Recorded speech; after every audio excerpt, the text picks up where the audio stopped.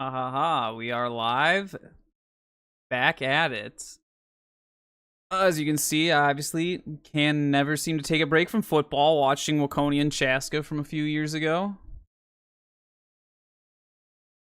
A little bit nostalgic for me. I want to make sure I get YouTube Studio up here on the other side. That way I can actually monitor everything. It's really kind of a bummer that there's no, like, easy access to YouTube Studio anymore. They, like, hide it. There it is.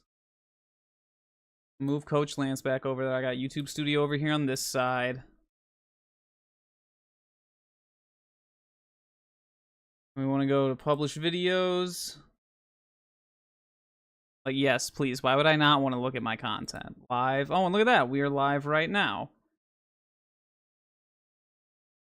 And that's what we're after. The live control room. That way I can actually chat. Did I get a haircut, Mr. Rich? I indeed did. I actually got a haircut before I left on vacation prior to the week of July 4th. When did I'm trying to think. In the two videos, so like these two that I posted, I actually did the AI video first. You can see my hair is still long in this video. Still got the long hair. But if you look at the Andover teams in 6A that I recorded, you'll notice I've got a haircut in that video. So yeah, well, there's some Andover. Funny that it pulls right up on Coach DeVellis. We're not looking at him today. We're looking at some other Metro North teams, but he's going to be playing the two teams we talk about. Both of them, right? Does Andover? Yeah, Andover plays Coon Rapids, I'm pretty sure. Because Coon Rapids, even though they're both Section 5 teams, Coon Rapids is technically not a Metro North team. They're Metro Maroon. Pull this bad boy up here. Okay, this is the AI season stuff. Yeah, see, there it is. Week 3, Coon Rapids is at Andover, so that will be the game. But speaking of Coon Rapids, we're about to take a peek at them. Them and Champlin Park, and I got a lot of experience with Champlin Park, having played them 2 years in a row now at South. How is summer football practice going? Summer football has actually been going fantastic for Lakeville South. We've been looking real good at our St. Olaf camp. And we had a 7-on-7 with Two Rivers High School recently. That went really well. Yeah, so I'm excited. We have another one coming up here soon. I think we're having a 7-on-7 with Chanhassen, so that'll be a fun one. Always enjoy getting to see the Storm. Again, a little bit nostalgic for me. We used to play them at Jefferson, and that was, funny enough, that's the one team I could never beat when I was at Jefferson was Chanhassen. Just Coach Nelson runs a really good program over there, and yeah, I mean, they give almost every team in 5A fits. Even on a down year last year, after losing 2 games, they still made it to state, all the way to the state semis, and they only lost the eventual state champion Elk River Elks by, what was that, 2 points? I think it was 21-19, so yeah, Chanhassen knows how to get it done these days, that's for sure. You know what, I'm going to post that we're live now. I can't do that from the PC, though. If I go and I try and post to a story, it doesn't let you. It'll let you send to other people, but hate that it does that. I think that's from liking it. But yeah, we'll go ahead and we'll look at this for a second, and then I'm gonna go and this is just the results from the AI video that I did. I'm gonna go ahead and share the video, make sure we get a live link posted on it. So we go to YouTube, we copy the live link, paste that onto Insta in the story. That way people can just see it and hop right on. Link copied. Come down here. Add to my story. Sticker. Link. Set that URL. Done. Live now. Boom. And there we go. That way, if anyone just happens to be out and about at the gym or anything, they don't have to put in any extra work to try and find it. They can just hop right on. Speaking of finding things, we had to go find the film we're going to look at today. So, really fast, I'm going to go to Minnesota scores. I believe I said on Instagram here, I wanted to do the 2023 matchup between these two teams. And that's just because the 2023 game was a good game. 2020, this is 5A. Let's go to 6A. The 2024 matchup between Champlin Park and Coon Rapids did not go so well. So we'll go to the Rebels down here. If you look, yeah, 38-7. Not really a whole lot to look for at least from the Coon Rapids side of things with that game. Let's click on Coon Rapids, because I think I've said I don't want advertisement. It's blocked. Oh, Minnesota scores. I mean, look at this. This is just one page. This is just the Champlin Park Rebels page. Look at how many ads it's blocking. It's like, really? For high school football? Or just high school sports in general? 54 ads. 77. It just keeps going up. Yeesh. But here's Coon Rapids from last season. Yeah, 31 out of 32 in 6A. They were only better than Burnsville. It doesn't show all their stats, but they averaged less than a touchdown a game. I mean, if you look here, they got shut out versus Centennial and STMA. Only put up 7 points against Anoka and Champlin. Only put up 6 against Farmington, Farmington's not the most revered defensive team. 9 against Blaine's respectable. I'm assuming these must have been garbage time points. That's the most points they scored all season, and it was against the undefeated state champ Maple Grove Crimson. I'm assuming those were garbage time points. Then obviously, no points scored against Mounds View round 1 of the playoffs. So, I mean, it definitely was a rough season for the Cardinals. 3 shutouts, but they've had a turnover. You got Coach Vasquez coming in. I don't know what their offense is going to look like. It's a safe assumption he's going to stick with the spread offense and probably their 3-4 defense. I don't see any reason they'd want to change. Oh, it might be, Mr. Rich. I didn't see your comment. For 5A, it went ER, Chan, ER. Yes, you're correct. Elk River won it in, if you want to go back a year before that, it was actually Mankato West in 2021 over Matamidi. Then Elk River beat Mankato West like 29-28 in the 2022 season. For 2023, Chan beat St. Thomas Academy, and then this past season, Elk River beat Alexandria. So yes, you are partly correct there, Mr. Rich. You got it right. Who's going to win 5A this year? And you know what? My guess is it's going to keep going back and forth. It went Elk River, Chan, Elk River for 2025. I'm throwing it back to Chanhassen High School. That class of 20, whatever it would be, class of 26 that they have, absolutely loaded. I mean, it's not Daxton Bush. Who's the younger Bush brother? Cade Bush? He's committed to Arkansas as a tight end. The left tackle, I'm forgetting his name, but that kid was absolutely incredible. He played nose guard, too, against us. He's going off to Iowa. Yeah, Chanhassen they're a very well-coached team, and with how much talent they have on that senior roster, I honestly, I think they're going to go undefeated, especially when you consider, Moorhead and Andover, two of their biggest competitors in 6A or in 5A, have gone up to 6A. You're not going to see them anymore. And then Alexandria's graduating a ton of talent. Elk River graduated a ton of talent. I mean, maybe Mankato West. Rochester Mayo went back down to 5A. Maybe they'll offer something. Owatonna graduated a ton of talent. I just don't really see it. Honestly, it could be St. Thomas Academy versus Chan in the state final again. You know what? I'm not giving Robbinsdale Armstrong enough credit. I want to say Chan, Armstrong, and St. Thomas are probably the 3 front runners. Wait, I gotta change this. We are not currently watching Bloomington Jefferson. We are currently watching CP at CR. Oh, I don't know why I typed the letter B in there. Yeesh. Let's see here. What do we want? We want to go into huddle and we want to find the film. But yeah, this is why I don't want to look at this game because it was an absolute blowout. If we go the year prior to 2023 of Champlin Park at Coon Rapids, you'll see it was a much more interesting game and there was a lot of scoring. That's the game I want to watch. So just bear in mind that you're not going to see a lot of kids that are going to be playing next season in this game just because most of them have graduated at this point. And I think Kaijon Cummings-Cole would be in this game, right? This would have been his senior year, so gonna see some fun stuff. But let's go into the 6A pool. Let's see who's watching film. Come to my beloved 6A pool. It's open. Oh! Mounds View is watching some film. Okay. I guess they uploaded a new version of Mounds View versus Shakopee. Maybe I'll take a look at that. It's not like I haven't watched that game enough recently. And that's the only other team that's looking in the 6A pool right now is Mounds View, aside from, obviously, yours truly. So, interesting. I don't know about that one there, Mounds View.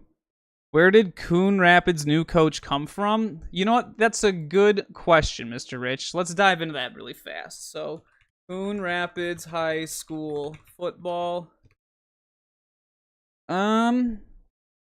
Oh, duh. New coach. So Chase Vasquez, and I was looking this up when I first saw him being hired. Replaces Nick Rusin, blah, blah, blah, blah. He was previously an assistant coach at Andover High School. I think he played wide receiver at St. John's. He's only 32 years old, so he's a young guy. He's only 3 years older than me. And yeah, so that's why, like, I'm assuming he's going to go with the spread offense. He went to St. John's. He's from Andover. He was part of the Andover coaching staff, which, funny enough, as I was saying earlier, Coon Rapids has to play Andover week 3. I think he still works at Andover High School, too. I'm pretty sure he's a special ed paraprofessional at Andover High School as his day job. So that's pretty much where he came from. I don't know. Yeah, here it is. Minnesota Football Hub. We can read this article. Generated. Dan O'Brien stepped down. Connor Wilkie's over at Holy Family. I hate how it makes you do this. Watch, it's gonna pop up and say, oh, it doesn't even show me the full article. Huh? Star Tribune, what are we doing? Oh, click here. I didn't click on that. I clicked on Star Tribune. And then it blocks you. You want me to pay even though you're also using ads. So what you do, I don't have reader mode on this profile. Go figure. But if you throw on reader mode, then you just get around this crap. So you can just pull the text out of it and you can read the story so you don't have to put up with stuff like that. Yeah, that's basically where... Actually, you know what? Let's go look at his LinkedIn profile. Chase Vasquez, LinkedIn. I think he is the youngest coach in 6A. I don't think there's anyone younger than 32 years old. Greater Minneapolis. Yeah, this is the guy. I didn't read. Aspiring marketing professional, fitness and sports aficionado. University of Minnesota Duluth. That must be where he got his master's from, because I could have sworn he played receiver at St. John's. Growing up as the youngest of 7. I could have sworn he was a paraprofessional. He worked for Duluth back in 2014 to 2015. Okay, Anoka-Hennepin paraprofessional. It says that he stopped doing that in 2012. Huh, maybe I'm off about this. Family liaison in the Duluth area? I guess there's a little bit of gaps. This is definitely not the same as when I last looked at his LinkedIn profile. Some things have changed, we'll put it that way. I could have sworn Chase Vasquez played at St. John's, though. See, now I'm starting to second-guess myself. Feels like almost every 6A coach played. Yeah, see, that's him. Wide receiver from Andover, Minnesota. That's him, right?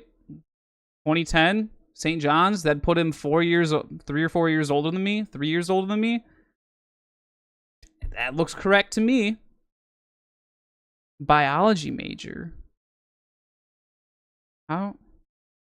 Yeah, I don't know. I could have sworn he was a special ed para, unless I put that. If I still have that in my Google Drive, I could have sworn I linked. So I have my funny little scouting report of all the 6A football teams.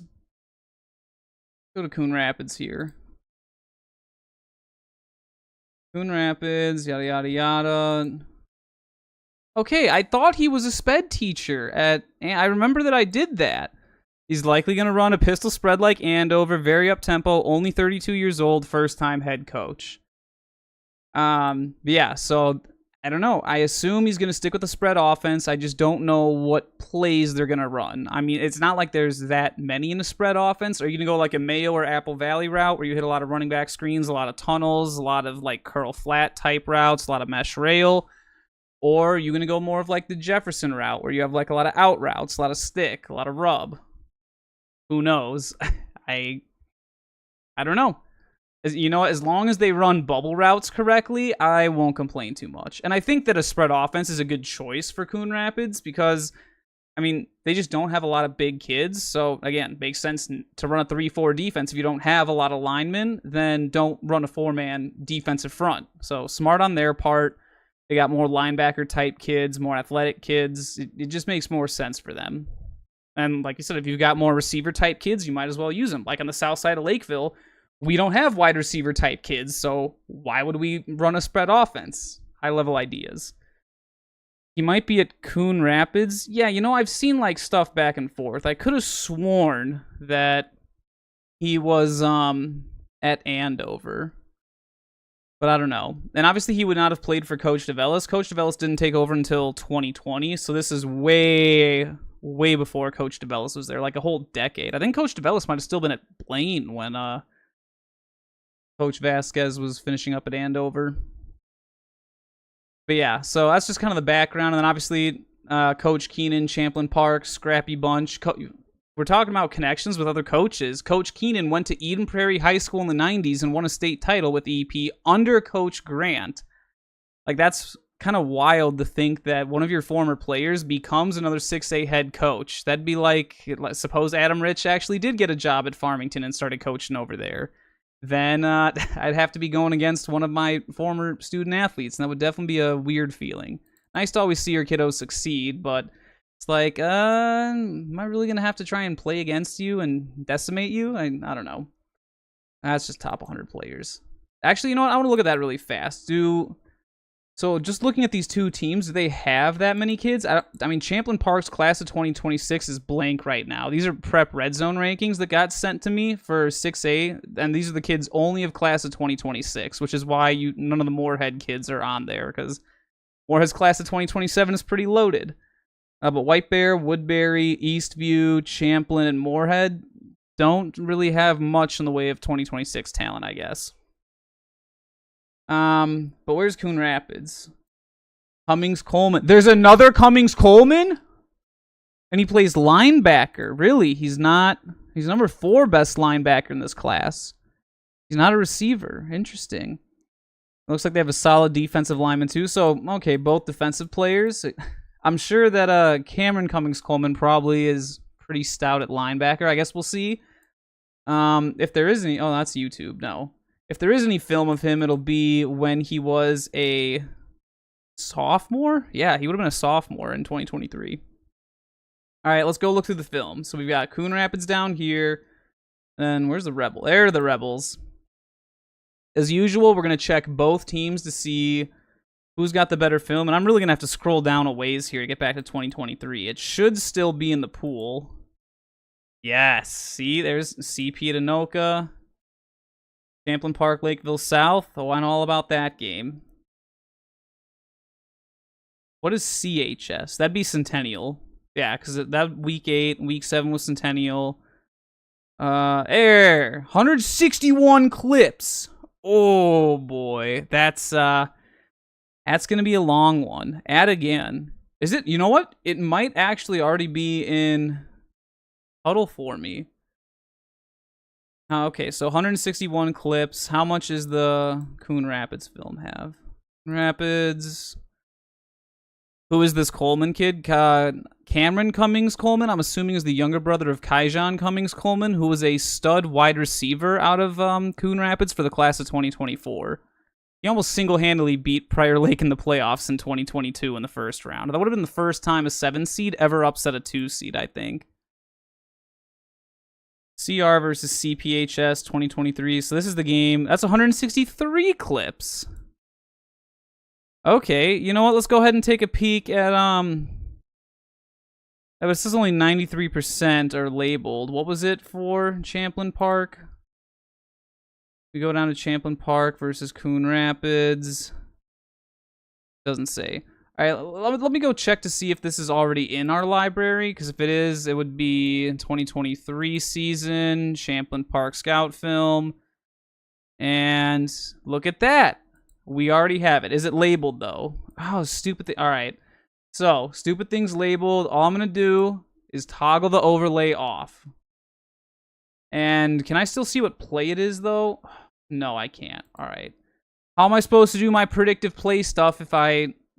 Yeah, all right. I am going to go and re-add this game again because I don't want to see all the play calls and everything, because what good does that do for me? How am I going to be able to predict everything if it's just on there? Did he go D1? I do not know where Mr. Cummings Coleman ended up going for college. Cummings Coleman. I forgot how to spell his first name. Here he is. Iowa State. He is a defensive back at Iowa State. There he is. Yep, looks like he's still with the Cyclones. Absolute stud for Coon Rapids. Get some of these tabs out of here. I never like having multiple tabs. So we're going to go back in the pool. We're going to take the Champlin Park footage, and I'm just going to throw it into my nice little brooding ground where I take a peek at everything, and then we're going to get to it. So the nice part about this is, like I said, it's not labeled. So that way I actually get to have a little bit of fun with it and see if I can't predict things ahead of time. Because otherwise, what's the point? If I can't predict things ahead of time or figure stuff like that out, well, so it's like taking the test with the answer key. It's kind of pointless. Other items, miscellaneous. Make sure I don't click to share with anyone. You sent the D1 coach that you know a link to the channel. Greatly appreciated. I don't know if he'll think too much of it, but always appreciate that, Mr. Rich. All right, so if we come down here, there we go. Ooh, still got to delete Andover. Forgot that I never removed that. Coach Burke's going to see. I don't think he sees all the stuff that I share and everything because I'm not sharing it, but it probably just stacks up and say, hey, your huddle data usage is increasing. And it's like, who keeps adding all this film to the Lakeville South huddle? Oops. But hey, it's all about studying, right? I mean, how many other teams are probably watching every other team in 6A? Well, as we see from the pool, not a whole lot of teams are even opening the 6A pool, other than myself and Mounds View right now. So let's get into the game. We got Coon Rapids in the red with the white pants. Cardinals, obviously, got the big Cardinal here. And I think this is technically a rivalry game because both of these schools are in the Anoka-Hennepin School District, along with Blaine, Andover, and Anoka. There we go. How could I forget the Tornadoes of all teams? So definitely rivalry game in district game. And then Champlin Park is over here, the Rebels. They're usually wearing navy and silver, but they're the road teams. They're in all white with the silver helmets, navy numbers.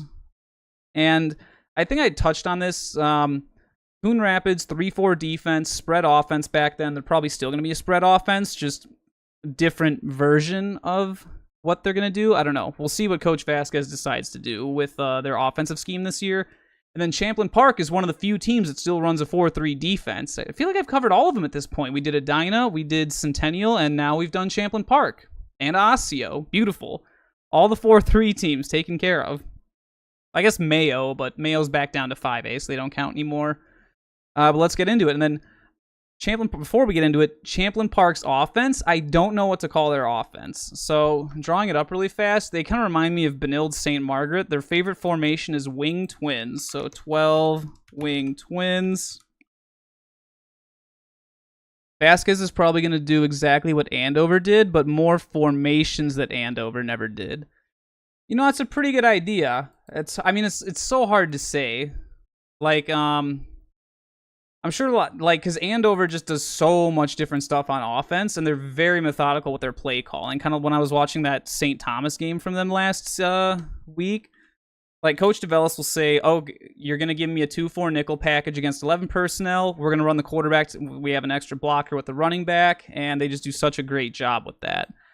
But I don't know that Coon Rapids... Well, I guess here's the other thing. Andover always has studs that can run the ball at quarterback. I don't know if Coon Rapids has that. Traditionally, Coon Rapids has not run their quarterback, which it's kind of a detriment to a spread offense. I mean, if you think about all the spread offense teams that are pretty successful in 6A, well, I don't even want to say they all have mobile quarterbacks, but it just adds another like layer to their offense. Like I'll put Mounds View in the spotlight with this. Like 2023 Mounds View, they did not run the quarterback at all, and they had like one of the lowest scoring offenses in 6A. Their defense was as great as it ever is, but offense struggled a little bit. Then they finally added quarterback GH counter, speed option in 2024. And it also helps that they had, what was his name? Jacob Sampson at quarterback. Kid was a stud, but dual threat quarterback, and he just completely opened up that offense with his play. Heard a dude from BSM transferred to Coon Rapids. Don't know who. Interesting. Benilde St. Margaret kids. You never know what to get with Benilde St. Margaret and any of those private schools, because it's like, well, wouldn't they go to that school to play sports? But Interesting. I wonder where they put him. Because funny enough, Benilde St. Margaret, their offense actually looks a lot like this, what we're going to see from Champlin Park. A starting running back for Coon Rapids came from Benilde St. Margaret. Maybe it's going to be like, Adam Rich. Who was the kid a year younger or older than you? No, he'd be a few years older. He went to Benilde and then transferred to Robbinsdale Cooper. Camden Royal.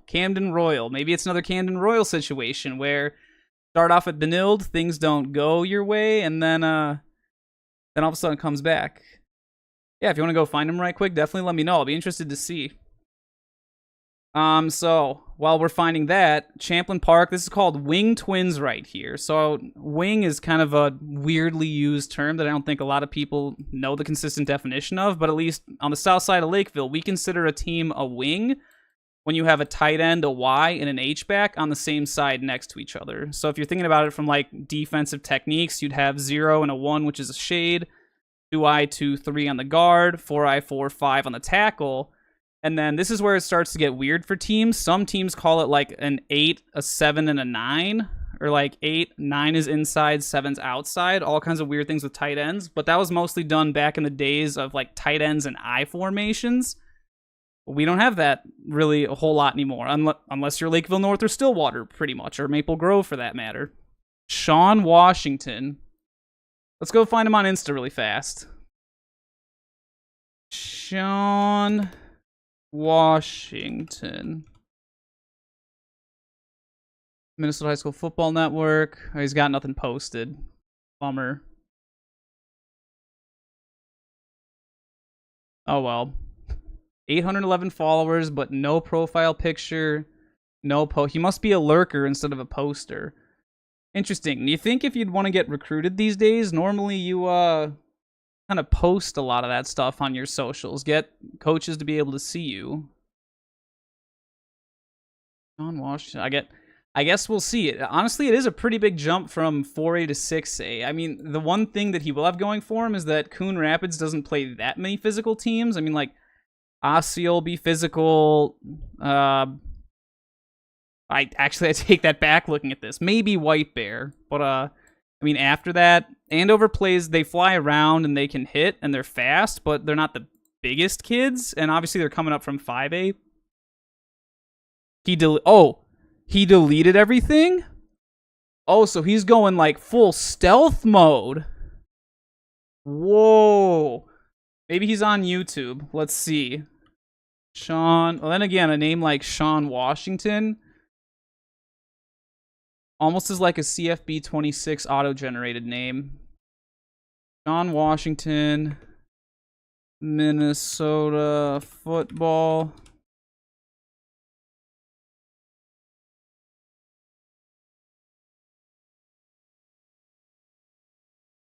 Sports, Parker Washington. Look up his huddle. You know, I didn't even think of that. Sean Washington, huddle, MN. Let's see. Yeah, I can't spell with one hand. Running back. Oh, okay, here we go. It says BSM still. I'll just click on both of these because I don't know which one it might be. We can load, maybe? Oh, huddle, I'm gonna cry. How am I supposed to look this kid up if we're not gonna be able to see anything?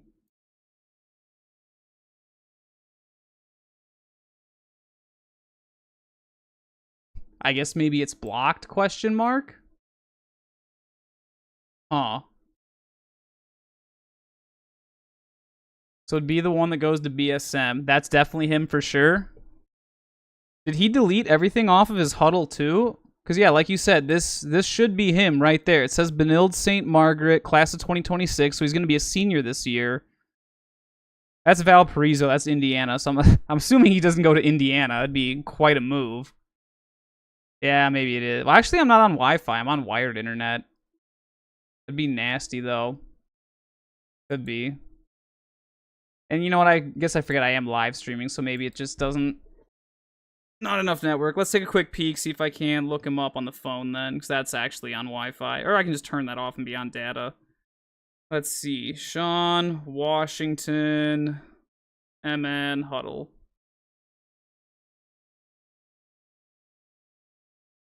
There's another one that pops up, but it's a different kid.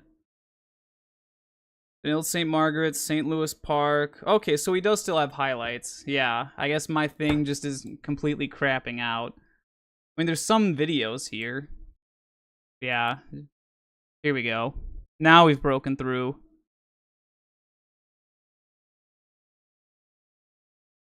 I didn't even look. Is Benilde in their classic wing twins, or did they finally get out of that offense?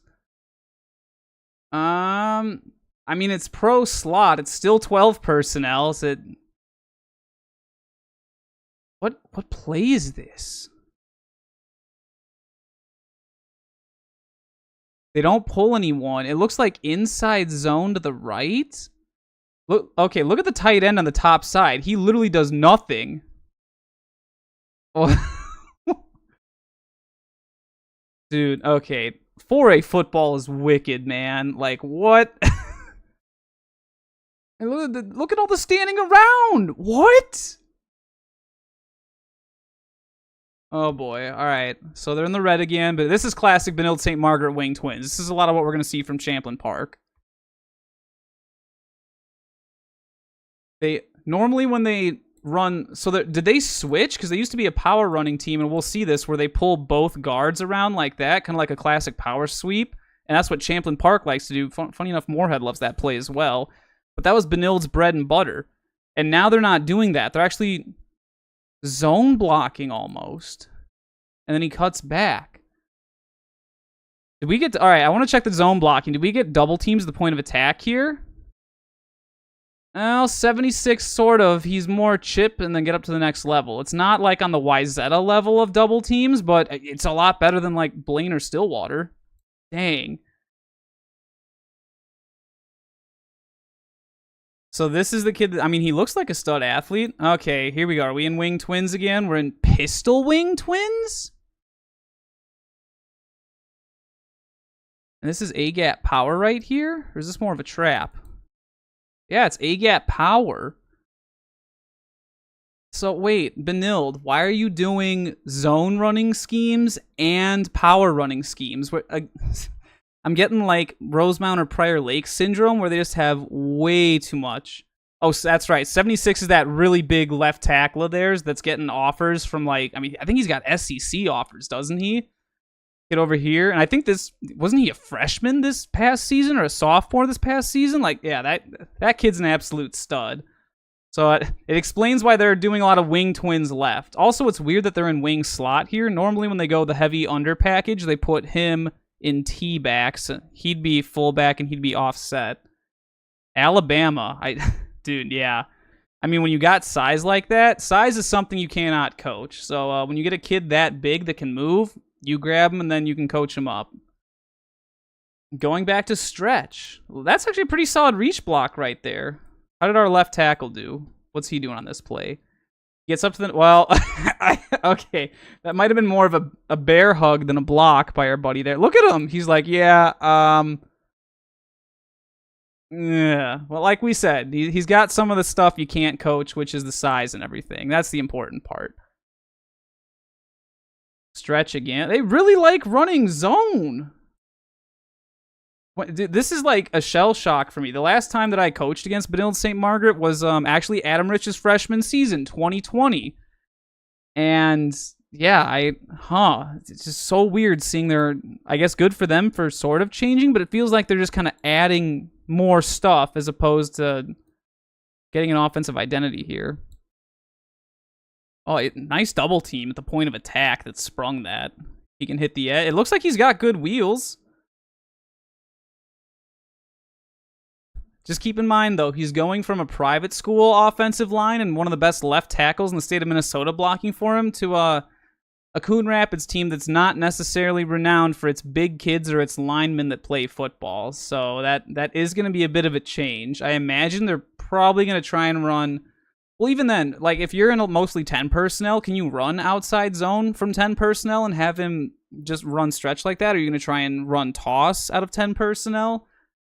I guess it's going to be interesting to see what type of stuff Coon Rapids dials up on offense. I don't know. I mean, it's the same thing. It's another inside zone look. He takes the cutback lane. Oh, my goodness. If you're running a 3-4... Is this Ricori? That looks like that might be Ricori, and there's no way a Ricori outside linebacker is going to lose edge contain here and just run up field and give up a... Oh, my goodness. Dude, what am I watching? Where's the... Like, remember when we were watching Maple Grove, Minnetonka a few weeks ago on my live stream before the break? Like, you could see anytime any of their outside backers came, they were right off the butt of the end of the line of scrimmage right there, playing tight, closing the gap down, and not doing that. I mean, Stillwater's outside linebackers don't even do that. Oh, boy. I guess football really gets a little bit wild once you get below 5A. Is it the same play again? Is it ISO? I mean, look at the right tackle on this play. What does he do? Or is that the guard? This is the right tackle. Look, he literally does nothing and then turns around and he just watches his own running back. Like, dude, get up to the next level and go block. Like, what? Go get the linebacker. Go get a safety. Like, if you would have blocked that safety that chipped him, this could have been a touchdown. Like, well, huh? Oh, my goodness. All right, here we go. Benilde St. Margaret, all the way in the red zone. They're an 11 personnel? They're opening it up, 4-3. All right, how much you want to bet they double team down in the nose? They come around, run power there. That's too obvious. They're just going to stretch. Yeah, of course. And then there's you can see the stretch that comes with the reach block. Honestly, funny enough, he would fit pretty well into STMA's offense. They love running stretch, and I mean, I don't think they necessarily have the running back or the O-line to block for it, or maybe they just need to practice it better. Is an inside zone read again? Oh my goodness. Is this Ricori again? That can't be. I mean, look at how wide this outside linebacker's playing on the top part of the screen here, and look at how he just bubbles out. Like, how can you leave a gap open? If he blocks down, you got to be tight off the edge, and it's cover 0 because you're at the goal line. Why are you taking such a long bubble? Take a nice route here. Take away the cutback lane. If the quarterback keeps, you're in a position to take him, and it also takes away the cutback lane for the running back. If the running back cuts back, you have him. Otherwise, it forces him to go here into the wash. That can't be Ricori. Did BSM play Ricori last year? Now I got to go look up... what is it? We're going back to Minnesota scores. We got to go to 4A because I have like a passing familiarity with 4A. Obviously, I know a lot about 6A, know a lot about 5A. 4A, I'm a little bit spotty on, and then 3A and below, I just literally know next to nothing. They did play Ricori. Huh. And it was, yep. So this must be the week 3 Ricori game. I'm shocked because Ricori is such a good defensive team.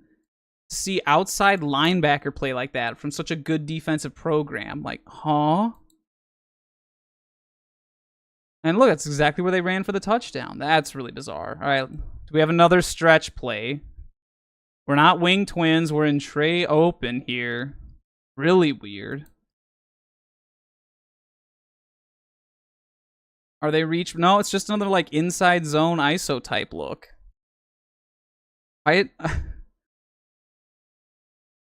He's got good field vision. If you look, he's reading number 7 right here. Number 7 blocks out that way, so he goes outside. If he would have just cut back there, it would have been a little bit safer, but he's got good ball vision. Another inside zone. And Benilde's going under center a whole lot. Is this Ricori again? It's Ricori again. I gotta watch the outside linebacker play. That was actually better. Look at the outside linebacker on the top of the screen this time. See how he closes the edge, he shuffles down, and he's right there. That's actually perfectly played. That's really weird that he didn't play it that way earlier, but, you know, we're all lifelong learners. We're always trying to improve. Good in between the tackles runner. Yeah, I don't know. He seems like a really good shifty back, and he's got good field vision. I just don't know how his talent or his skill set is going to fit into Coon Rapids' offense. Another stretch. Can he catch out of the backfield? I guess that's another thing. Are they going to be like Prior Lake, where they're like, oh, just swing pass out of the backfield to the running back? What? If you're gonna, was this like a fake jet sweep? What was this? They didn't even look at the jet sweep. What's the point of this motion? And you ran to the side of the motion. This is like the most useless motion I've ever seen. Because look, the whole defense comes over to that side, and you just run right into where the motion came from. Oh, look at him bouncing off defenders, though. Nice double team at the point of attack. Oh, okay, yeah. Look at the way he read the block right there. This is actually kind of reminding me of Chase Bjorgard out of Edina. He sees the block, he sees the butt, and he's making really nice cuts to stay on the butt of his O-line. Oh, nice. See, he did it again. He's actually got really great cuts and really good field vision. Oh, and he can catch? Oh, hook and ladder. That's sneaky. I'm assuming that's probably like end of half or sometime like that. Ricori, what's our coverage? Are we in quarters? We shouldn't be in quarters. It looks like they're in a nickel package because he shifted over there. That's either an outside back or a DB. Looks like they still have a cover 4 on. Now in the corner bit. Who's supposed to be in the flat out here? Where's the outside backer that's supposed to be in the flat on the bottom? If the outside backer's in the flat running with the... He went out there and did nothing. He ran upfield and did nothing. He did not pressure the quarterback. Oh boy. Uh-oh. No, I think this kid's going to do... I don't know. As an individual, he has a lot of great skills that he brings to the table. It's just a matter of how well his skills mesh with whatever offense Coon Rapids decides to implement. If they do go with more of the Andover style, I can totally see that working. But Andover likes to do a lot of like speed option as well, because like we said earlier, Andover likes to run the quarterback. I don't think I can remember the last time Coon Rapids ran a quarterback. He's at Coon Rapids for his senior year, 100%. Yeah, so I guess we'll see how they utilize him. Coach Vasquez, especially being an Andover guy, you'd think one of the first things he wants to do with his offense is find a quarterback that can run the football. Like Jaden Moore with Hopkins. If Hopkins gets Jaden Moore, or is Jaden Moore the older one or the younger one? There's two brothers Moore. One's a senior receiver, one's a sophomore quarterback. And I always get them mixed up. Is Trey Moore? Jaden's the older one, Trey Moore is the younger one, right? Jaden, alright, bet. Yeah, that's my B. I'm like, I know the brothers Moore are like the offensive firepower of Hopkins. I just couldn't remember who was who. Appreciate that. Yeah, if you get Trey Moore running the football at quarterback for Hopkins, given all kinds of, like, do jet fake there, counter fake that way, and then he can do a power read up the middle, or even, like, quarterback GH counter with Trey Moore. Ooh, I mean, you're going to have, like, Sam Shaughnessy 2.0 from Blaine last year, basically. Power. This is wide power this time. Dang, they really bid on this fake. Who is this? Black and... Yeah, see, I know none of these teams that they're playing, because Benilde used to play a bunch of 5A teams back when they were in the Suburban Conference before the 2023 cycle. Once the 2023 cycle came around, though, they pretty much only played 4A teams. Like, I think Benilde had to go all the way down to... Do I still have them pulled up on Minnesota scores? Yeah. They had to go all the way down to Byron. Yeah, they played Byron. You're playing at Wilmer. Like, well, Delano... Yeah, I mean, Delano's pretty far. Like, just all these teams, and I guess Ricori, they went to Ricori last season. Just a lot of teams that you normally don't see Benilde St. Margaret matching up against. I'm sure they're not happy they have to bus far now, but it leads to a lot of great matchups.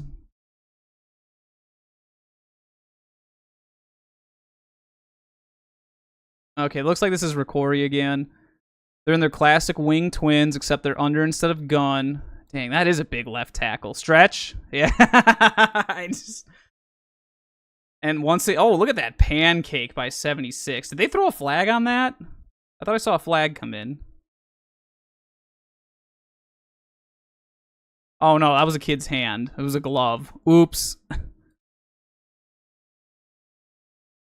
I guess they're good at stretch. Hey, I mean, their reach blocking blows St. Michael Albertville's out of the water. He's got really good ball vision and cuts. Like I said earlier, watch. It's hard. I can't play it in slow motion because it's huddle highlights, not actual huddle. But you can just see the way he follows the butt of his blockers. Like, as soon as he sees that, he makes it... Well, he bounces a little bit there. He should have cut a little bit to the left earlier. If he would have made a cut to the right over there, there's a little bit of a lane. Also, why is there an H-back just standing around? I gotta go back and watch number 7 there. Is he the H? Yeah, he's the H-back. He gets a chip, gets up to the next level, pushes a guy, and then he just stops it. What are you doing? Why did you stop? The play's not over. Gotta keep playing to the whistle, man, especially if you're a blocker. Downfield blocking makes big plays. We in 13 wing slot. This is like some Mounds view right here. Are they gonna run power out of this? Of course not. It's stretch. Okay, look. The enormous left tackle stands and does nothing on this play. Watch him here. He gets a reach block and sort of pushes a kid. It's a nice double team. Then he just gives up, looks at the running back. He just keeps fighting for yards. I don't know. I mean, Benilde gets good double teams, but then look, then they all just, look, gave up. A lot of them just give up on the play. It's really strange.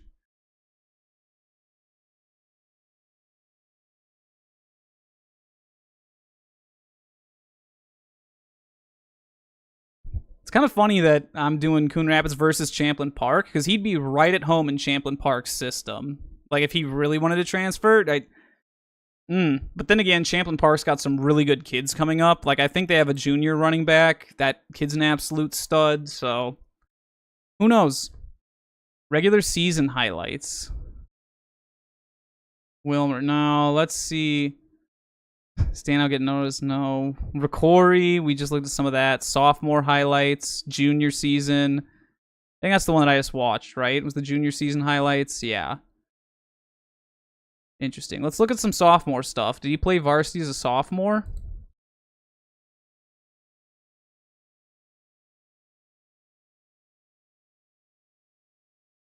Why is Benilde in 10 personnel? Oh my god. Hey, that's actually a nice job. The right tackle blocked it, kicked out a DN, and then went up and got backer. That's some good effort. I was about to say this is Moorhead. This is not. This is Monticello. Interesting. And Benilde is wearing... Okay, might be.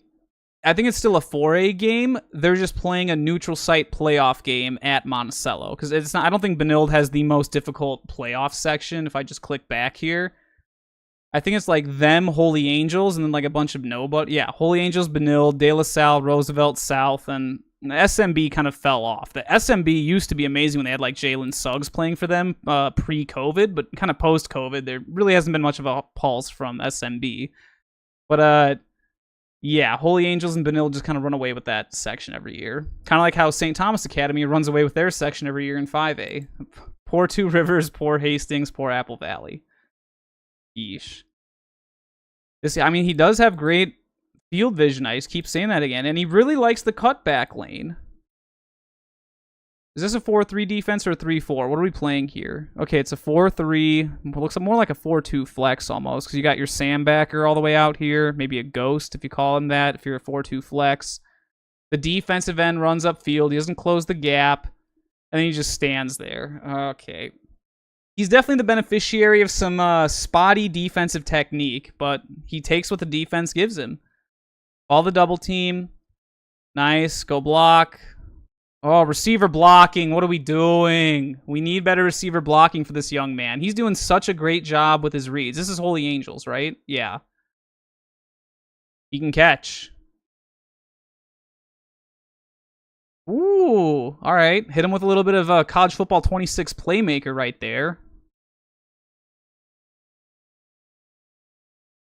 Okay, so he can catch out of the backfield, so he probably will be a good fit with that Coon Rapids spread offense. At least what I've seen from the sophomore year, and he's a good runner of the football as well. So dang, what a weapon for Coon Rapids for next season. But I guess we have to see how the team turns out. It's actually, we have a nutty matchup week 1 between the two new head coaches in 6A, because I'm pretty sure Coon Rapids and Osseo play week 1, don't they? Yeah, Coon Rapids at Osseo is a week 1 matchup. So Coach Lamker and Coach Vasquez, I guess Coach Lamker technically is a new head coach, but also technically isn't because he was there before. Weird situation, but two new coaches to 6A this year will be playing each other week 1. That'll be a fun game. Let's see what Coon Rapids did a few years ago, and let's get some of this Champlin Park wing twins. Kick out of bounds. Ooh, there's Arthur Russell, number 1. That kid was a stud. All right, are we going to get the classic Champlin Park wing twins? So this 12 personnel. There's your wing, kind of like we saw with Benilde, but this would be tray open because it's a 3-by-1 look. You've got tight end, H-back, and Z all on the same side. Then your X receiver's back there by himself. And he's on this side, so you know that they can't run power sweep this way because the handoff is going to go that way. And I think this is going to be more quarterback lead. So you want to talk about a team that loves to run the quarterback and something that Coon Rapids should consider? Watch how Champlin runs their quarterback. It's probably going to be lead out that way, if I had to guess. Nope, it's just straight up inside zone. Coach Lance wrong. I must have lost my touch with Champlin Park. Did we have a good double team? We always got to look at double teams when we see a team playing inside zone. Also, I'm not a fan of the camera having the dot up there, like the play and the stop symbol, pause and record symbol. There we go. I got to work on my ability to speak English. No double team, no double team. No, it's just ISO. There's no double team. There is not a single double team. 2 guys get washed. Oh my goodness. Look at the Coon Rapids nose guard. He's playing way too high. The arms are bent. This is actually pretty solid by the linebacker. The linebacker is using better D-line technique than the actual nose guard. Oh, we got a spin move up here. He's just standing there. Huh? Well, within one play, I guess I can see why there's some new coaching blood over at Coon Rapids. I don't know what that D-line technique was. That is not how you play D-line. You stay low, you work half a man, and you got to keep your arms extended so that O-lineman can't grab you as easily. Is this pro slot or is this tray open? So it was pro slot. They're motioning to tray open. So once again, there's our buddy Y, the tight end. H motion across. So keep in mind, now you've got H and Y next to each other, so you have a wing. So we have tray wing, and running back is opposite of the wing. So we could have their guards double guard sweep here where they pull. Do we get it? No. But it was supposed to be a run play, so it's a broken play. I don't know what play it was supposed to be. Maybe inside zone to the right. I know that Champlin, if they have success with a run play, kind of like Lakeville North, they'll go right back to it almost immediately when that happens. Because they're like, all right, you're not going to stop this. Keep running it until they figure out how to stop it. Dang, dude, how does... All right, another fun fact about Champlin Park, they always get really tall, really physical, really athletic quarterbacks. I mean, it's almost unfair how they consistently get that many good quarterbacks. But then again, I think they're the 5th biggest school in Minnesota now, because at least in the 25 to 27 cycle, it's Wayzata 1, Tonka 2, Blaine jumped up to 3, Prior Lake fell to 4, and I'm like 90% certain Champlin Park is number 5 right behind them. 3-4 defense. Ooh, they're in what is slot trips closed? Because you have slot trips like an 11 personnel look, but it's closed because instead of tight end or wide receiver being out there, he's a tight end attached down here. Motion across, wing twins. Oh, Coon Rapids. How do we jump off sides? Literally nobody moved. Nobody moved. Also, defensive end is real small compared to the nose guard. 3-4 defense. They do have a safety stack down, so it looks like they could play cover 3. He's obviously going to blitz. I guess we're going to blitz both outside backers. So you're going to bring at least 5. You're only going to drop 6 into coverage, which tells me probably deep, deep, deep. And then flat, hook. Probably what they'd go with. The safety wants false start, but there is no... Yeah, I was going to say there's no shot. Also, you're lined up offsides. Got to be able to check that. I mean, those are like minor details that you should not be making mistakes on. Like knowing not to line up offsides. I mean, that's football 101, man. Motion across. Now we might get a real play. Is it inside zone left again? Oh, it's split zone. It's a cutback lane. Do we have double teams in the split zone? No. Oh, there is one up here. We double team the defensive end. Why does the backside guard not double team the big nose guard? gap, double, fat man. Or what is it? It's gap, fat man, double. Those are Wyzetta's inside zone rules. So if you're doubling the fat man, well, let me tell you, that is the biggest man. The nose guard is usually the biggest defender in a 3-4 defense. And he's not double teamed. And funny enough, the one defensive lineman they do double team is the smallest of the 3D linemen. Look, this end is left one-on-one on the backside. The nose guard, for some reason, is not doubled.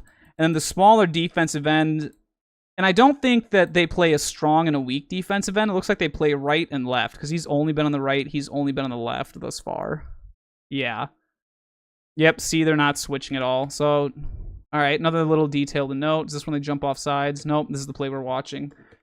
It's just really weird, because they have a solid double team right there. Does he get up to the next level? Well, he sort of does. This play would have worked so much better if you would have gotten a double team here. But then what backer are they double teaming to? It feels like this double team, he should have gotten up there, and then we would have double teamed from there and there up to that backer. And then you just seal off the backside. You can kick him out in the split zone. What is this receiver doing? You know what? I'll give some credit on this bubble route here. He does go straight down the line. He's not like just opening and standing there. But once again, it's one of my biggest pet peeves. The shoulders are turned and you're backpedaling. You don't run a bubble like that. You run a bubble laterally, catch here, and then you're already squared facing forward. And then you just go forward, as opposed to having to now try and pivot your hips another 90 degrees. Or, if you're really bad, pivot them 270 and spin all the way around. It's just little minor details that you got to clean up. And that's not a knock on Champlin Park. I mean, how many teams have we seen on here have complained about bubble routes? Osseo, Anoka, Blaine, Eastridge, Park Cottage Grove. Like, there's so many bad bubble routes in 6A.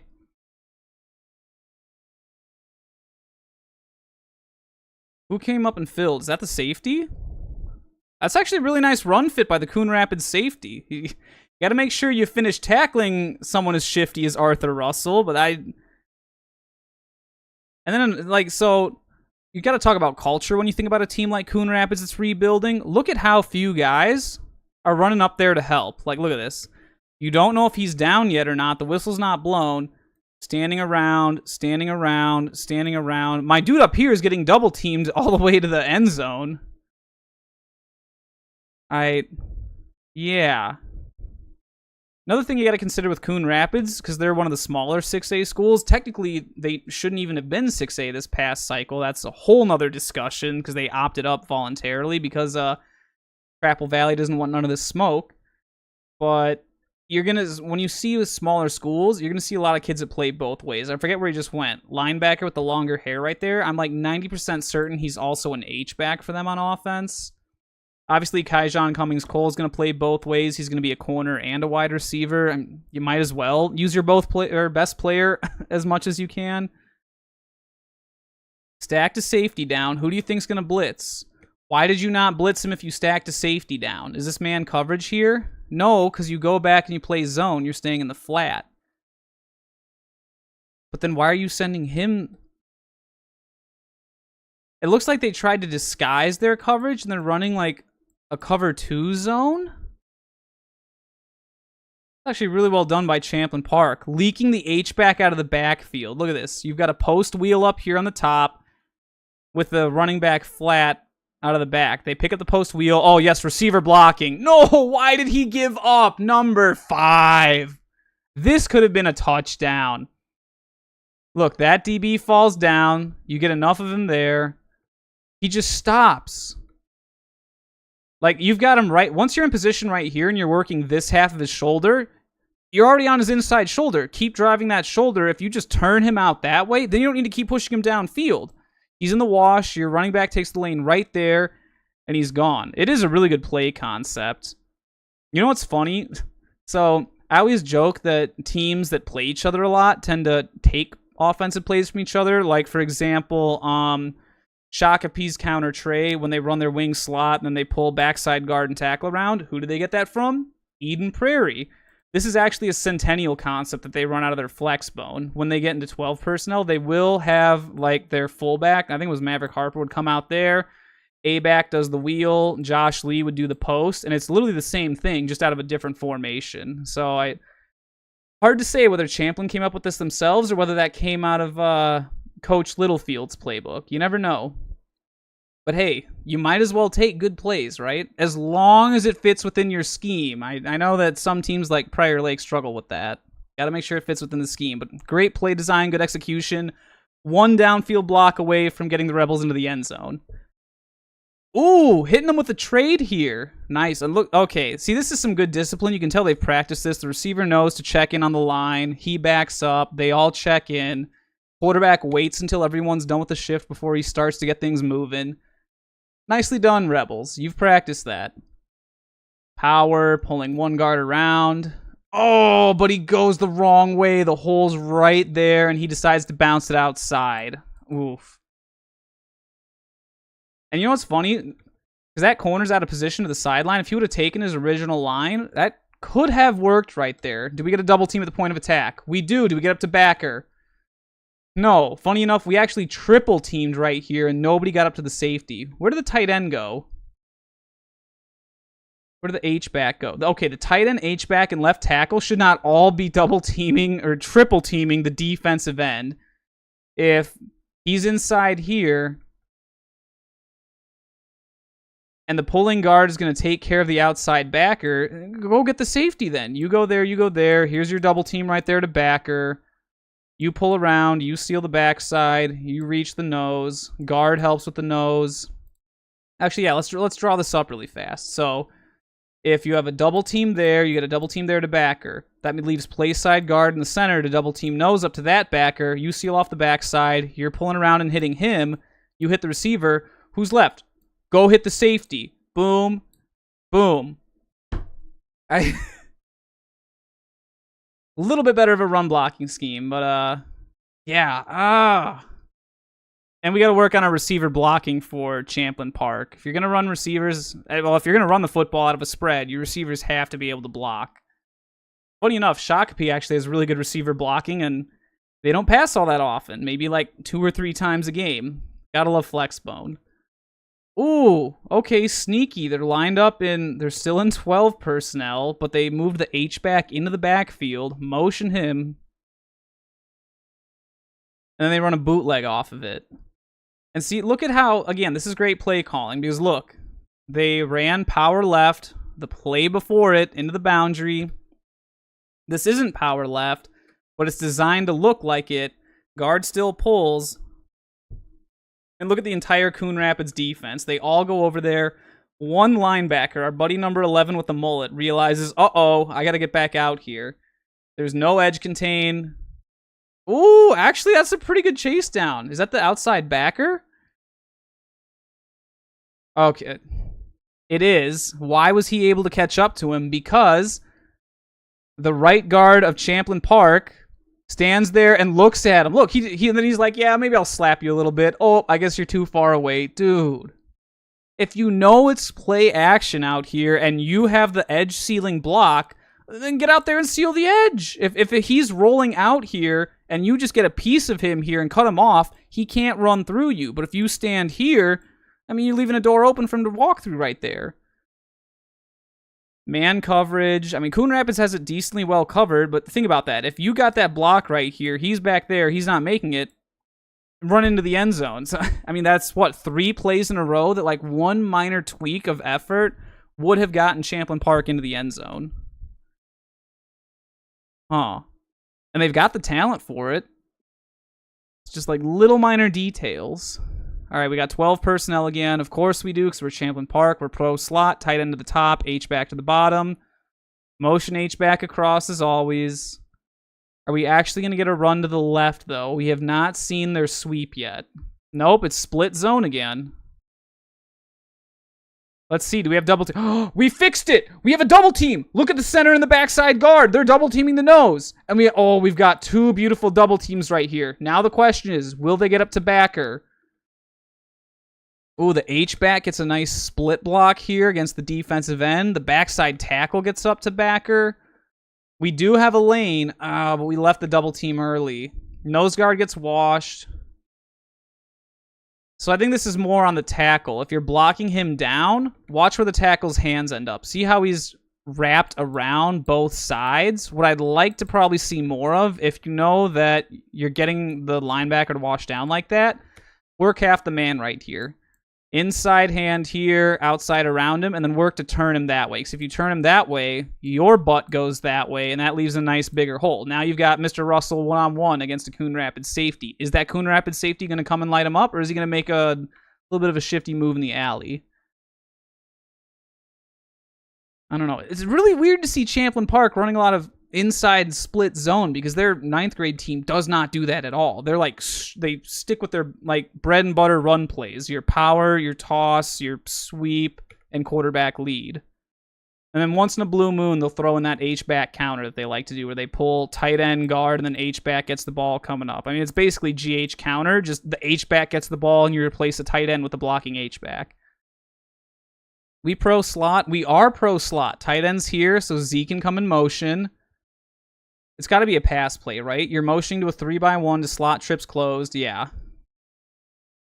Throw up a fade to her. Ooh, he mossed him. Look at this. So you know it's man coverage. This is just throwing it up against your big receiver. And that's Kaijon Cummings-Cole in coverage, right?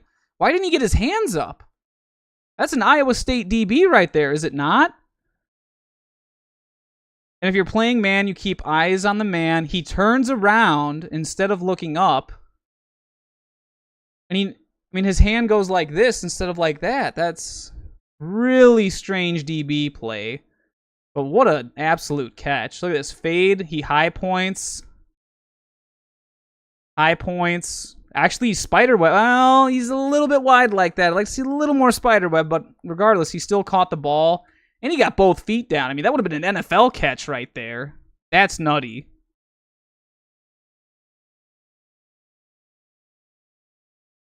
PAT, I'm assuming we get it. It's kind of weird that Coon Rapids is just playing their base defense into a PAT, but okay. Guess they must not have put too much thought into that. Wait, it had to have doinked. There's no way they just blocked it. That's not Kaijon Cummings-Cole? Which one was he? Is he on the other side? Is he down here? Or is he not even playing defense? No, that can't be him. That definitely does not look like him. What number was he?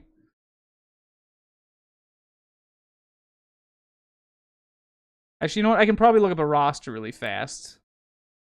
2023 Coon Rapids football. I was going to say, because that does not look like he's number 2. Okay. Gotcha. So, okay. This is really weird then, because that means that they don't have their best player out on defense. Unless, they haven't played... They listed him as a DB, but I don't think he's playing... He's not playing safety. The safeties are 7 and 21. The corners are 9 and... whatever this one is. Oh, boy. What in the world is this? The tight end just bullies that... Okay, I get it's man coverage, but dude, like, what? How are you just gonna let yourself get bodied by a tight end like that? Yeah, that was a really strange defensive drive from Coon Rapids. I don't know what they were expecting. Did they even blitz a single play? They did. They blitzed number 11, and... I mean, there was a hole. He fit through it, but... Oh, great job by the... Is this the center? Yeah, this is the center here that realizes, oh, guy's coming to blitz, need to get in his way. And it's not too shabby by Champlin. And it's not like they're doing a stunt or a twist or anything built into the 3-4 defense. It's, yeah, just go blitz the gap in front of you. Kind of like that Prior Lake mentality on defense. Probably not a team I'd look to copy, at least scheme-wise. Out of bounds again? So both kicks have gone out of bounds already. Coon Rapids kicked the opening kickoff out of bounds. Champlin kicks a kick out of bounds. They missed an extra point. Oh, that's right. I wanted to look at that. Did it doink? No, it actually... Who blocked this? No, I don't see anyone... No one's hands got on it. Well, oh, okay, it did doink off the left crossbar. Look at the way, like, trajectory the ball takes here, though. I'm gonna play it in slow motion. It looks like it's going up. Or, yeah, if you look, it looks like it's going at an angle like this, but then right here, did it hit off of this kid's butt? No, it couldn't have. It looks like it curves upward, like it's going there, then all of a sudden it goes like that. Like that, then off sideways. I definitely don't think I just opened the league pool, but okay. Back in we go. Like played. That's why I like having my markers. Reminds me where I'm at. Yeah, that's the... I don't know. There must have been a mysterious gust of wind up in Coon Rapids right here, because that ball just weirdly goes up, and I swear I didn't see anybody get a hand on it. 'Cause, I mean, look right here. He's not in position to get it.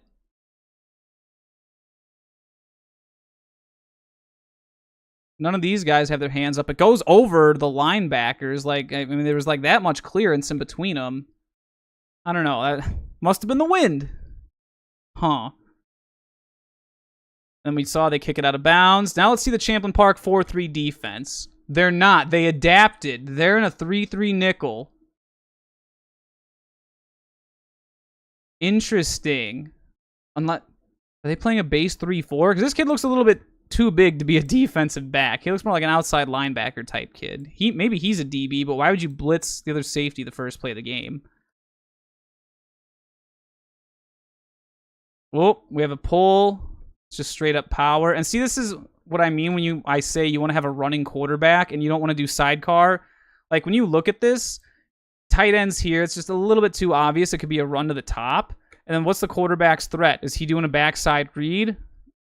No, he's just watching the handoff. Like, if you're going to be a zone or a spread team like this and going to run zone or power, have a fake in the backside. Pull it and act like you're running out there. Kind of like Shakopee does with their veers or even ISO. When they run ISO, actually, no, they're still bad at that on ISO, because I know ISO, you can watch Shakopee, difference between inside veer, midline, outside veer versus their ISO. Watch Judah Forsberg's eyes. If he's reading an active first-level defender, it's one of their triple options. If he's looking at the handoff to the fullback right here and then turns around and continues watching it, zone dive. Egan is actually guilty of the same thing. That's like the only critique I had of Brooklyn Evans last year. Absolute stud kid, usually made the right read, but for some reason on Egan's zone dive, he would just watch the fullback. I think Tate Gage was their fullback last year. Really strange and just kind of not something you'd expect. Oh, we have empty here. Yeah, you definitely can't run a 4-3 into an empty set. Oh boy. So Coon Rapids is behind the sticks. We're going to get a bubble route, some kind of screen. Generally, a spread offense behind the sticks is going to hit you with some kind of screen. Can't be a running back screen because there's no running back. Also, where's Mr. Cummings-Coleman? Or we're just going to throw hitches. Is this him down here? Was he out this game? Where is he? Or did they change his number just for this game? 17, 13, 18, 11. Okay, so 11 is playing both ways. What? Huh? I thought he'd be on off. Was he hurt this game? Also, Champlin Park bringing a blitz. Does Coon Rapids pick it up? No. Okay. What does this guard do? Watch the left guard. He literally looks up right away. You can see there's a linebacker coming right at you. You ignore the blitzing linebacker. Also, Champlin Park linebacker. Nice job pulling up. He wraps up, then he realizes once the ball's out, he kind of pulls up a little bit. Smart. Who's a flat defender? If you're taking the hook and you have the inside hitch right there, you got to get your butt out there into the flat on number 1. Because it looks like they're playing a cover 4 on top of this. So if it's cover 4 and he has a hook, you're the flat defender. Get your butt in the flat. I mean, this could have potentially been a pick 6 right here if the outside backer / nickel, whichever. I think he might be the nickel and he's the outside backer. So I'm assuming it's probably... Maybe if he's the Sam, that'd be Mike. Will's out there. And that'd be your nickel. Free safety, that'd be your strong safety. That looks about right. But then why would they call strength down here?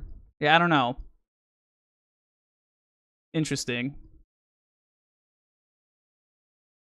Solid tackle, but again, backside hitch. Why? We have 2 guys in the same zone. It almost looks like Forest Lake. When they stack a safety down on the same side as their outside backer, they both end up in the same spot on the same guy, and that leaves a gap, or just a wasted man in general, because now you have 2 guys in the same spot. Get out in the flat, stay in your seam. All right, we're back in 11 personnel, which I think is the same group of kids. That's actually really irritating because, look, it's the same group of kids. You still have 11 and everything, and they're in empty.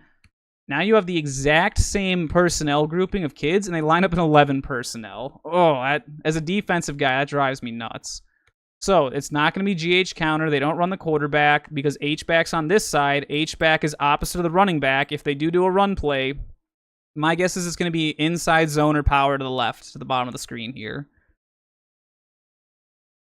Wait a minute. How is this not... is that not a false start? Question mark. Also, Mr. Russell's playing both ways. It's kind of weird to see a school of 2,500 kids have kids going both ways. Is there a cornerback shortage at Champlin Park? Oh, so what did he do now? Running back switches. Now it's not going to be power to the left. Now you're looking at potentially GH counter right here. I don't know if Coon Rapids has GH counter in their playbook. I guess we're about to find out. Are they going to run it, or is it going to be a pass? You know what? It is 3rd and 3, but I don't think they want to run the ball into Champlin Park. It more likely looks like, I don't know. My final two guesses, it's either going to be GH counter going to the left, or it's going to be a sprint out pass coming to the right. Or out to the left, might be. Well, it wasn't a sprint out pass, but play action. Pass protection is slide right. I'm not a fan of this fake, because look. The running back gives up on the fake immediately here. See? It's way too over-exaggerated. No one takes a handoff like that. It just doesn't happen. Like, go back to when he actually ran the football 2 plays ago on first down. Watch the handoff. I guess maybe he does. He kind of did that. It wasn't as over-exaggerated, but you got to be nonchalant. Otherwise, play action does not work, or fakes don't work. Like, we at Lakeville South know a thing or two about fakes.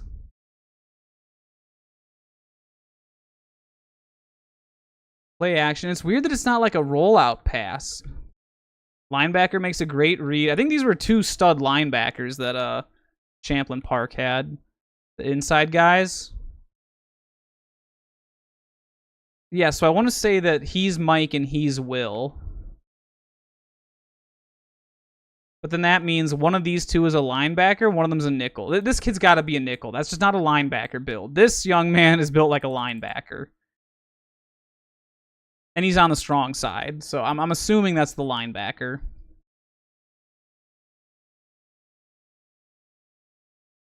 What do we have for coverage here? Is this man or... No, because safety's dropping back deep.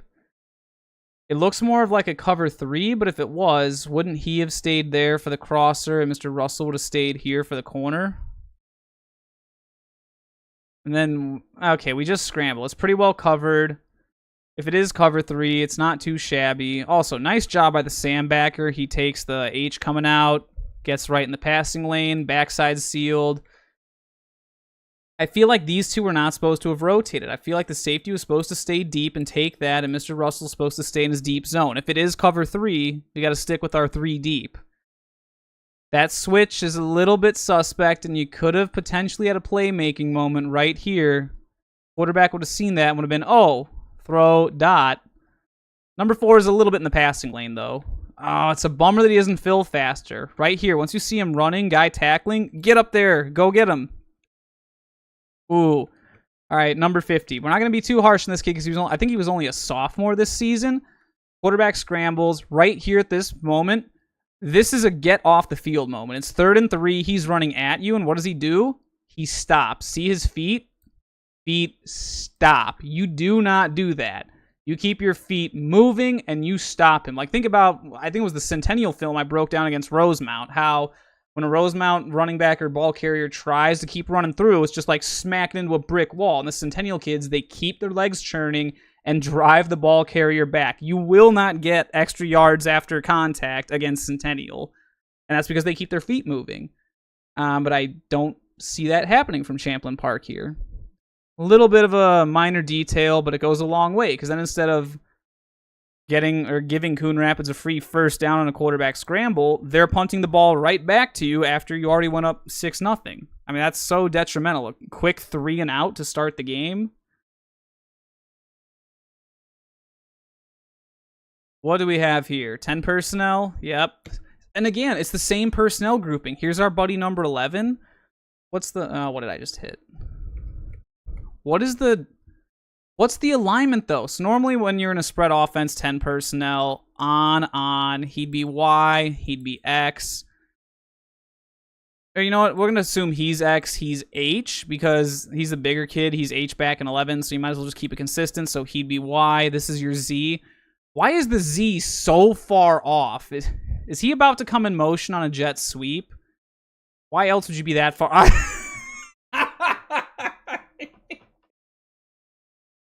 You can't be that predictable. Come on, Coon Rapids. Like, line up in your normal alignment and then come backwards for the jet sweep. Like, oh, it can't be a jet sweep. It's just got to be motion across. Yeah, okay. It could have been because guess what? The running back is in the correct position on this side of the quarterback to lead block. So there was potential threat of a jet sweep based on alignment. Yeesh. No. Okay. This is why you don't run a bubble like this. Watch the Z right here. He has to completely turn his hips around. He has a full 180 right here to catch the ball. He goes backwards a yards. Then he does a full 270 after that. I mean, look at this. 180 degrees. Another two. I mean, this dude's done more than a full circle. He was going this way, then turn around, then all the way back around now this way. Like, when he could have just caught the ball down the line, been running, turn shoulders, catch, turn back, and then right there. Like look at how much extra time and yardage was wasted just on a bad bubble route. Oh, that's tough to watch. You cannot be running bubble routes like that. Oh, yeesh. All right, let's look at the receiver blocking and how that is. I do like the call of a bubble route, because if you notice, Champlin, it's really weird that they didn't adjust their coverage. All they did was they backed off one of the safeties. And they shifted, but it's still numbers. It's still 3-on-3. Why doesn't he... I mean, he's over the middle more as a free safety, and he eventually starts taking an angle over here. That was really bad receiver blocking. And see, again, if you're doing a bubble route, you can't backpedal and then stop like this. You got to keep going down the line. If you get, and the blocking here is not the best either. If you're blocking, it looks like you're trying to take outside shoulder. You have a hand out here around Mr. Russell, and you're trying to turn him in. Then get, like... And again, if the bubble was actually, like, at the depth it was supposed to be at, 2 yards off the ball, you're getting the ball here, turn up, and then run. This could potentially have been a touchdown Coon Rapids, if not a big play, but they're shooting themselves in the foot with poor execution. Like we said, the whole, like, whatever that is, a 540. I mean, this dude out here, that's not Xbox 360. This is Xbox 540 that he's hitting right here. I mean, the blocking is... H-back does a decent job blocking here on the linebacker, but then he gives up. Yeah, the receiver blocking. I mean, look at this. Arthur Russell actually throws him to block shed. It's a better block shed than what I've seen from Coon Rapids D-line thus far. Not too bad there, Mr. Russell. Tackle leaves a little bit to be desired. He's attacking outside hip, but he's wrapping up too high. And what do the feet do? The feet stop. Concrete feet, my guy. Now look at... Why are we stopping? If the corner's the edge defender, why is the safety running out there? Corner forces it back inside. You should be pursuing here. You should be pursuing here. That's just not good pursuit. And look, they all end up over-pursuing. And this poor safety back here is like, oh, I won't have to do anything. Oh, never mind. A guy just drove his helmet right into the nads. Look at that. Boom! Oh! Ooh, I hope we wore a cup to game day. How's he feeling after that? Is he able to get back up?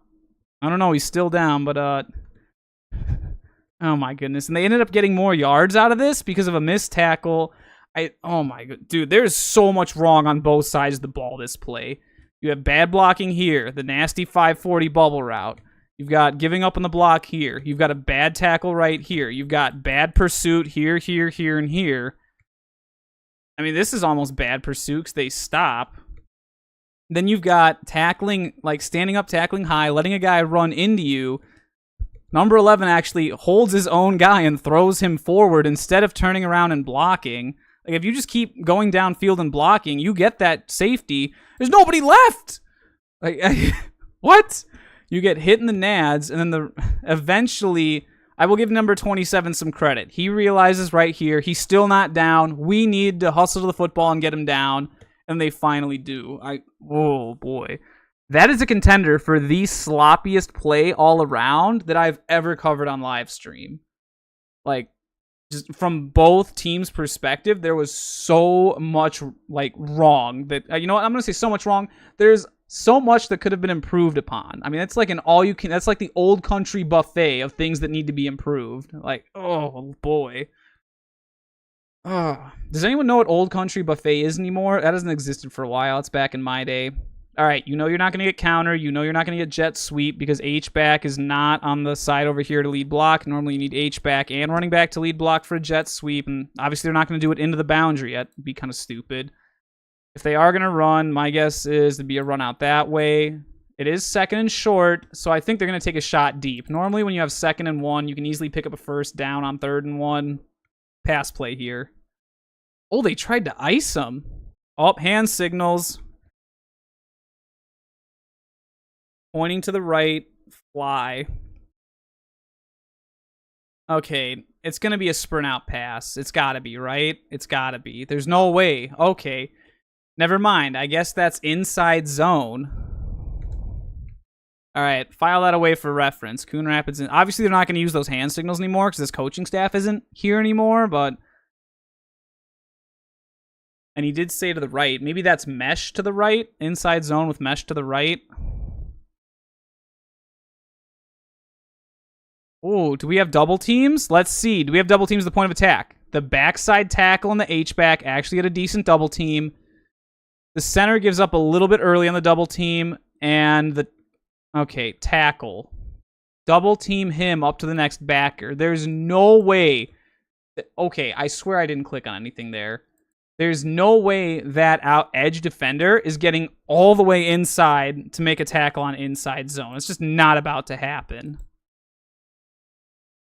Look at how far outside he is. And he's coming in like a missile. He is never going to get here to make that play.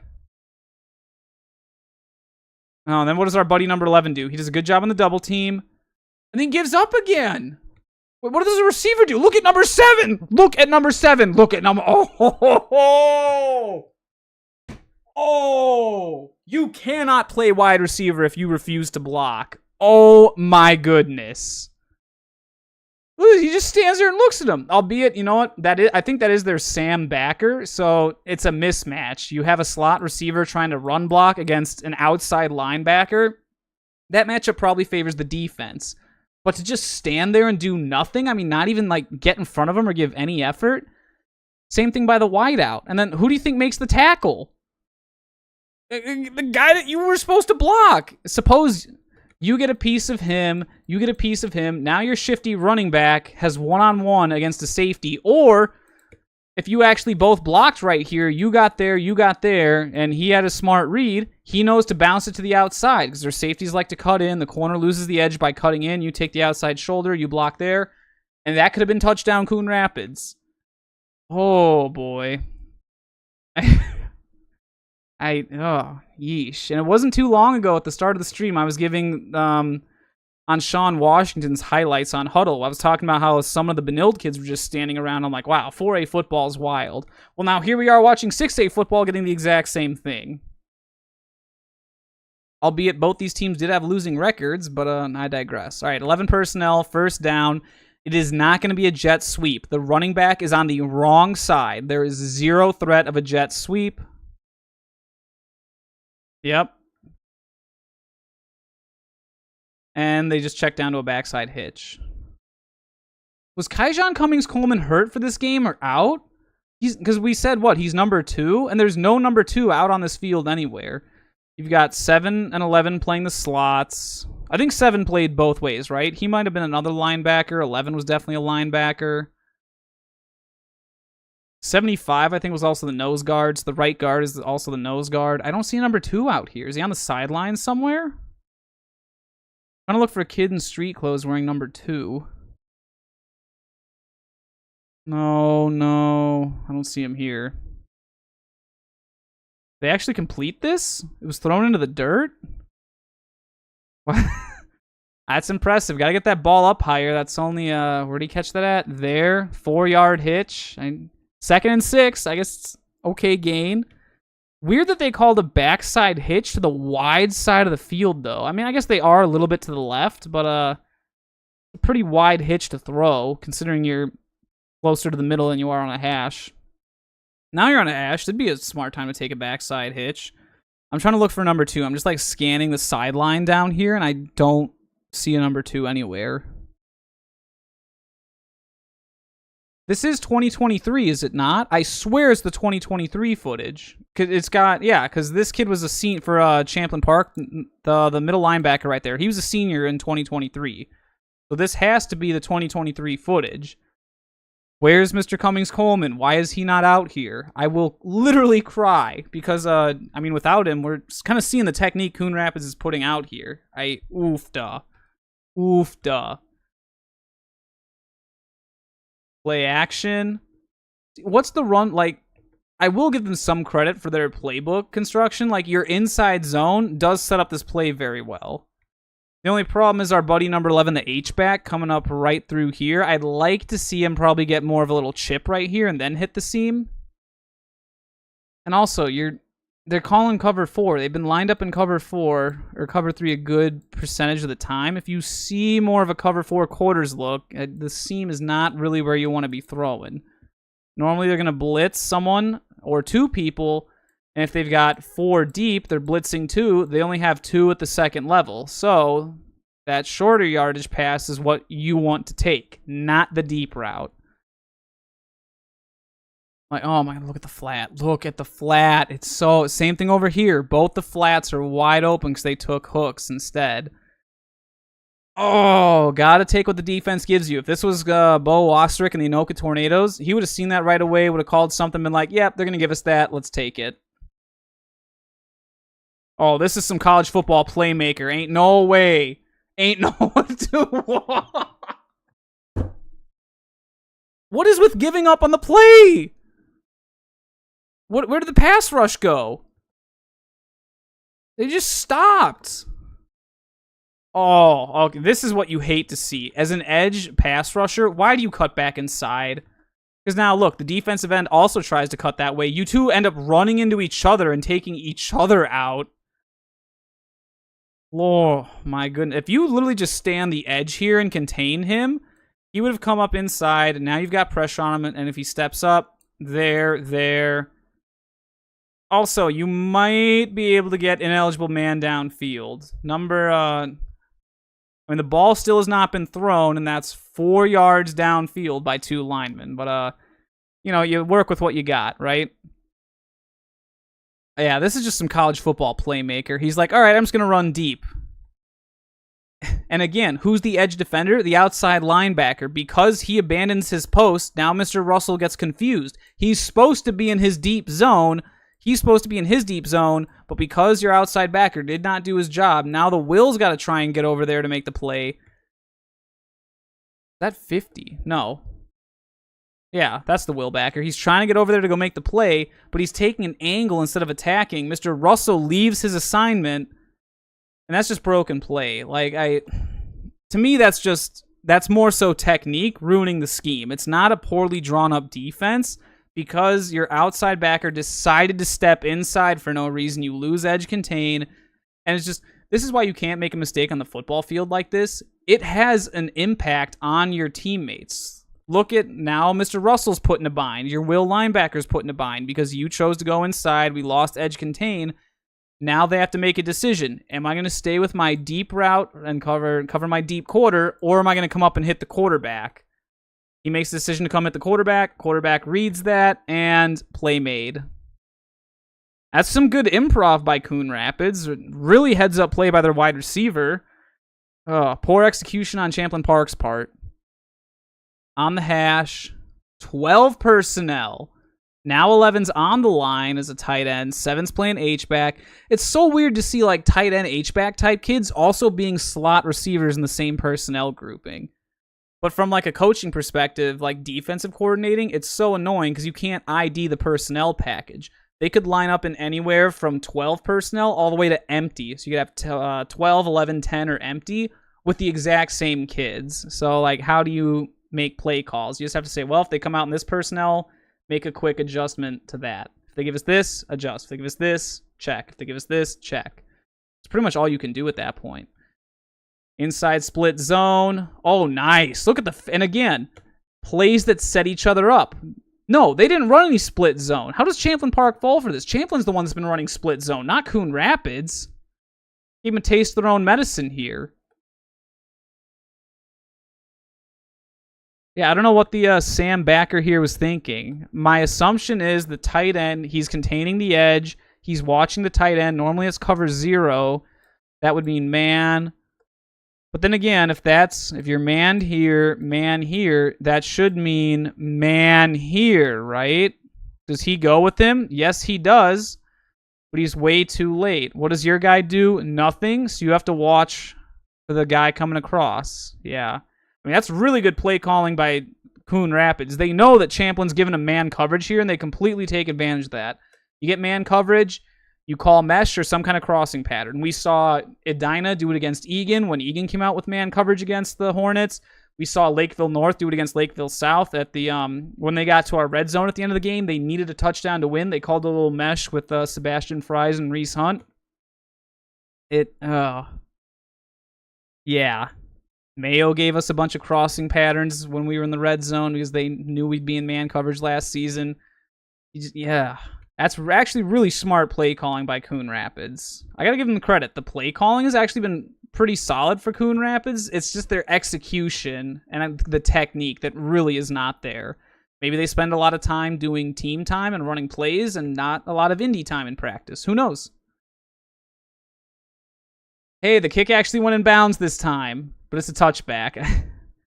We have not had a legitimate kick return yet. It's been kick out of bounds, touchback. We got some scoring, though. And did they get the PAT? I forgot to check, because Champlin missed the PAT.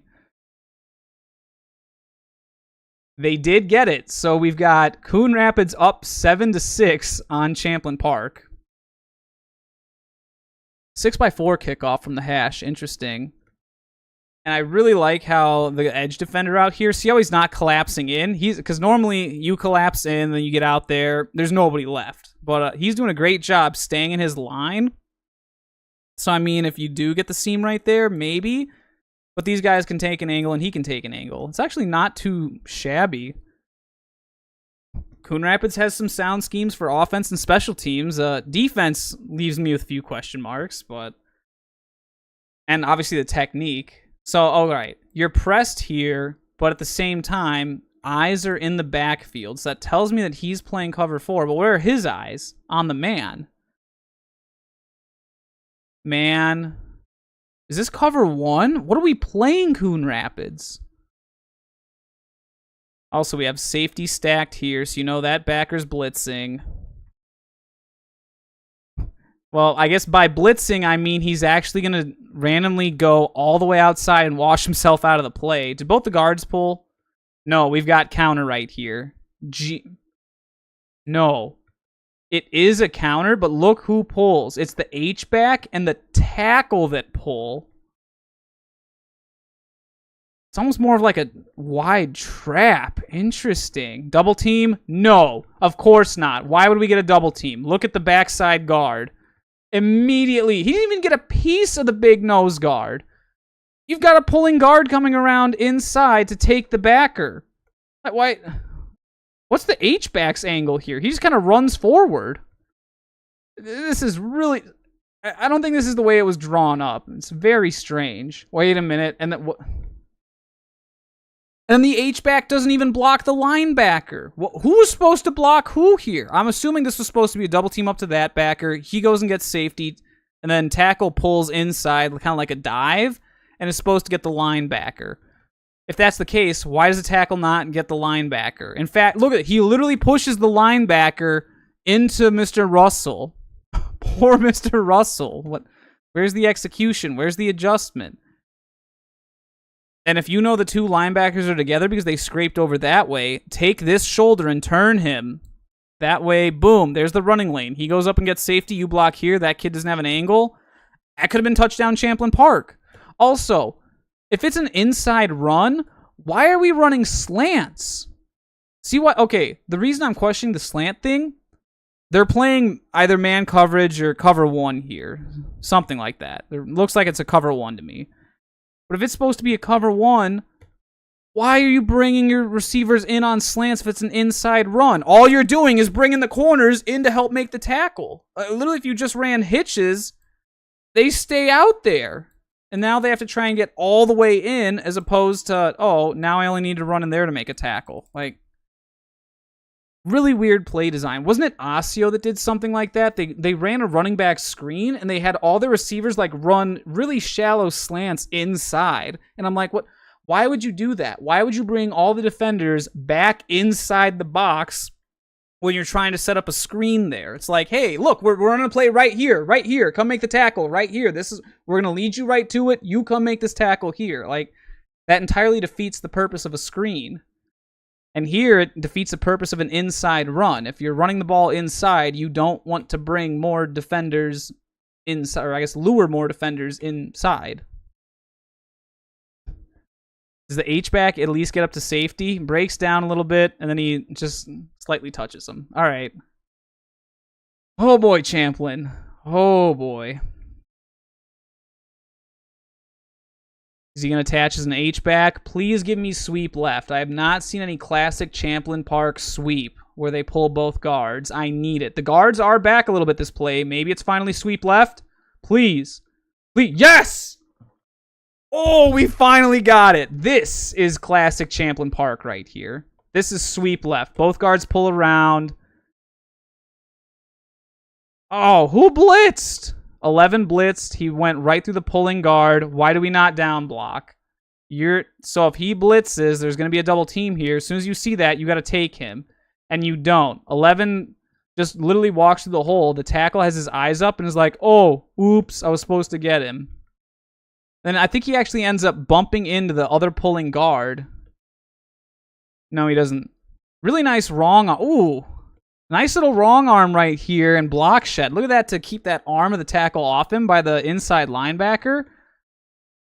Makes a shoestring tackle. That's actually pretty nicely done by Coon Rapids. Nice little bit of a technique. Not a fan of number 70. He contains the edge. Quarterback doesn't have the ball. Don't run up field. Again, this is like what we saw with Ricori in those highlights earlier of Sean Washington. Why are we leaving such a big gap? The tackle blocked down. You close the gap, and if the ball goes that way, you chase down the line. You don't run up that way. What's up here? There's nothing up there. Why would you continue running up that way and creating lanes for no reason? And I do like this blitz right here, because kind of like we saw with Lakeville North and Stillwater, it prevents double teams at the point of attack. And 11 just happens to have good technique. I gotta give their other inside backer, number 20, credit here. He sees the guard pull. He does sort of scrape over. And he helps finish the tackle. That's not too shabby of inside linebacker play right there. Still not a fan of the Coon Rapids defensive line, though. They did rotate another nose guard in. Wasn't 10 the other defensive end instead of 11? Because 11's a linebacker. Are both these kids number 11? That can't be an 11. I'm going to watch it when he gets up. Are both these kids wearing 11? Yeah, he is. Okay, I was going to say, it was just the angle. I'm like, there's no way they have two number 11s. I already talked about that D end. What? Oh, look at the stance right here. His stance is just way too long. Look, he only moves 1 foot. And look at how wide of a stance. The ball's already snapped. He's gained no ground. This is why you need a narrower stance, man. I mean, look, he's pretty much all elongated. Look at how much he has to bring his leg up just to be able to get one step, and he's still stuck in his stance. Bring both feet up, have a narrower stance, first step forward, gain ground, second step forward, gain ground, stay low, and then you can have a much better chance of doing something. Again, technique, shooting yourself in the foot right there. And then, oh, who's the poor nose guard here? I mean, that's a decent double team, but shouldn't you need to cover the guy that... Because if your guard's pulling, wouldn't you need to cover his butt so no one runs through that hole? I guess you do help by getting over there. I don't know. And it's the same thing up here for the other tackle. If you know the center is going to be occupied, your job is to seal up that gap and down block. But you don't down block. Because look at his step. He steps forward. If you're trying to run sweep and come around here, wouldn't you need to be blocking down? I don't know about that. And then what did the backside receiver do? I want to watch. He's running towards the play. Dude, even if you do a fade or just a hitch, something to keep the defense occupied over there so that they don't run over there. You don't lure them to where the play's going. That'd be like if I was worried that someone was going to rob me and I just decided to like tape my key to my front door and be like, here you go, come rob me. Like, what? Why would I do that? That's sort of what's happening with some of these plays. And that's not just a Champlin Park thing. We saw Coon Rapids do that earlier as well. All right, what do we have? 3rd and long. It's a passing situation. They're in tray instead of wing twins. 3-by-1, tight end H-back on the same side. I'm assuming it's going to be a sprint out pass to the right. Yep. Oh, predictable. Yes, sir. What's the concept that we have, though? Tight end and H-back both went out. What did the outside backer here do? He went in coverage. Are we in a nickel pack? So, strong safety is stacked. If he's in man, he looks like he's playing man. He looks like he's playing zone. He looks like he's playing man. You have one deep safety over the middle. So, wait, are we man, man, man with one deep safety? But then who's he taking? Is he taking the running back? Who's this other safety taking? What is the coverage? Wait, look at who he's looking at. He looks like he's playing zone. But then why is his eyes over here? If he takes the tight end... No. Coon Rapids, what is our coverage? Are we man or are we zone? Because right now you're both. He's playing zone. He's man. He's man. He's playing a deep zone. He's man. He's man. Like, huh? And the backside outside linebacker is, well, he's doing nothing. Okay. I don't know about this one. And, like, again, like, immediately when I saw this, I'm like, oh, it's 3rd and long. Champlin's going to do a sprint out pass this way. So, and you'd think with the safety stacked down, if you're playing zone into this, he can blitz. Why is he so tight? You have a wing over here. You have tight end and an H-back. You should be a little wider, go in between them, and if they have a clean release, then the quarterback's going to run right into you because you have vertical contain out there.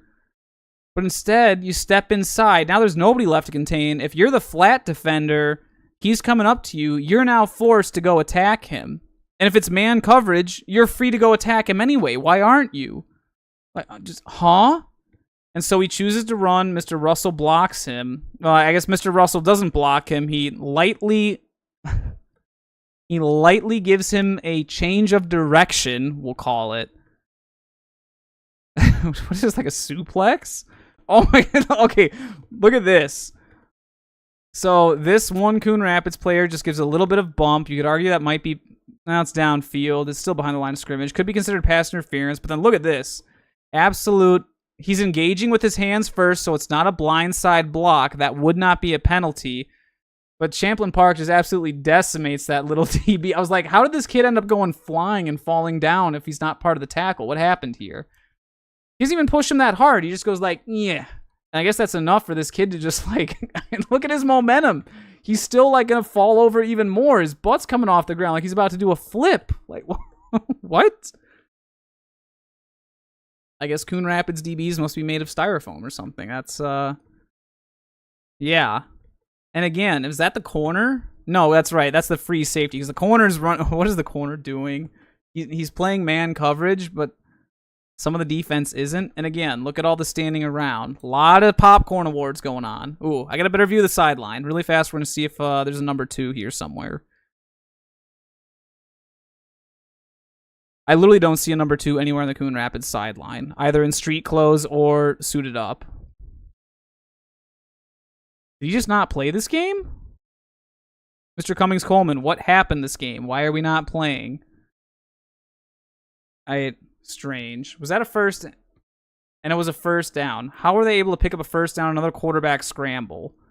Because once again, who does Coon Rapids have coming up to attack him? Why are you looking behind at this receiver here if he's locked up in man coverage? Why are you not attacking? He's running at you. Go get him. You're not doing anything here. He's covered. What? All right, Coon Rapids, we need to decide if we're playing man or zone. A cover 6 hybrid of man and zone or split cover 2, cover 4 is definitely not something that, at least from what I'm seeing on film, you should not be running that.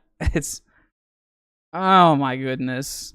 And they've got good athletes, so I think they could run man coverage. It's just sometimes they do, sometimes they don't. Or some kids do and some kids don't. Like, you gotta have consistent rules with that. Who's taking the 1? Who's on 2? Who's on 3? Who's taking it back out of the backfield? Like, you gotta establish all those rules. All right, motioning to wing twins. It can't be sweep left because the H-back's not all the way out there. I think it's going to be split zone again, right? Where he slashes back and we get double teams going out that way. Yes, sir!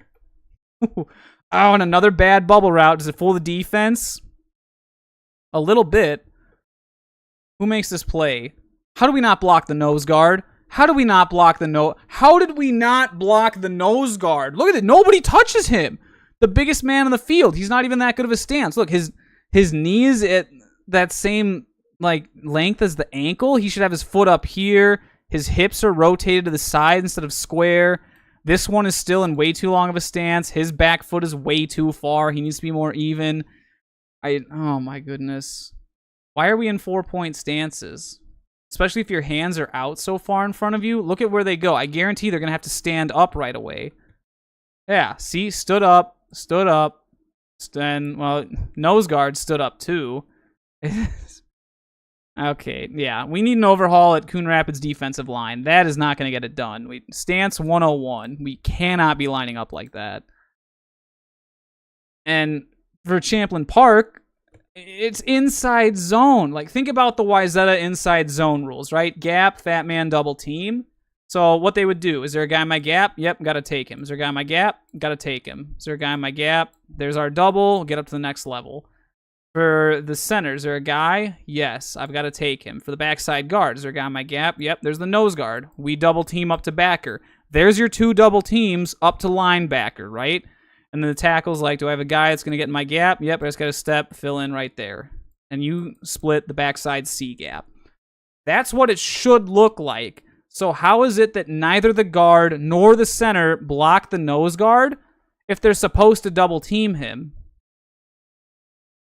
And why did the center... Look, both the center and the play side guard released to that linebacker up there. We already established. Tackle is a good job. Tight end is a good job. Play side guard should be doubling here up to backer. I get that this linebacker blitzes, so I will give the guard some credit here for picking him up. That's a decent job, but what is the center doing here? Why are you not blocking the guy in your gap? And it's inside zone too. Like, who is the immediate inside threat? If inside zone is A-gap to A-gap running, who's the one defender in a 3-4 defense that's in the A-gaps? The nose guard! Yeah. But again, nose guard came through too high. This is the play of your life, and you're going to stand straight up against Arthur Russell, one of the shiftiest running backs of 6A that season? Ooh, hit him with a juke. Oh, look at him, he's just breaking tackles. Eventually, Coon Rapids fills, but look at how many kids are standing around. Look at the safety still. What are you standing back here for? Get up there. He's still standing back.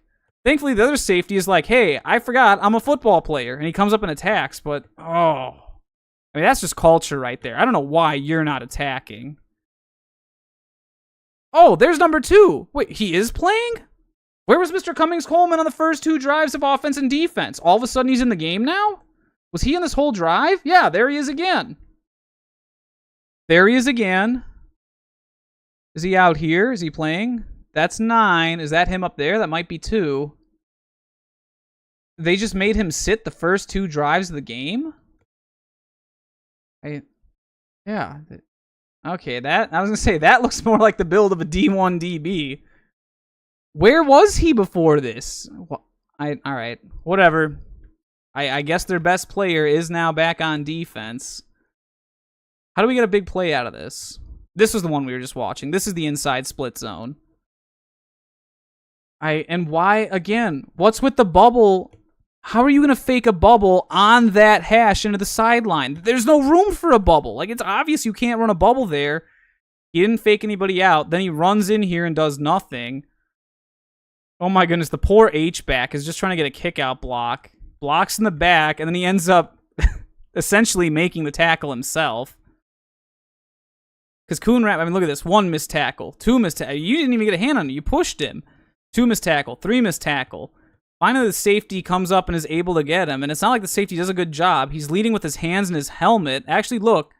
That is helmet-to-helmet contact right there. That is not good. You do not launch like that. You should have your head on the back side of his hip down here, arm around, and then rolling shoulder down that way so that you stay safe, he stays safe, and you secure the tackle.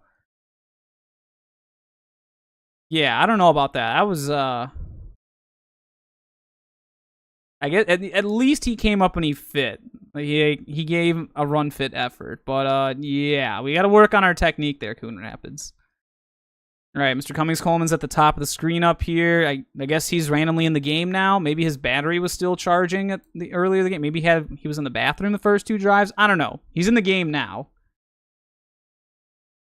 Is it going to be... It's too obvious. Like, they're behind the sticks by a yard. I want to say it's going to be a sprint out pass to the left, but that's just way too obvious. Now they motion across. There's no way it's sprint out pass left. You can't be that obvious. I mean, he scrambled out left. It wasn't a designed sprint out left, but eventually, it's like it's just second nature. Like, oh, it's supposed to be a sprint, or it feels like it could be a sprint out left, so I'm just going to do that.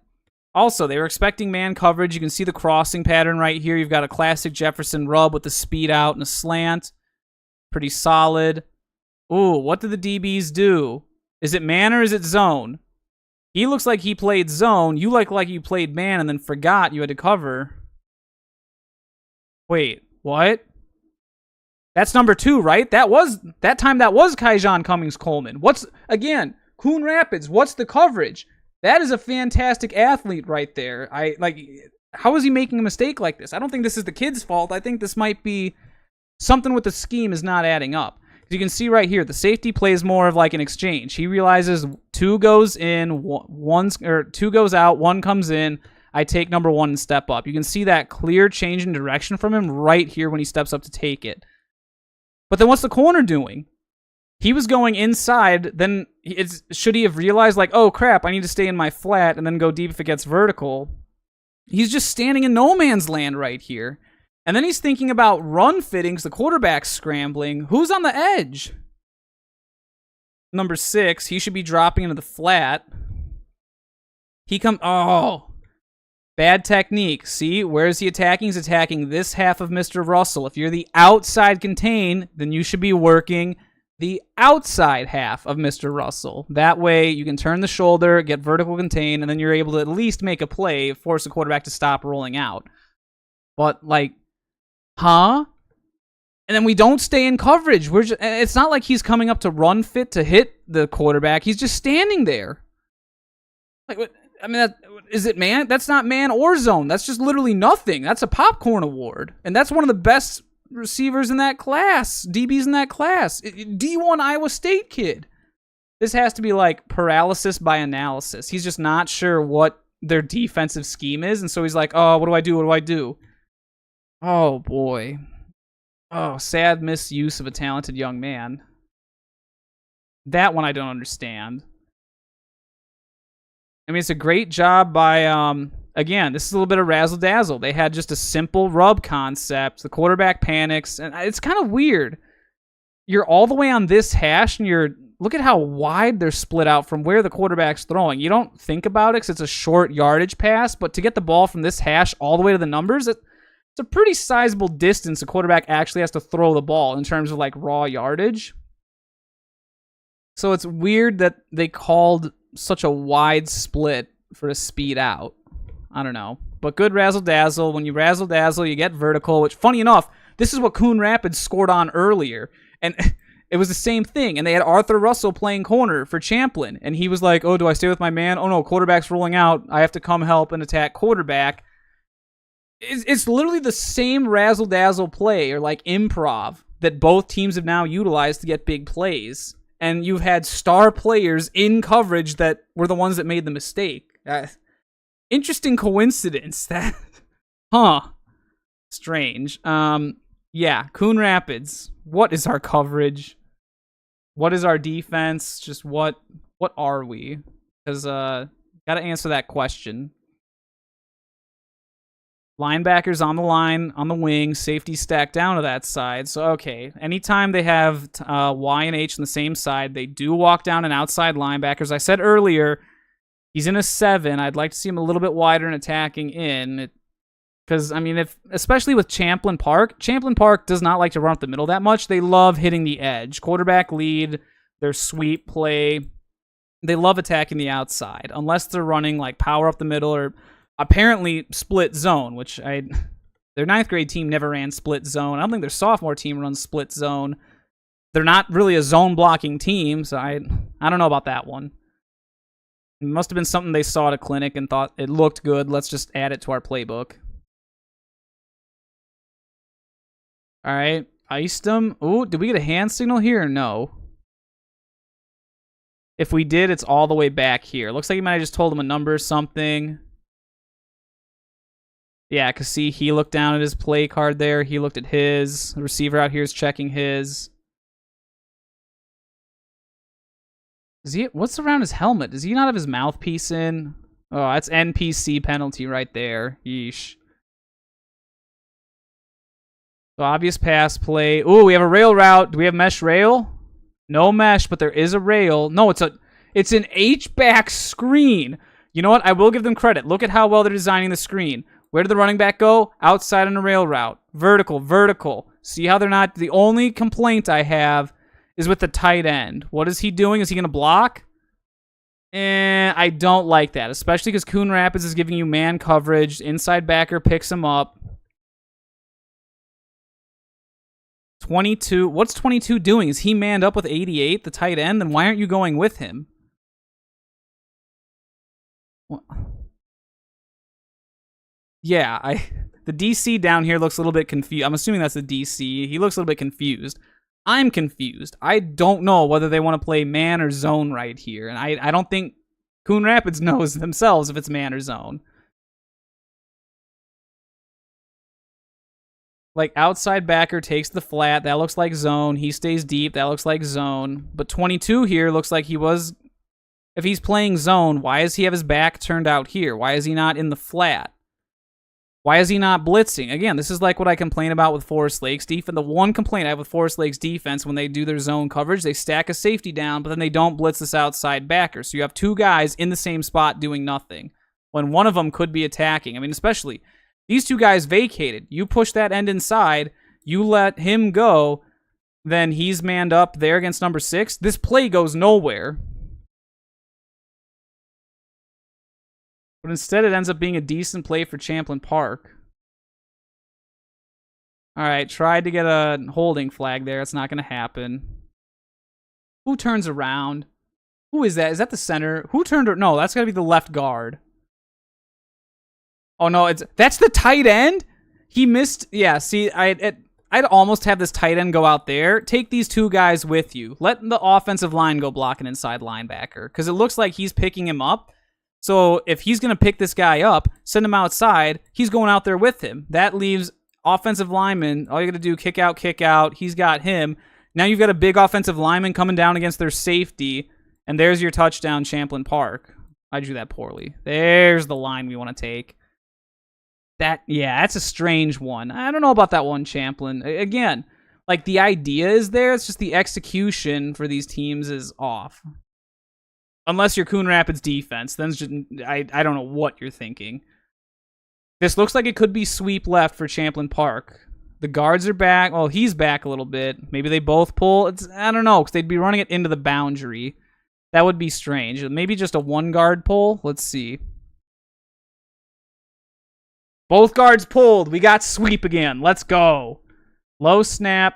Oh, this is much better. Look at the running lane. How did number 20 get through? That's one of the inside backers, isn't it? He does a good job scraping across. Who's got the double team up to backer?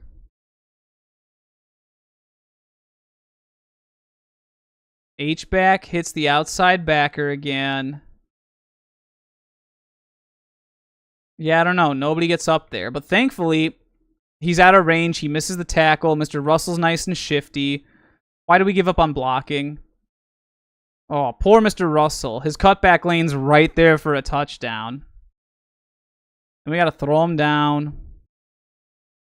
Here's Mr. Cummings-Coleman down there. Kind of smart. Isolate him away from everything. Keep their best kid away from the actual play. I mean, this is classic Champlin Park. How do we not get through? Oh, this time. Look, tackle learned. Remember how last time he completely missed the blitzing backer? This time he actually steps to the center and picks him up. Nice job. Oh, what is the defensive end doing? He rushes inside. He's standing straight up. This stance isn't as bad, but look what the hands do of this defensive end. Why are your hands down? You can't play D-line with your hands down. 75, yeah, the nose guard's standing straight up. So they're rotating guys at D-line. They must be, a lot of these kids must be playing both ways, because I can't think of why else you'd have like a constant rotation going, so you don't tire them out. 11 and 75 end up at the same gap. So yeah, that's nicely done there. Oh, we just missed the double team on the D end.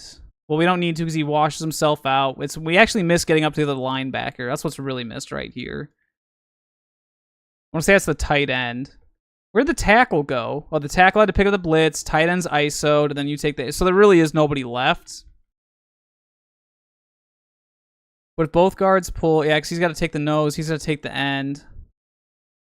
It's really weird that the backside tackle, they have him trying to get up to that backer because, I mean, if the backer reads pulling guards, he's going to scrape that way. How is a tackle supposed to beat an inside linebacker to the punch over there? That's just never going to happen.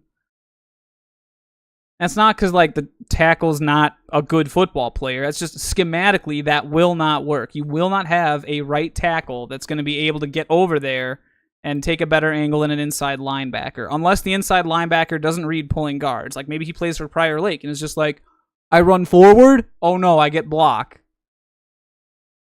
But, yeah, I don't know. I do like the inside linebacker play of Coon Rapids. We missed the tackle, but, I mean, they know to scrape and go with the pulling guards. Not too shabby. It's just a lot of effort, though. Like, look. Standing around, standing around, standing around. So, like, oh, come on, man. It's Friday Night Lights. We should be hyped for this. I mean, we should not have this many popcorn awards where we're just standing around eating the popcorn on the field. We have 12. We do have 12 personnel again. They're both inline tight ends as well. No H-back. This is weird. It's like a regular ace look. You don't see this too often from Champlin Park. And it's just inside zone. If it's inside zone, why does number 79 step backwards? I think it was supposed to be dive where he kicks out and he pulls around inside like he did earlier. This is actually really nice mudding technique right here by the defensive end because he takes out the guard and the backside tackle. Is this the nose guard? How? How does this nose guard manage to make this play? I know. Where's the double team at the point of attack? Oh, there isn't one. Watch the left guard. He ignores both double teams and runs right up to the linebacker. The other linebacker, who we've seen does a good job scraping, scrapes over. The nose guard gets off the double. Nose guard doesn't have a double team. He actually does a decent job block shedding. All right. I think I found a new team to give crap for not having double teams at the point of attack. It used to be Blaine and not STMA. Blaine and Stillwater were my two big targets for that on inside zone. I think Champlin Park might have just topped both of them. Like, look at this. Like, at least, I feel like maybe Blaine might have chipped and then immediately got up, and they just got up way too fast the next level. But, I mean, this is just, look at him. He gets off the line. The left guard here, He shoots off. He's like, I'm not gonna block D lineman. And then he just goes right up to the backer. And then the guy he was supposed to double team ends up making the tackle. Like, huh? And you know what? I'm going to give Coon Rapids some credit. Look, filling into the... Yep, D end goes up there and helps to make a play. He fights off the block. I don't like that he keeps diving inside. And he's standing up. We got to work on the technique for Coon Rapids' defensive line play. Stances are way too wide. We're standing straight up. We're not using our hands. But at least we're showing a little bit of heart here. And we got 3 guys all fighting to the football. Champlin, where's the double team? And it's not like, I don't know. Like I said, I've never seen them run inside zone at any of their lower levels. And zone blocking is way different from all their power and gap blocking that they normally do. So why would you try and do both? Especially if your kids run the gap blocking all throughout youth football. Why try and change that in their last 2 years of football in your program? Kind of strange. Well, 3 years they got sophomores, I guess. Yeah, I don't know. That's a weird one. But again, if you're going to run inside zone in the state of Minnesota, highly recommend looking up Coach Lambert Brown's tutorial on Wyzetta's inside zone blocking. They have like the most sound inside zone rules in all of, probably just the entire state. They have a nasty inside zone.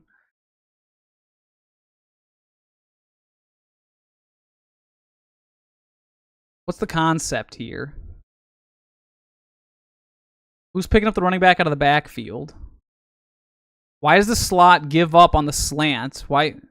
Get more of a slant. Bring him with you. I see what they're trying to do here. They're trying to do like a rub, like what we used to do at Jefferson, except we would do, he'd run the rub, slant, slant. But essentially, same concept, just slant, slant. He's running like a curl, which is weird because then you just get all these guys in the same spot here.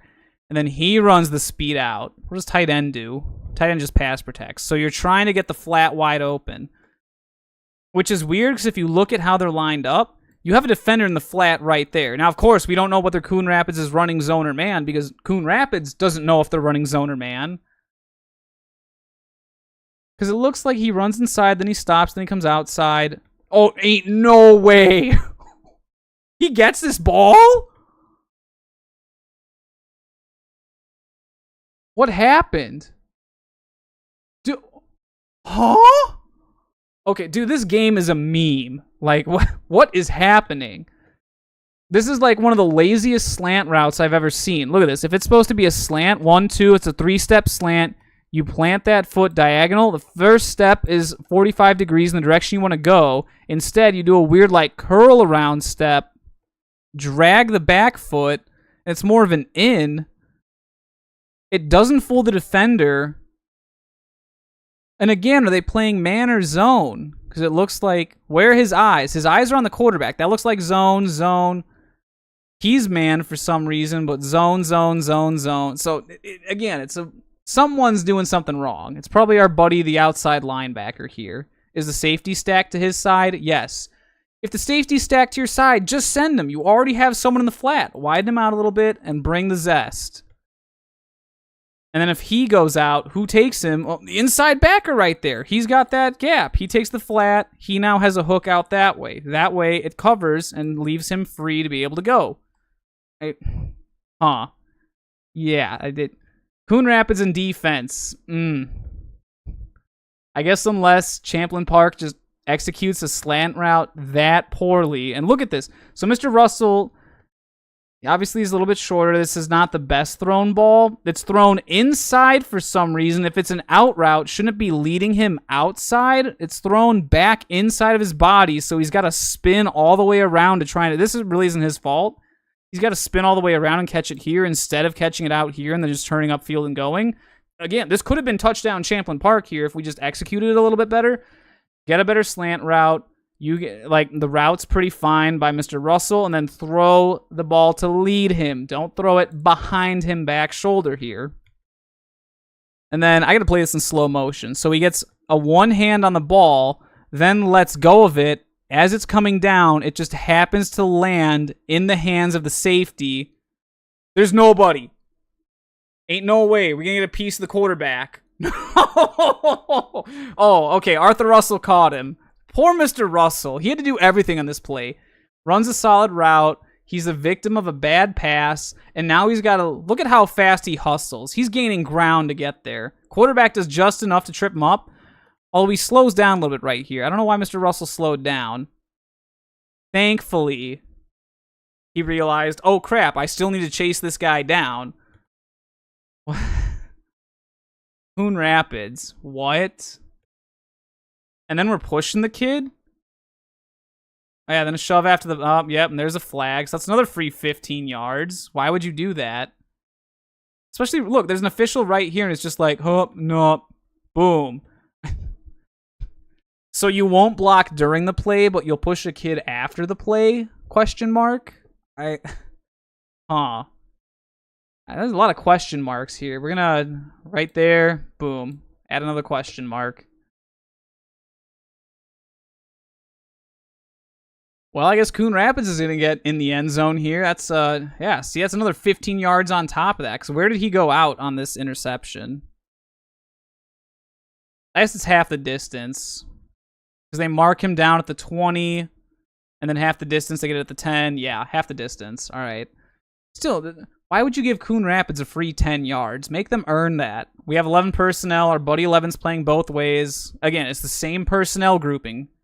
Mr. Cummings-Coleman is on offense. He's at the wide receiver to the top of the screen there. So you know, that's weird that they don't have him on the same side as the H. Normally X and H are on the same side, and then Y and Z are together, and double twins look like this. Or I guess slot twins, because you have a H back. But why would he be the Y? Normally you put your best receiver at X. I don't know. Maybe they figure that he and 11 are their better kids, so they want to keep them on opposite sides. Who knows? Inside zone left is way too obvious. Like, it's got to be something else. It can't be inside zone left. Yeah, it's sprint out right. But if it was supposed to be sprint out right, that's actually not too shabby of a reach block. The only problem is, what did the guard do? The right guard did almost nothing and then comes back and helps the nose guard. Well, why did the center let the nose guard go? That's another question mark. Maybe 75's gas because he was playing defense. I think 77 might have played some defense too, the left tackle. Okay, 71. What is your other hand doing? This is actually really solid by the Champlin Park defensive end. He's fighting half a man. He extends his elbows right here and he gets off. That's just really bad technique by the Coon Rapids right tackle. You're going to try and reach block with only one hand in a pass protect? And then what's the running back doing? If it's a sprint out pass, which based on the quarterback's footwork, he's sprinting out that way, why are you not leading out here? Why do you stop and then look back inside? Huh? Like, you don't look at him. He's not a threat. You take him. He sprints out that way. This route could come open over here. Oh, no. Nice job by Champlin Park. Look at the corner out here. He reads the switch, and he's ready to take it. I think the... Ooh, yeah. They were ready for that. Nice little bit of... And then man on the backside. Yeah, they're doubling... That's what they're doing. Look, they matched Arthur Russell on our buddy out there, and they're locking him up everywhere he goes, and they're playing like an exchange-type coverage over the top of that. Nutty. Okay. Nice. That's a good game plan for Champlin Park. I like that. That's not Mr. Russell. That's somebody else. But you got two guys over on Kaijan Cummings-Cole. Smart decision. Coon Rapids, I don't know why we're not executing the sprint out pass. I don't know why you're looking at a guy in the wash instead of leading for your quarterback and getting him out in space. Razzle-dazzle again. This was not a designed screen, was it? Ain't no way. This might have been. Because look, 78 and 77 release. This might have actually been a designed screen, and he just happened to fall down. Is that why he stopped sprinting out? Because it's not supposed to be? Where's the outside backer go? What is happening? Also, yeah, I was right that kid is a strong, because look, they have another safety cheated over, so that kid was a safety this whole time. So they're in a 3-3 nickel package. It's kind of funny that Because, I mean, how often does Champlin have to use the 3-3 nickel? I think just last year alone. Anoka, Blaine, Coon Rapids, all spread teams that you play. So you have to break it out. Who do they play week 1? That's right. They were in the Metro North, so they didn't get any. They only had one non-section game last season, and funny enough, it was against Lakeville South, week 8. But Maple Grove does some spread stuff. Obviously, STMA, as we saw on stream, tries to do spread stuff. I don't recommend they continue doing that, but they try. So I guess Champlin Park has to go into their 3-3 nickel more often than not. And they're going to be doing it again this season, because just looking ahead to who they play, STMA is going to do spread stuff. Obviously, Andover, big spread. Centennial, no. Rogers is a spread, but they run the ball out of 11 and 10 personnel, so that might be a question mark. I'd almost stay in a base 4-3 against them. But Blaine, you're going to go nickel. Anoka, you're going to go nickel. Lakeville North is going to do their classic 22 and 13 personnel, so base 4-3 there. And then who knows what Coach Lamker is going to do with Osseo. But what is that? 1, 2, potentially 3, 4, 5 games. I mean, that's over half your schedule. You're essentially going to use your nickel package in, so might as well get to practicing it. It's weird, though, that... So if they're a base 4-3, why would you run a 3-3 nickel? Because you're playing a 0-4-0 technique here. It's essentially more of a 3-4 defense like type look. And if you're a base 4-3, wouldn't you want to play like a 4-2 nickel? Something a little bit more, I guess, accustomed to your base defense? Similar technique-wise? I don't know. Just a thought. Like with Anoka.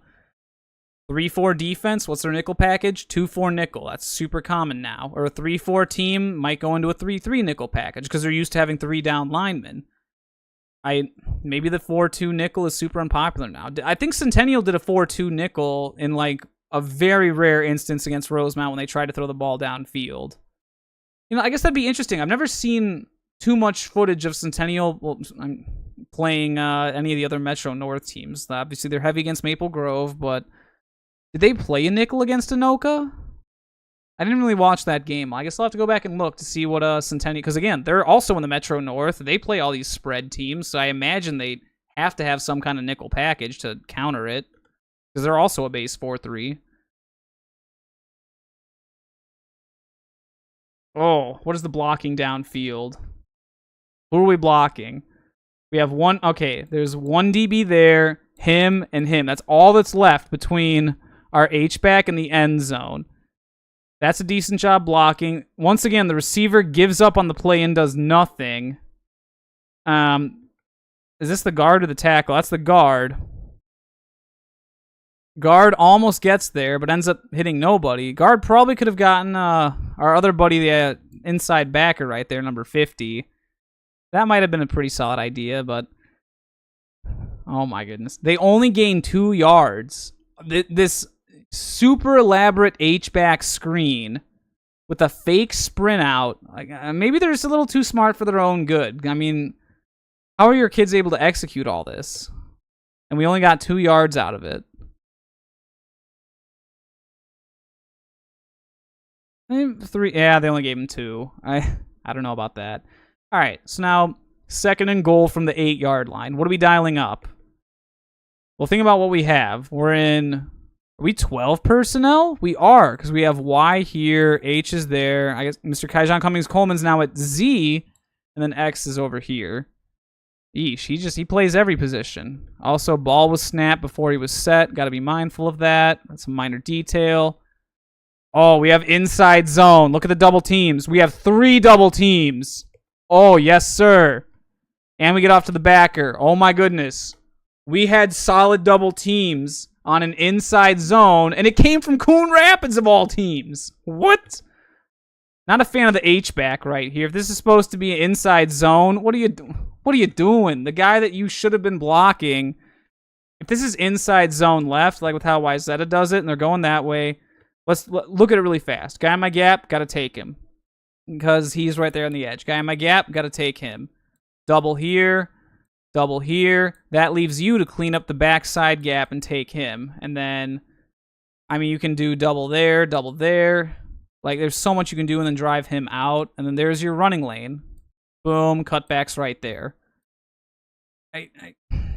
I don't understand what the H-back number 7 is doing here. Like, if it's supposed to be inside zone, if he takes this guy right here and just attacks his inside shoulder and turns him out, look, there's the end zone. You can see the running lane. This double team, I mean, that's a safety. It leaves your running back one-on-one with the safety. Yeah, I don't know. That, again, weird execution. The double teams were not the problem there. That was just a kind of bad H-back play. Did the double teams get up to the next level?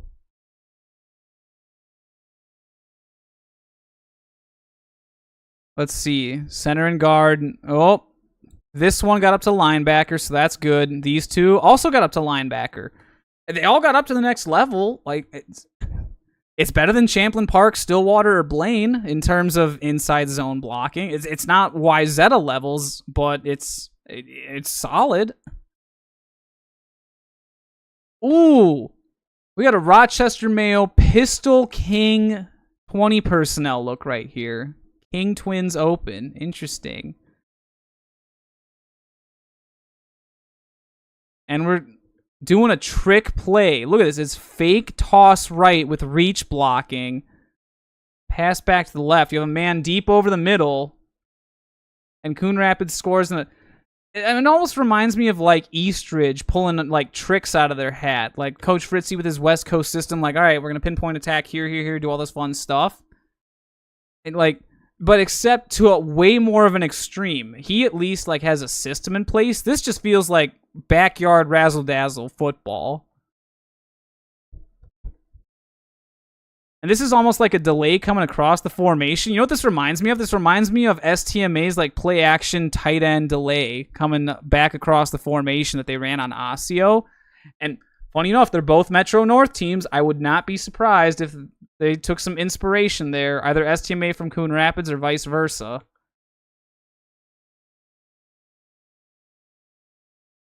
Wow. It's well drawn up. Again, now, what is Champlin Park's coverage here? If you're in the red zone, generally teams are playing cover 0 in 6A. That's just extremely common. Is it, though? Because you ignore your man. You ignore your man.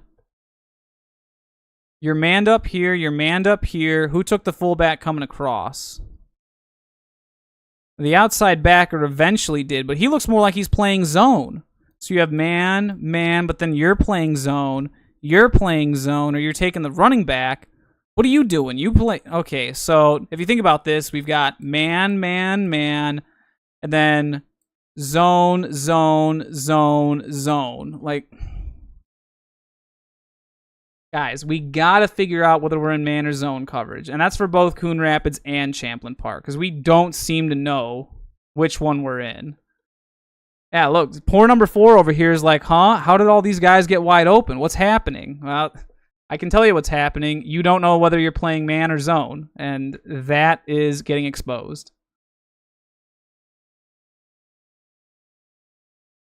This is a false start. Okay, something went awry. We get the PAT. Are they going to... That's a weird little shift. They get it. All right, now it's 14-6 Coon Rapids. Hey, I was right. Coon Rapids did end up scoring off that turnover. One of the easiest ways to lose a football game. Penalties, turnovers, kicking game mistakes. So far, Champlin Park has all 3 of them. I mean, like back-to-back to almost back-to-back-to-back. They had the missed PAT, and they've kicked a ball out of bounds. They had that really bad interception that, you know, quarterback leads Mr. Russell a little bit better instead of throwing back inside shoulder. Could have been touchdown Champlin Park, different story. And then you get a stupid penalty by shoving the kid to the ground. Now it's 1st and goal from the 10 Coon Rapids. Like, it just, Champlin, you can't be shooting yourselves in the foot like that. You guys have talent. You've got big kids. Is it that they're just not utilizing it the best? Is it scheme stuff? I mean, defensively, I might argue it might be some scheme stuff, because on that last drive in the red zone, you could not tell whether it was man or zone coverage. And it looked like the kids didn't know what the coverage was. All right, let's get back to some Champlin Park offense and see what Coon Rapids mixes up on defense next. All right, our buddy's back in, Mr. Kaijan Cummings-Coleman. I don't know why he was not in the first 2 drives. Maybe he was in the bathroom. Who knows, but he's back. I'm only on play 39. How long have I been going already? It's been 2.5 hours. Oh my goodness. We're still in the first quarter, dude. All right, we got to start running the ball more, teams. Like, actually, they have been running the ball a decent amount. Yeah, weird. There's just been that much to discuss. Do we have sweep? Do both guards pull? Only one guard pulls, so we got... It's more of a kick-out block. And then he ends up running through the hole where the guard pulled from. Also, notice that 11 is not in. You've got a backup inside linebacker now, because 11 just scored. He's playing both ways. You got to rotate kids and rest them. What in the world? So actually, you take advantage of Coon Rapids playing well. He blitzes. He sees a pull, so he scrapes over, but now there's nobody left. Nose guard's complaining about holding, but no, you're just getting double teamed. Actually, he's getting triple teamed. Who are we blocking? Why do we have 3 offensive linemen blocking 1 nose guard? Some plays will have 0 blocks on the nose guard. Other times we'll have 3. There's no in between, I guess. But solid double team. Got to get up to backer, and then up here, double team up to the other backer. If you get both of those going, you cover the pull. You can come around, and then if you want to do like a Dyna does, you kick him out. You can go get a safety. And then look at that. There's a nice big play for Champlin Park. But I guess they had other ideas. Well, they didn't block. I think the puller was supposed to get the edge defender, but he doesn't. He ends up getting the D end because nobody blocks the D end. Was this supposed to be like a trap type play? Kick out the D end, and then you're supposed to run behind the double teams. Okay, you cannot have a triple team and then let an inside backer through. Did we not get off the double teams? Yeah, look, the poor left tackle is not able to make this play. Not only does he get involved in a triple team, but then he also misses his block over here on the inside backer. Like, what in the world? Someone just told me that they could not get onto the live stream. Is the video restricted? No, the video can't be restricted. Why would it be restricted?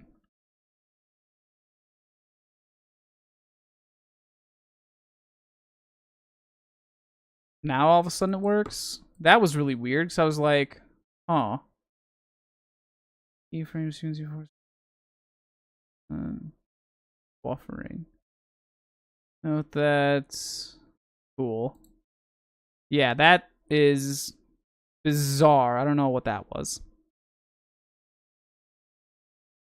I don't know, all of a sudden. Now we're in the second quarter. Yay, it only took 39 plays. That was a weird one. But I don't understand this. And like, this is, again, it's like razzle-dazzle backyard football. You should never be able to run through the hole where a pulling guard came from. Bad technique by the left defensive end. He's fighting a whole man instead of a half of a man. Like, what gap is he in? If you've got an edge defender there, you should be going into the B gap. There's no reason for you to be out here when he's already out there. There's just so much that leaves me scratching my head about this. Like, look, you got 2 guys essentially in the same gap. Why does he need to be a 2-gap defender? If the edge is contained by him, and he's a flat defender and edge, force player, send him inside. Because then he would have been right there to make the tackle. And if Mr. Russell would have bounced it, number 6 is there to take him. Once again, the safety comes up, stops, lowers his head, and he ends up tackling his own man. Hits poor number 6 in the rib cage. Yeesh. Footballs and hearts. There we go. Yeah, I don't know about this one. Champlin Park kids are getting, like, spun around and turned. Why did the center do a full 360 here? If you got off of that block, get up to the next level. Like, funny enough, if the center keeps upright and goes and hits the safety, this would have been a touchdown. Again, how many times have I said, like, these plays could have been touchdowns, but, like, the teams shoot themselves in the foot to prevent them from scoring? So bizarre. All right, wing twins. The guard's back, opposite of the H-back. How much you want to bet we're going to get the double guard pull here for the sweep? It looks way too obvious to me that that's what the play is going to be. It's not. It's a single guard pull. Is this more trap? It looks just like A-gap power to me. Do we have double teams? What do we got going on the point of attack? The H-back and the Y actually have a solid double team. The defensive end just dives the tackle and he takes him. It's a play side guard. Yep, play side guard and center get a double team. They double team into the back. Well, I guess pulling guard ends up taking that backer. The other backer, for some reason, just runs forward into the center. It's actually a pretty solid double team by the center. Gets a good chip, then gets up to backer. And now there's a nice hole for Mr. Russell. Do we get it up to the next level? No, the tight end. And you know what? Funny enough, that's the one that I was giving crap for because he's the one that pushed the Coon Rapids defender down earlier that got them the half the distance to the goal penalty after the INT. Now we actually need him to start leveling defenders for Mr. Russell. And he doesn't touch any of them. Look at this. He's not even helping with the double team. He gets one little push, and then he gives up. Now you can hit either of these two little DBs. You're a big tight end, and you do a slight little tap on one. You don't push the other. Then you end up walking into Mr. Russell. In fact, you end up pushing the defender almost right into him, and then another defender runs right around you to make the tackle. Like, what? How are you going to get personal foul penalties for, like, hitting, like, defenseless players after the play, but when you actually are supposed to hit someone, like, blocking downfield, you won't? That's really strange. Oh, and then he's not going to help Mr. He's like, yeah, come on and get up. Oh, never mind. Oh, yeah, like I said, more question marks than answers here with Champlin. It's okay. It can't be sweep left again. Our guard on the top side here, you can see he's a little bit further back from the tackle. It looks like he's going to pull around. I don't know if they're going to pull both guards. They pulled the center? They pulled a center! Why did they pull the center? Huh? Well, 6A football team just pulled a center instead of pulling both guards. Why didn't we hand the ball off to Mr. Russell? Is this a pass play? Is this a broken play? It's got to be a broken play because they're not looking for the football. And they're not doing razzle-dazzle. Yeah, that's just a broken play. I think it was supposed to be sweep left. I don't know why the center was pulling instead of the... Was the guard covered? I do not know why the center didn't... Or why the guard did not pull. Now I know why the nose guard is shifted over into a 2 technique. Why is the nose guard head up on the play side guard instead of head up on the center? That's actually a pretty nice adjustment. If Champlin knows, like, hey, if our guard is covered, then the center and the backside guard pull. But that's really weird. Look at all the space between these 2 D linemen. Why do you have a 2 and a 4 on the opposite sides? Huh? I don't know about that one, Coon Rapids. That's probably not a defensive alignment that I would choose to utilize. Yeesh, this is a bunch of question marks in this game on both sides. At least they scramble for yards. Oh my god. A broken play led to a 6-yard scramble. 1, 2, 3, yeah, 4. 6-yard scramble. All right, now we're back in wing twins. It can't be sweep left. Maybe we're going to get quarterback lead left. Counter back to the right. One of those two. No, we're hitting a bubble. Why would you do a bubble? Again, this is why you can't do a bubble backpedaling like this. I will give the receiver credit. He did turn the correct way. See how fast he was able to turn because he had better technique? I would have liked to see him running more sideways or laterally instead of backpedaling. But he does a solid turn. What is the receiver blocking out here? And look at him. He's not even looking.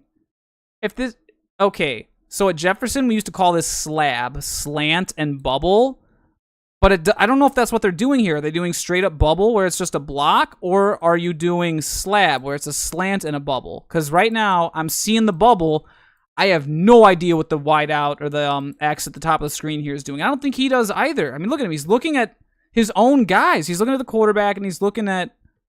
But he's not running a slant route either. He awkwardly just kind of steps and shimmies diagonally. He doesn't run a route. He doesn't block.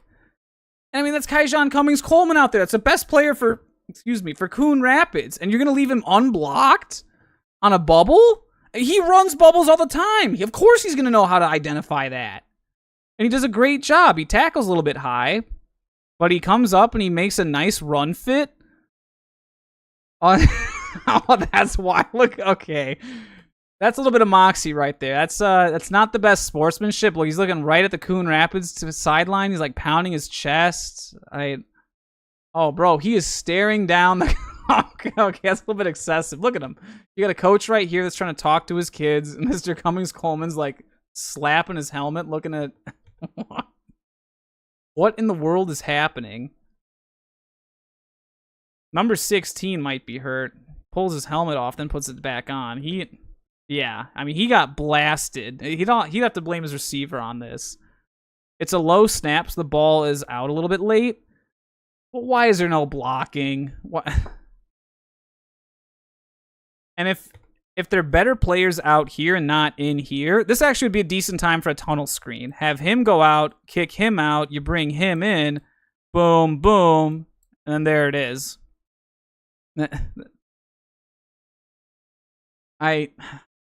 And again, normally you call bubble when you're like behind the sticks or the defense is playing backed off. Mr. Cummings-Coleman's only at 5 yards. The safety that's stacked down up here, no, it wouldn't be a safety. That's their outside backer. Like, he's apexed a little bit right here. He's 6 yards off. I mean, off the line of scrimmage, he's only 4 yards. He's only 4 yards off the line. Like, they're not giving you a lot of space. Why would you call a bubble when they're not playing off? Like, if they're 10 yards playing cover 4 quarters in a 3-4, absolutely take the bubble. They're giving it to you. But they're not giving it to you there. They're playing way too tight. Actually, look at this Champlin Park coach up here. He's like, man, what was that? I mean, I kind of have to agree. What in the world was that? What was the execution? What was the play call based on the defense you were getting? Look at the poor man up there is still shocked. And then we get the crossed arms. Yeah, I can't explain that, and apparently Champlin Park can't either. Thankfully, they did not lose any yards on it. It was no gain, so it's 3rd and 4. Are we just going to get sweep left? Coon Rapids is playing a little bit too tight here. I could easily see block downs, then getting around out the edge. He's opposite of the wing. But it's not. They try... Dude, look at Mr. Cummings-Coleman. So, like... I see what they're trying to do here. It's like, at the Jefferson, we call this fab. So 3 different bubble concepts. There's bubble, which is block, or actually, let me draw the bubble first. So, straight up bubble, you got your bubble, you got a block right there. Slab, which is what I thought was earlier, is acronym for, well, not acronym, it's abbreviation for slant and bubble. So you'd be hitting a slant, and then fab is fade and bubble, which is what they're trying to do here. And again, it's smart playbook design because those plays set each other up, but you have to execute them well for it to work. Your bubble did not just work, and I get what they're thinking, like, okay, they just bit on a bubble, it's 3rd and short, he's going to do it again. Well, guess what? He reads the eyes of your quarterback, he sees that, oh, he did not get pump faked at all. It's against their best defender. Like, why... I get in concept what's trying to happen here, but why would you pick on arguably the best DB in the state from this class? Yeah. I don't know about that one there, Champlin Park. And then you get sacked.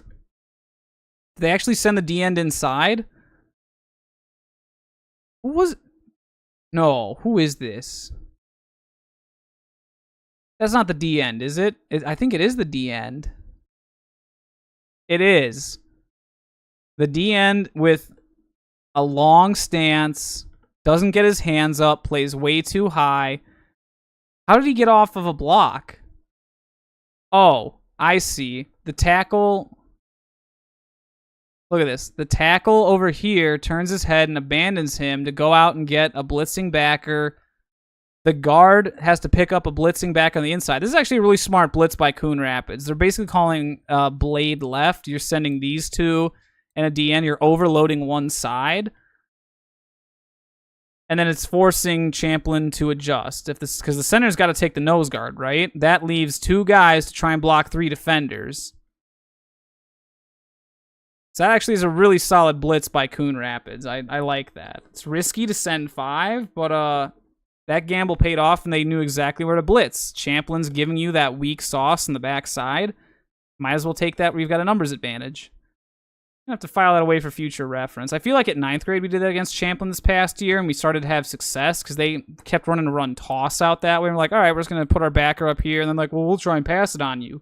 We had a nice little exchange going, though, and we took that away. Thankfully, we were able to come back and beat them because we fumbled twice at the very beginning, gave them a free 14-point head start, but we locked things down after that. They didn't quite figure out how to stop the power T as long as we weren't fumbling and stopping ourselves.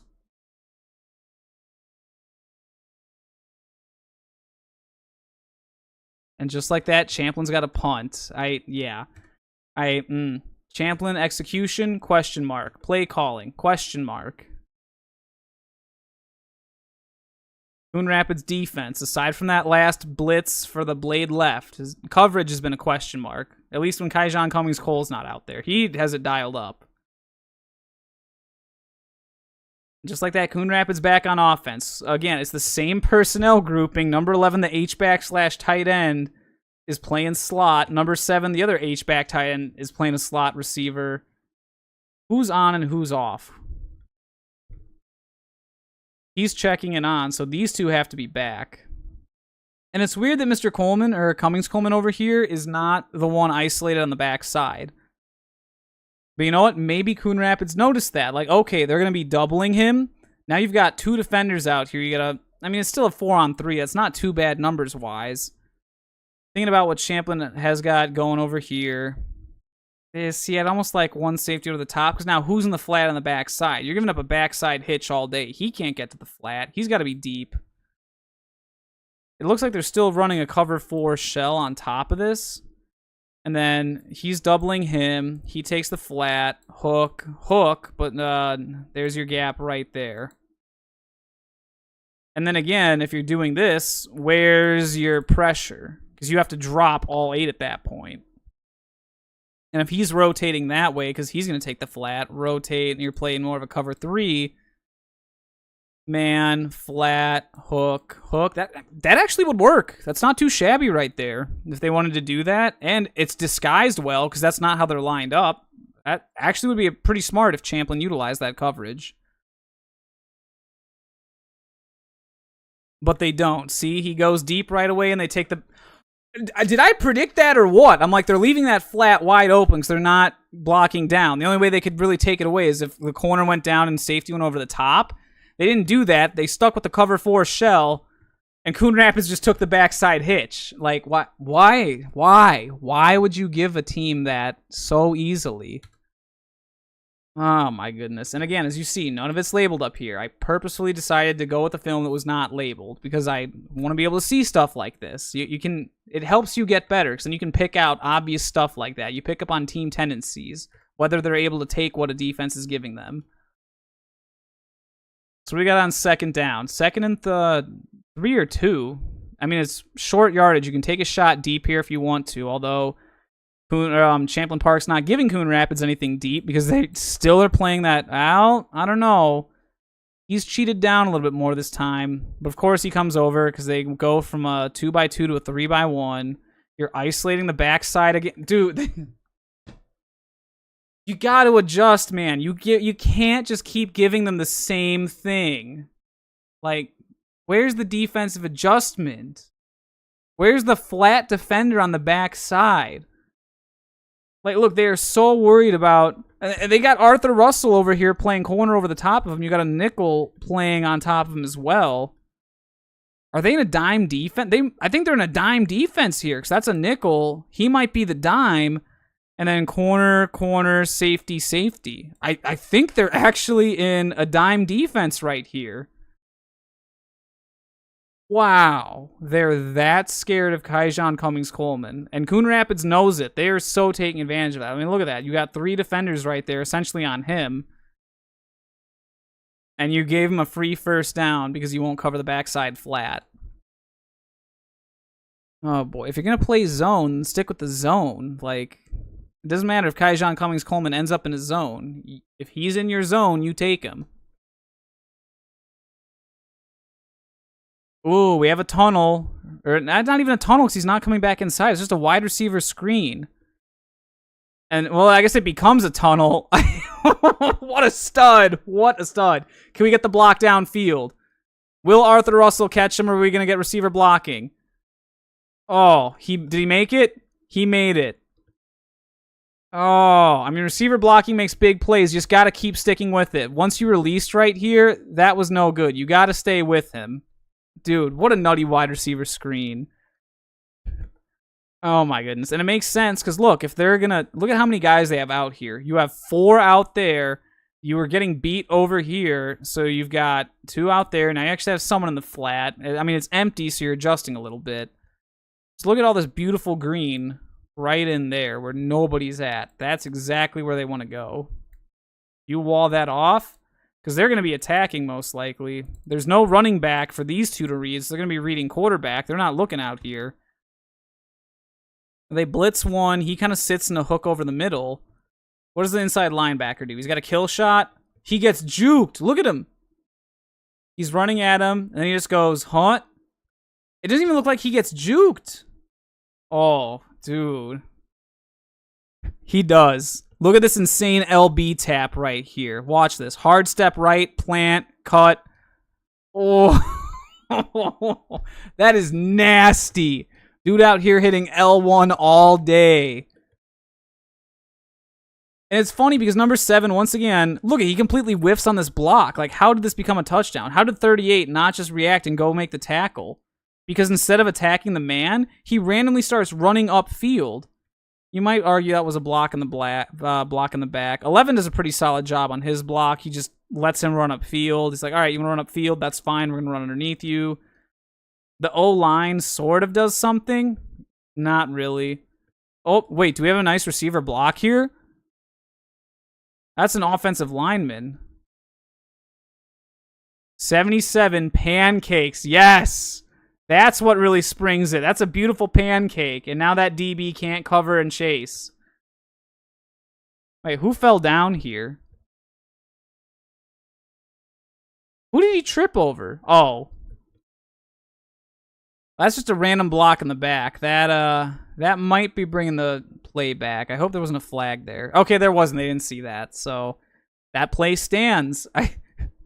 One of the weirdest tunnel screens I've ever seen. It's definitely not up to the par of like a Rochester Mayo tunnel or a Wyzetta tunnel, but it's there. There's another kicking team mistake. We're having trouble handling the kickoff.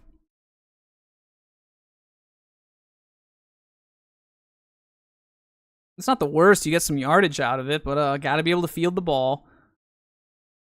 Slot trips closed, 12 personnel, tight end top, H-back at the bottom. I guess it could be GH counter to the top of the screen. Yeah, I was about to say, they're going to move him across if he stops. Inside split zone right.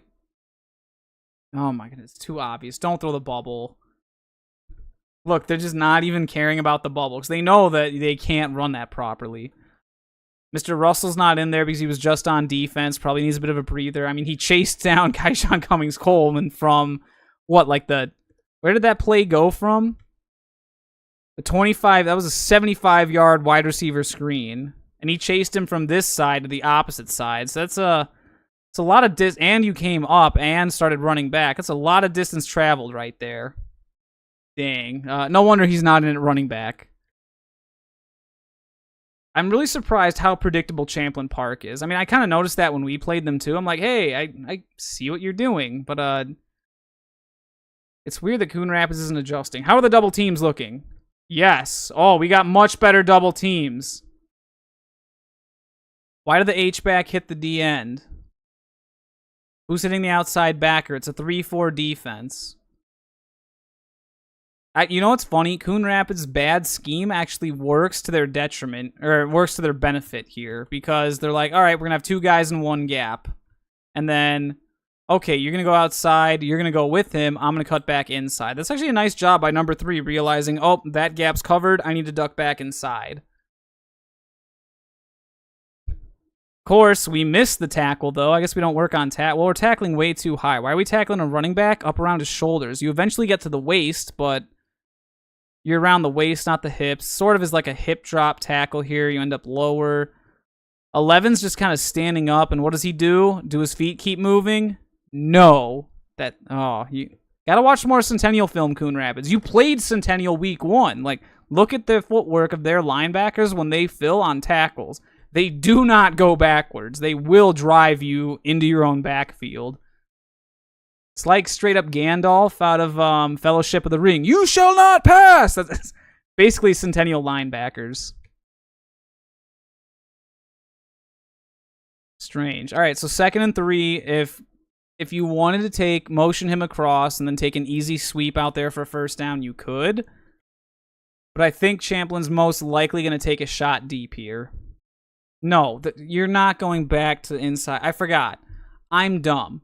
What do? They're like Lakeville North. If they have a play that runs for more than 5 yards, they go right back to it. So it's going to be inside zone just the other way. This time it's split zone left.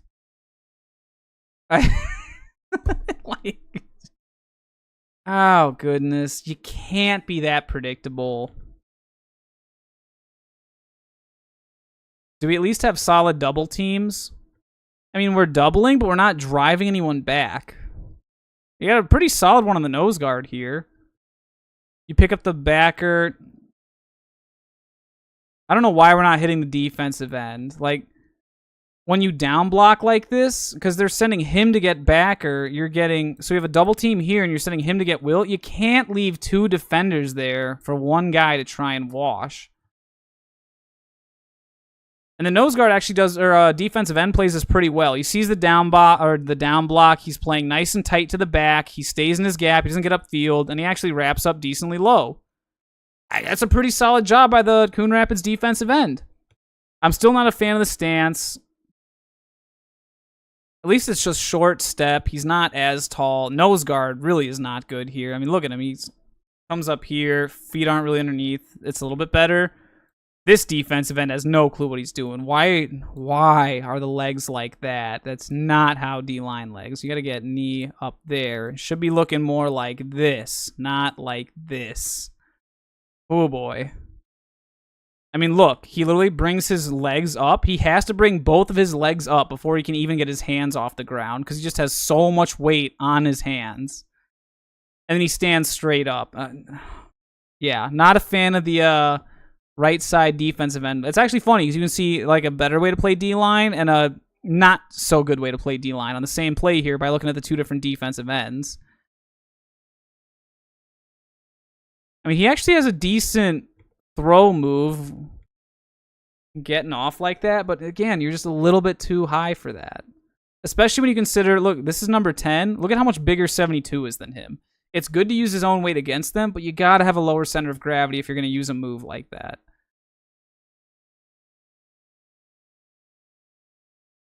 Wing twins. Are they going to go with sweep? It seems way too obvious to run sweep right here on 3rd and 4.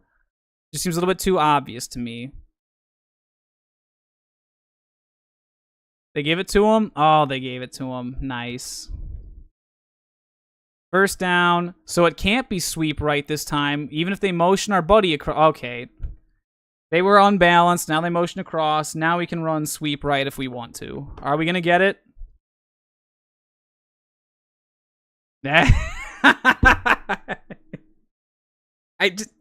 Okay, Champlin. Okay. Sweep right. Dude, how do we not get this? What happened? Down blocks. Oh. That's why. Why did nobody block the D end? Why shouldn't we have a double team right here if you're getting up to him, or if you're not even blocking him? Shouldn't we have a double team? You go up there, you 2 double team up there. You have to take him. You have to take him. You can come around and get him, and you come around and get. Actually, yeah, you wouldn't even need him to go up and get the corner. You can literally have double team here, and then he just goes straight to backer. You can even have him go up to safety. Hook.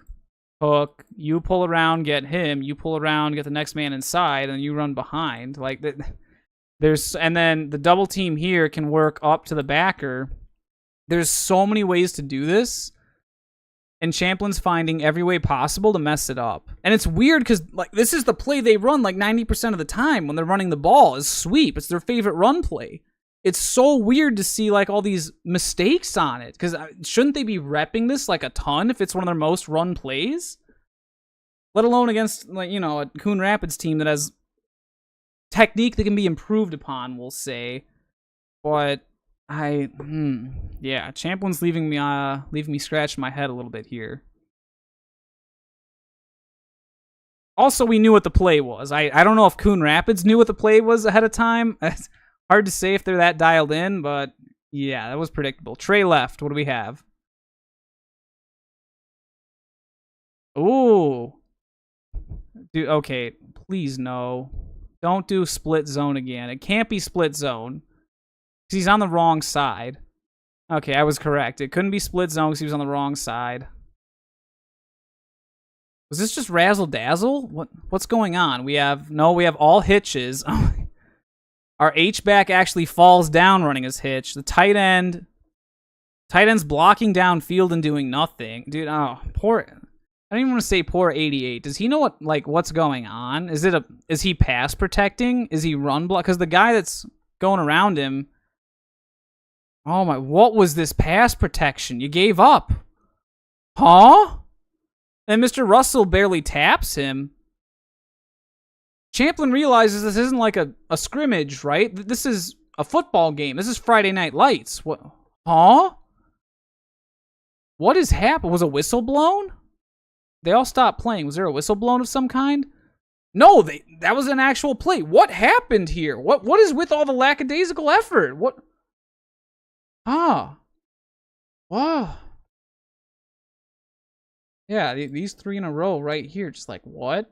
You fell down. 84 actually has a solid hitch, but very well covered. That's really solid man coverage, actually, by Coon Rapids. And why are we calling hitches against a really good covering Coon Rapids team? Also, we're confused. We're manned up there, manned up here. He's playing zone for some reason. We got to get that figured out. You can't do... man is man, zone is zone.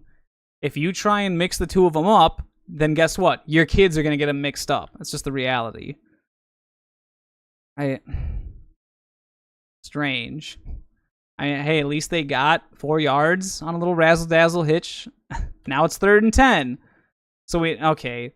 It's going to be... I don't know if they're going to motion the H across, but it's pretty obvious we're going to get a sprint out pass left. He didn't sprint out. I'm shocked. Well, scrambles to the right. Ain't no way. Dude, where did everybody go? What? Like I said, this game is just a meme. The weirdest things ever happen in this football game. You have a drag, a post.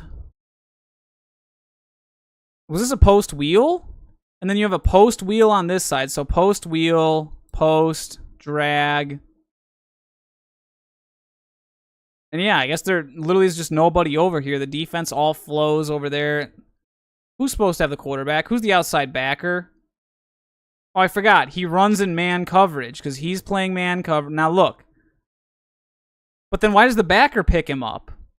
So these two are playing zone, man, man, zone, zone, man. What's the coverage? What are we doing?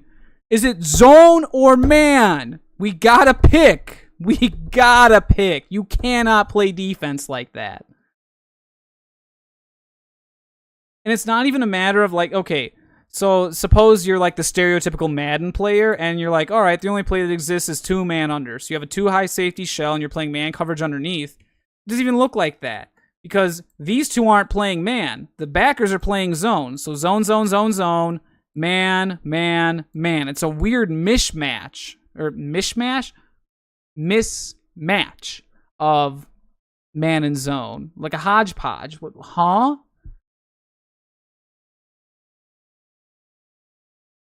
And what does the defensive end on the top do here? He dives inside. Why? You can't have him dive inside if you're in man coverage and he's going to go with the wing, because that means that now there's nobody left defending the edge, and that comes back to bite you here.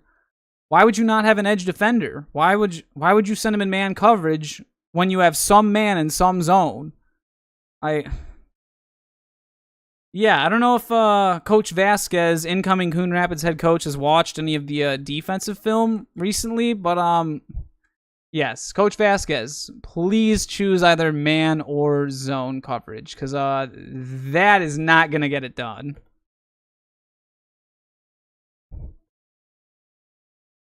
They put the center out in a shade technique again. I don't know what the play call here was. Oh, yeah, we got a bunch of Coon Rapids coaches with hands up, hoping for a penalty. Did we not know the snap count here? So it looks like everyone in the O-line except the right tackle knew the snap count. 1, 2, 3, 4, 5. So over half the offense didn't know what the snap count was. That's 6 players on offense. Interesting. I am back. Man is man, zone is zone. Yep, Coach Tim Carlson, absolute legend. He knows, you know exactly what you're talking about, Mr. Rich. Man is man, zone is zone. Apparently, Coon Rapids is trying to create a hybrid of the two. And as we've seen, it's not all that successful. I highly recommend Coach Vasquez changes that now that he's taken over. You cannot allow that to continue. This can't be split zone. It looks like it's going to be inside zone left, but that's just too... No, it's got to be a pass play. It's 1st and 15. You're behind the sticks. Maybe a screen. Or we can have... Do we not know the snap count? The center snaps the ball and he moves. But look, the tight end, left tackle don't move. The right tackle's slow to react.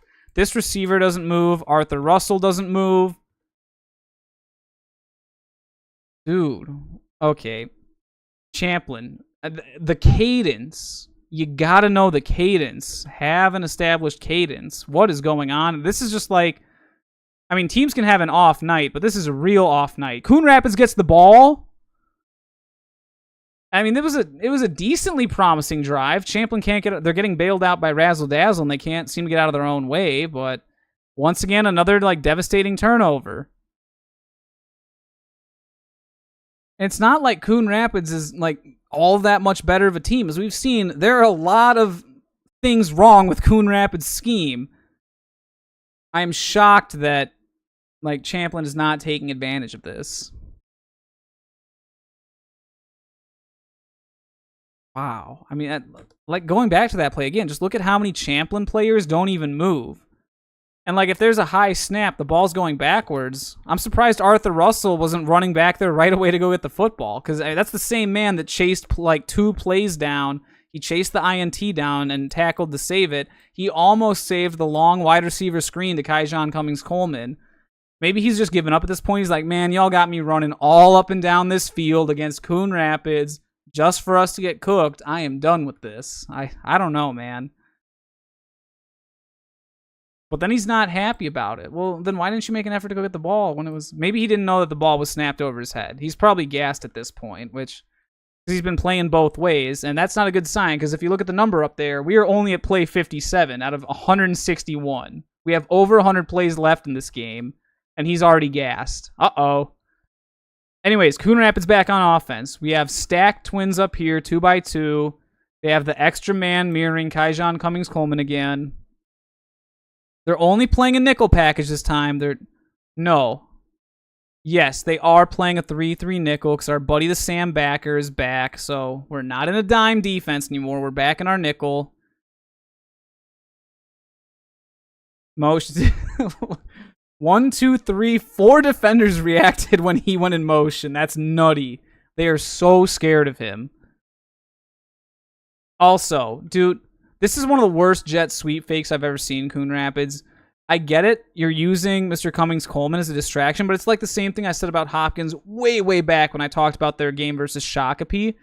There's no jet fake because the running back's not in a position to lead block. If you were in pistol here, then you can get away with it, motion either way, because you don't know which way the running back is going to go pre-snap. But out of this offense, there is no way for him to get the handoff and the running back to come around from the backside, tailing him, to then get in front of him and lead block. It's just never going to happen. This is a useless jet fake. And then for some reason, the quarterback rolls out immediately into the defensive end. I don't like how high up the Champlin Park defensive end is playing. He's doing a good job working half a man. He's just playing way too high. Oh, my guy. He gets stiff-armed by a quarterback. So, when you're chasing a quarterback or a running back like this, and they try and hit you with a stiff arm, whatever arm is on that side, you match it. You take side of your hand right there, stick it in between the elbow. Because guess what? The elbow's a joint. If you drive in on that elbow, you know what the arm does? The arm bends like that. So you get hand in there, it causes his elbow to bend, and then you just wrap underneath, wrap up and tackle. Nice little technique. He obviously does not know that technique. It's a pretty rare one to see coached. Because, I mean, how often does it come into play? Breaking a stiff arm. Probably not too often. There's not really a whole lot of kids able to execute a stiff arm in the first place. Time's probably better spent elsewhere. I need water. Where'd I put my water bottle? Oh, I feel like I haven't stopped talking in 3 hours, and that's because I have not stopped talking in 3 hours.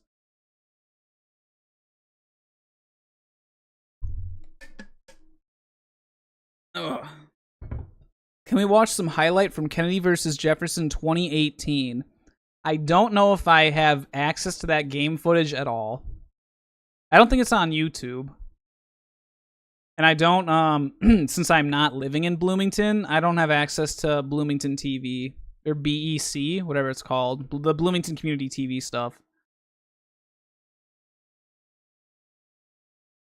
Yeah, I don't know how that stiff arm got off. And then the poor kid got pancaked and tried to get, once again, razzle-dazzle football. Doesn't work out. We've got a lot of razzle-dazzle this game. Just things are not going according to plan for either team. Decent. It's inside zone. They're still in a nickel, but for some reason, our Sam backer is way out wide. And his first step is out here. Why is he not reading the mesh? Is he playing man coverage? Why are we playing man coverage? He blitzes, so he's there. He's here. Dude, it's literally Madden defense. It's on the link you can for free. You know, if you can find the link for me, Mr. Rich, and post it in chat, maybe I'll take a peek at it. Yeah, like, I mean, this is almost a joke right here. This is literally 2-man under from Madden.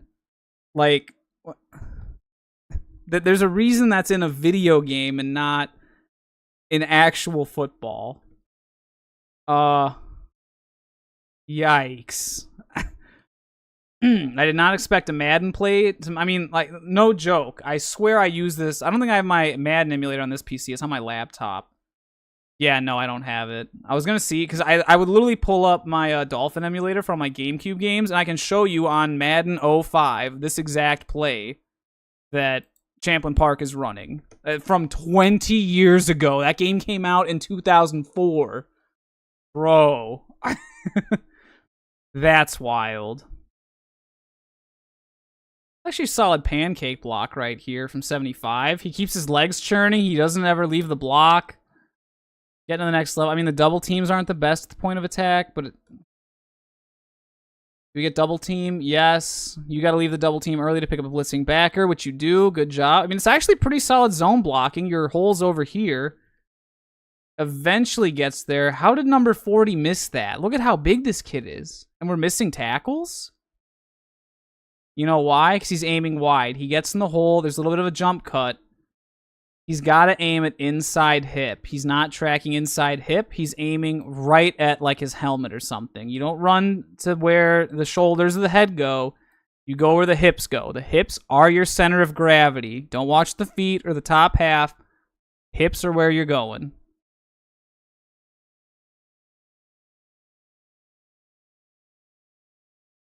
All right, so now it's third. I mean, still, Champlin was able to come up and run fit a little bit here. Safety actually does a good job coming up and filling. He realizes, crap, I got to come up and help.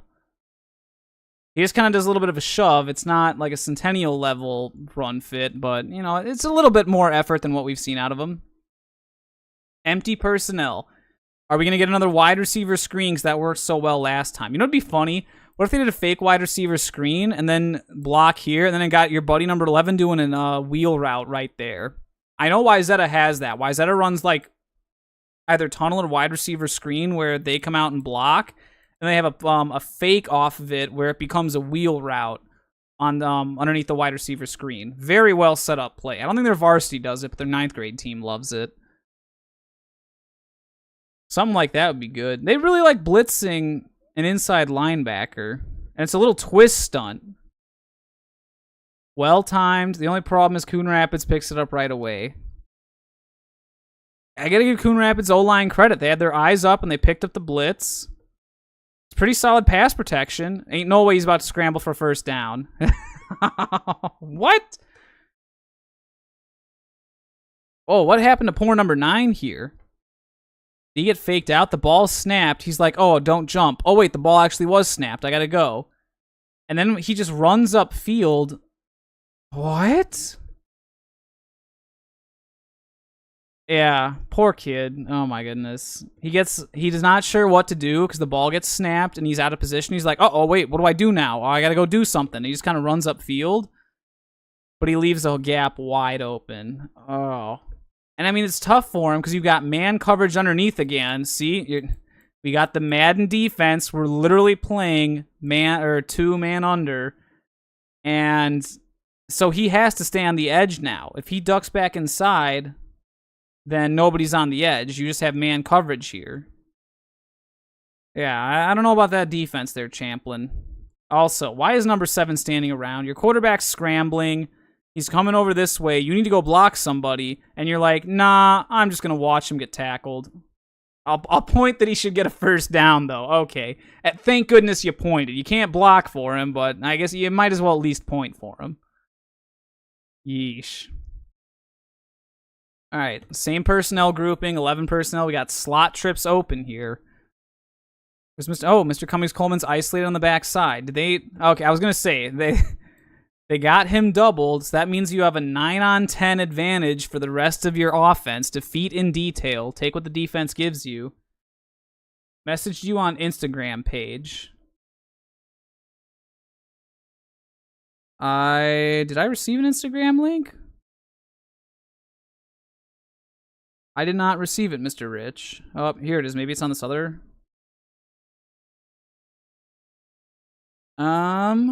No, I did not receive it yet. Strange. Centennial just shared a new reel on Insta. Yeah, I don't know. Interesting. All right, let's see what other sauce Coon Rapids can give us.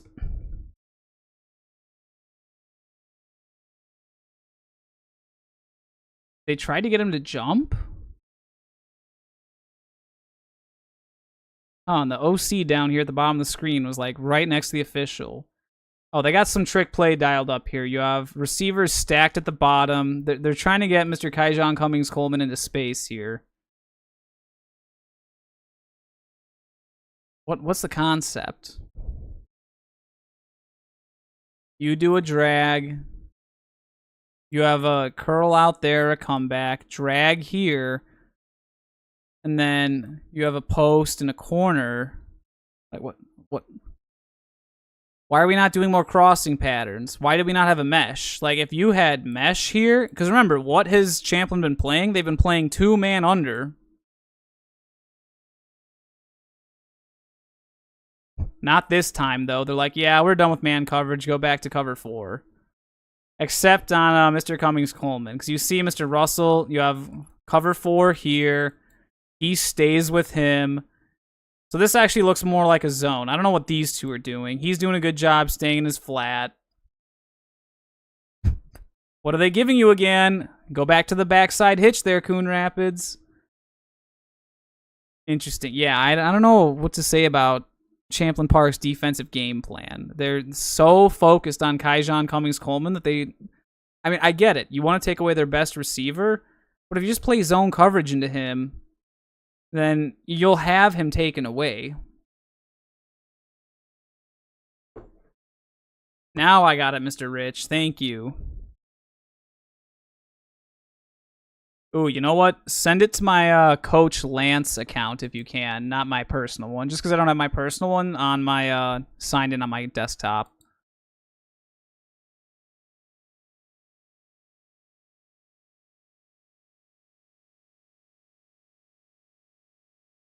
Yeah, I don't understand the defense here. I don't understand the pass concept. If you know they're giving you man, you got to run mesh. They're giving you zone this time, so we should have hit the backside hitch. Quarterback scrambles again. Oh, look at this. It's a little shovel pass. The running back, okay. Running back, you never turn around and look behind you like that. You got to keep going, man. Once again, this little razzle-dazzle, and it's a broken play. How many of these plays are just broken plays? I feel like this is the highest rate of broken plays I've ever seen in one of my live streams. Just absolutely nutty. 3x1. Yeah, I was about to say they got emotions. The trips are real wide out there. Backside hitch. Backside hitch. Oh, why didn't you throw it? The comeback was there for the first down. They're playing cover 4. There's nobody. Oh, it's right there. Oh, and you knew they were going to give you this coverage because it's what they gave you last time. We had it. Thank you, Mr. Rich. Greatly appreciated. Maybe we'll take a look at that after this game, although I have about 98 more plays to go. Oh, boy. And it's not like with some of the other games, like White Bear, I'm like, okay, it's inside zone. It's inside zone. Like, it's just the same thing over and over, so we can breeze through it kind of quickly. Like this, there's so much to talk about every play because there's just so much going wrong. And is this the little... No, the quarterback just scrambles. I mean, he could have just taken the check down. Or not even the check down. I don't know why he didn't just throw the comeback. Is he staring down? Yeah, he's staring down his best receiver. Dude, you got to take what the defense gives you. You've seen from their defensive alignment, they are keying on him so hard. You can't only throw to number 2. If they're not going to defend the flat and your buddy back there is wide open, you got to take what the defense gives you. It's wide open.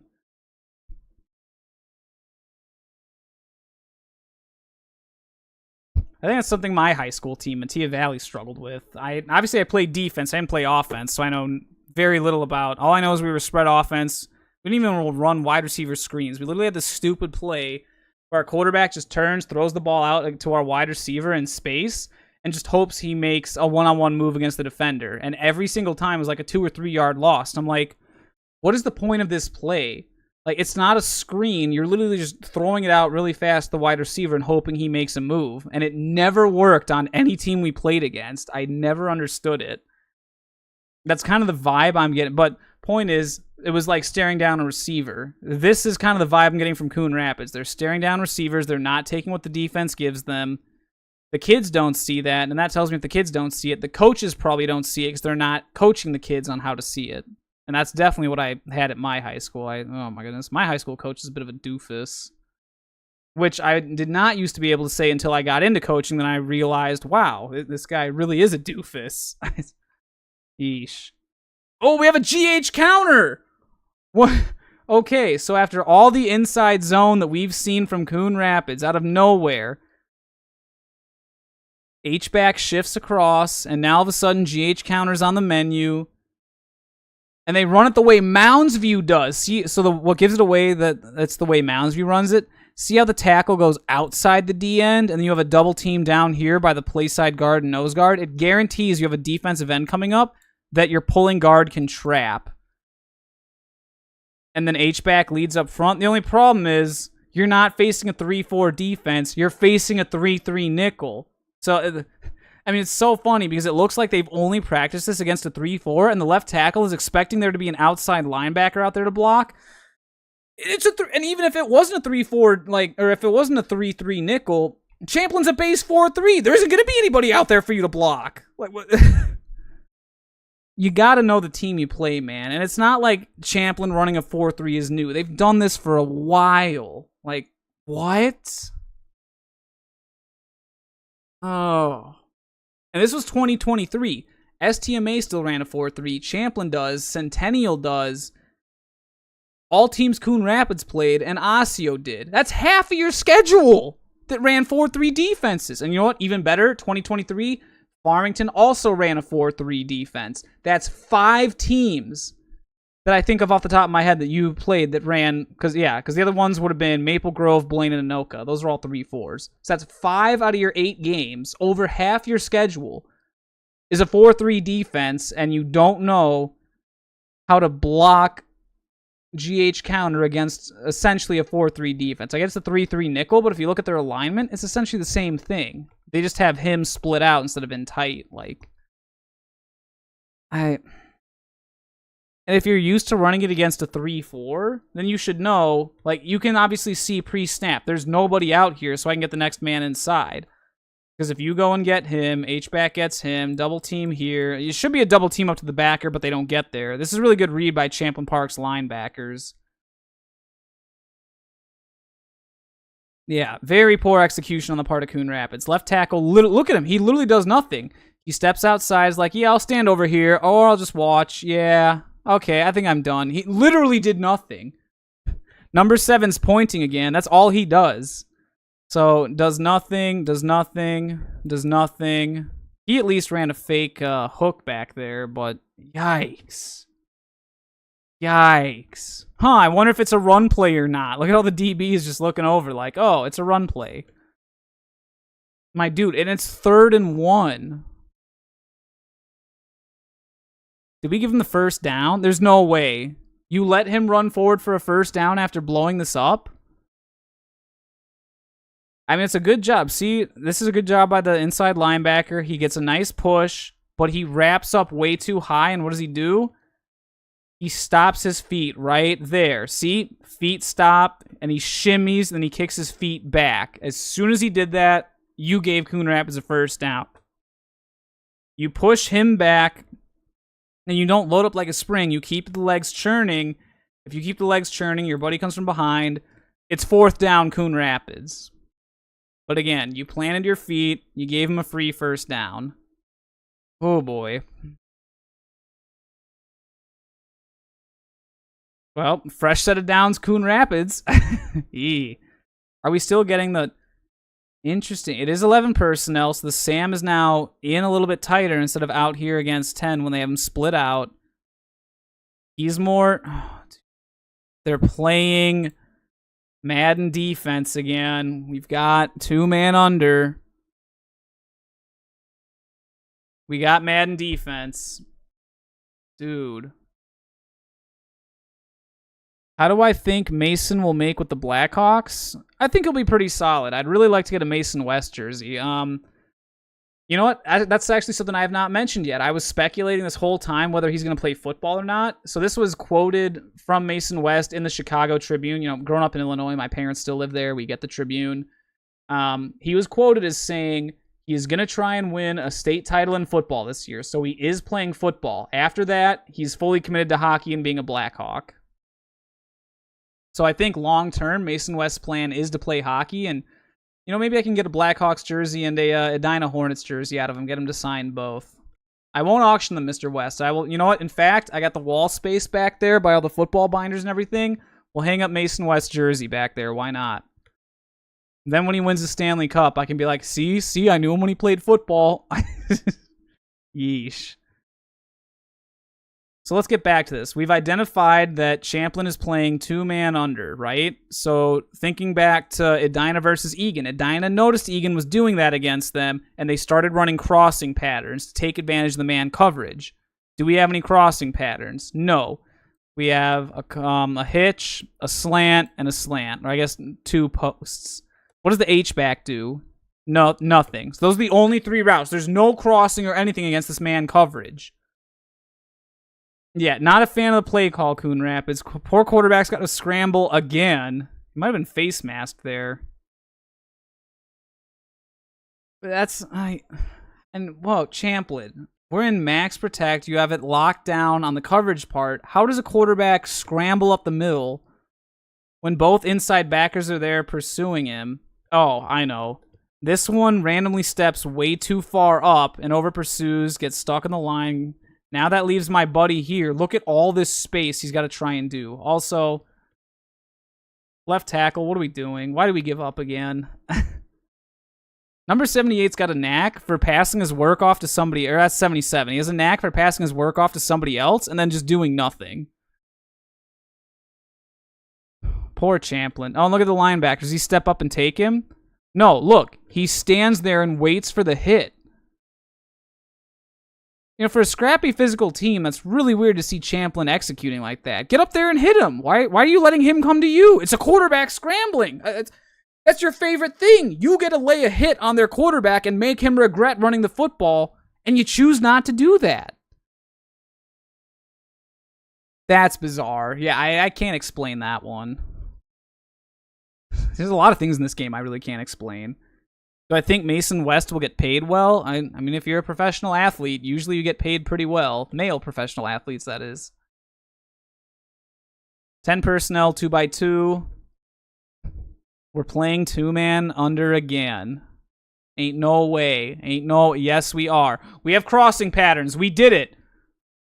Oh, that's not the one we should have taken. Should have been looking over here. Oh, it was there. He was coming open on the slant inside. Okay, Coon Rapids did wisen up. They realized, all right, man coverage. Give him a crossing pattern. Why was that his first read? He's staring that down the whole way. He only wanted to throw that.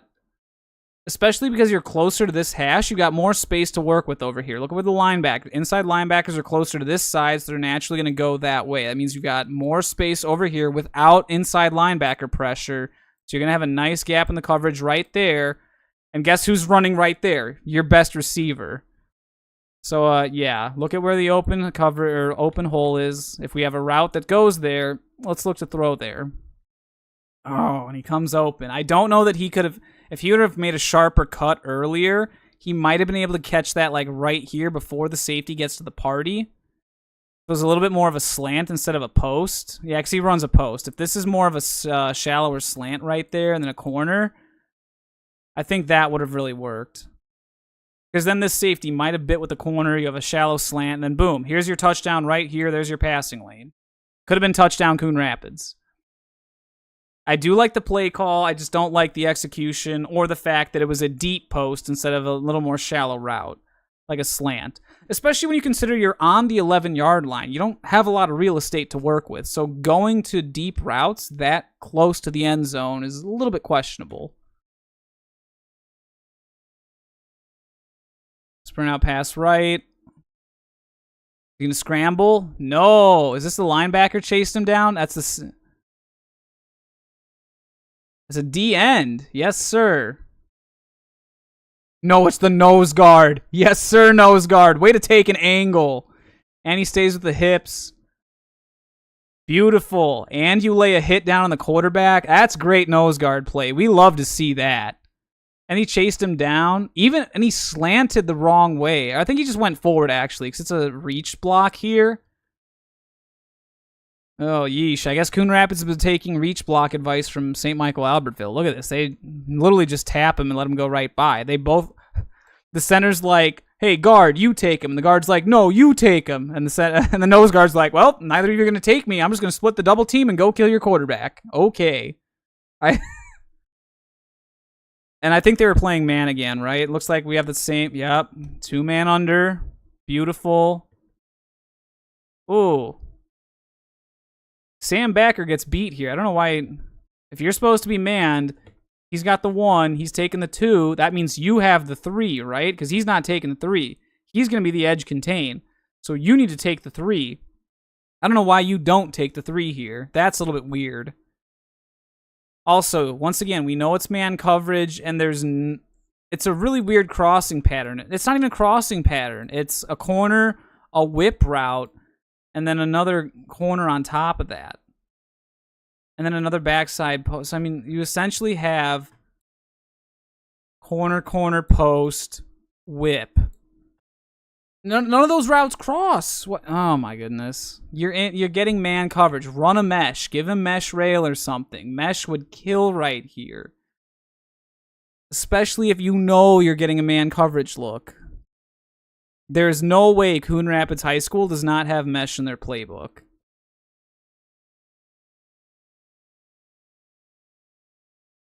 All right, what do we got this time? Oh, it's 4th down and they're going for it.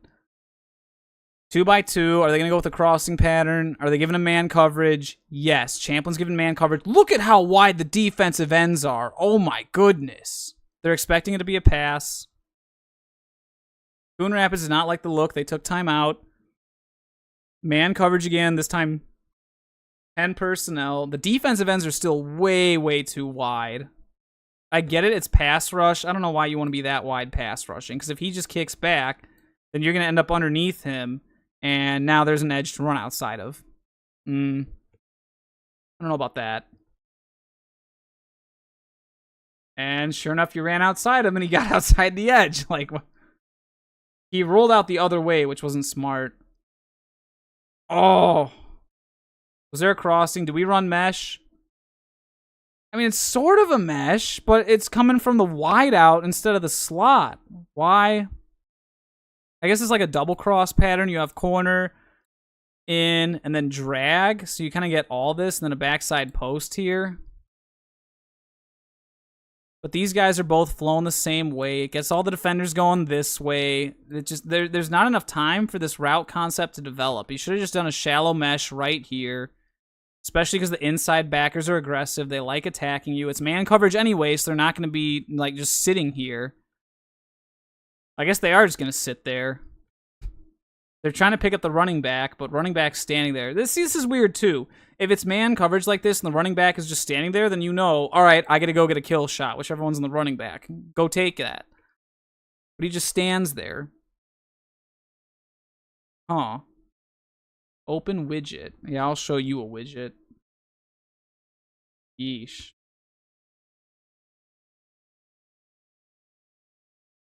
I don't know about this. That's weird.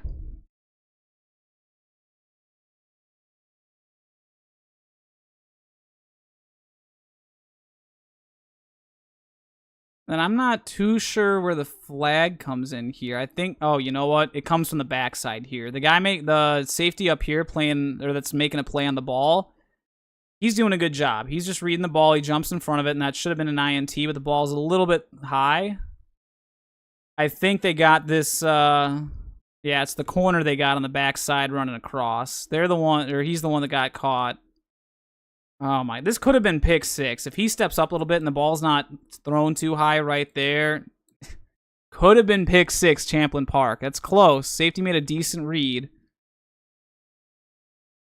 All right, hey man, it's called. You got to go up next play, first and goal, Coon Rapids. Go stop them. Or we're going to have another timeout. Champlin. All right, are we in 12? We are in 12, but again, it's the same guys. 11 is a slot receiver and a tight end. Now he's in. 7's a slot receiver and an H-back. He's in as well. That's got to be so annoying to use the same kids for every single formation. Are we going to get mesh here? And you can tell it's going to be man coverage again because, look, all of a sudden your buddies are in tighter. Funny how that happened. Oh, wait. And you know what I didn't realize? 3-4, Champlin changed their defense. They went from their 3-3 nickel to a base 4-3. Oh, are they expecting a run? Oh, the rail! The rail! The rail! It was open! Oh, no. Okay, so mesh rail is, in fact, in Coon Rapids' playbook, because here it is. Also, this is the nuttiest football position from a coach I've ever seen. Look at how wide the splits are. The back is flat. That's pretty impressive. Yeesh.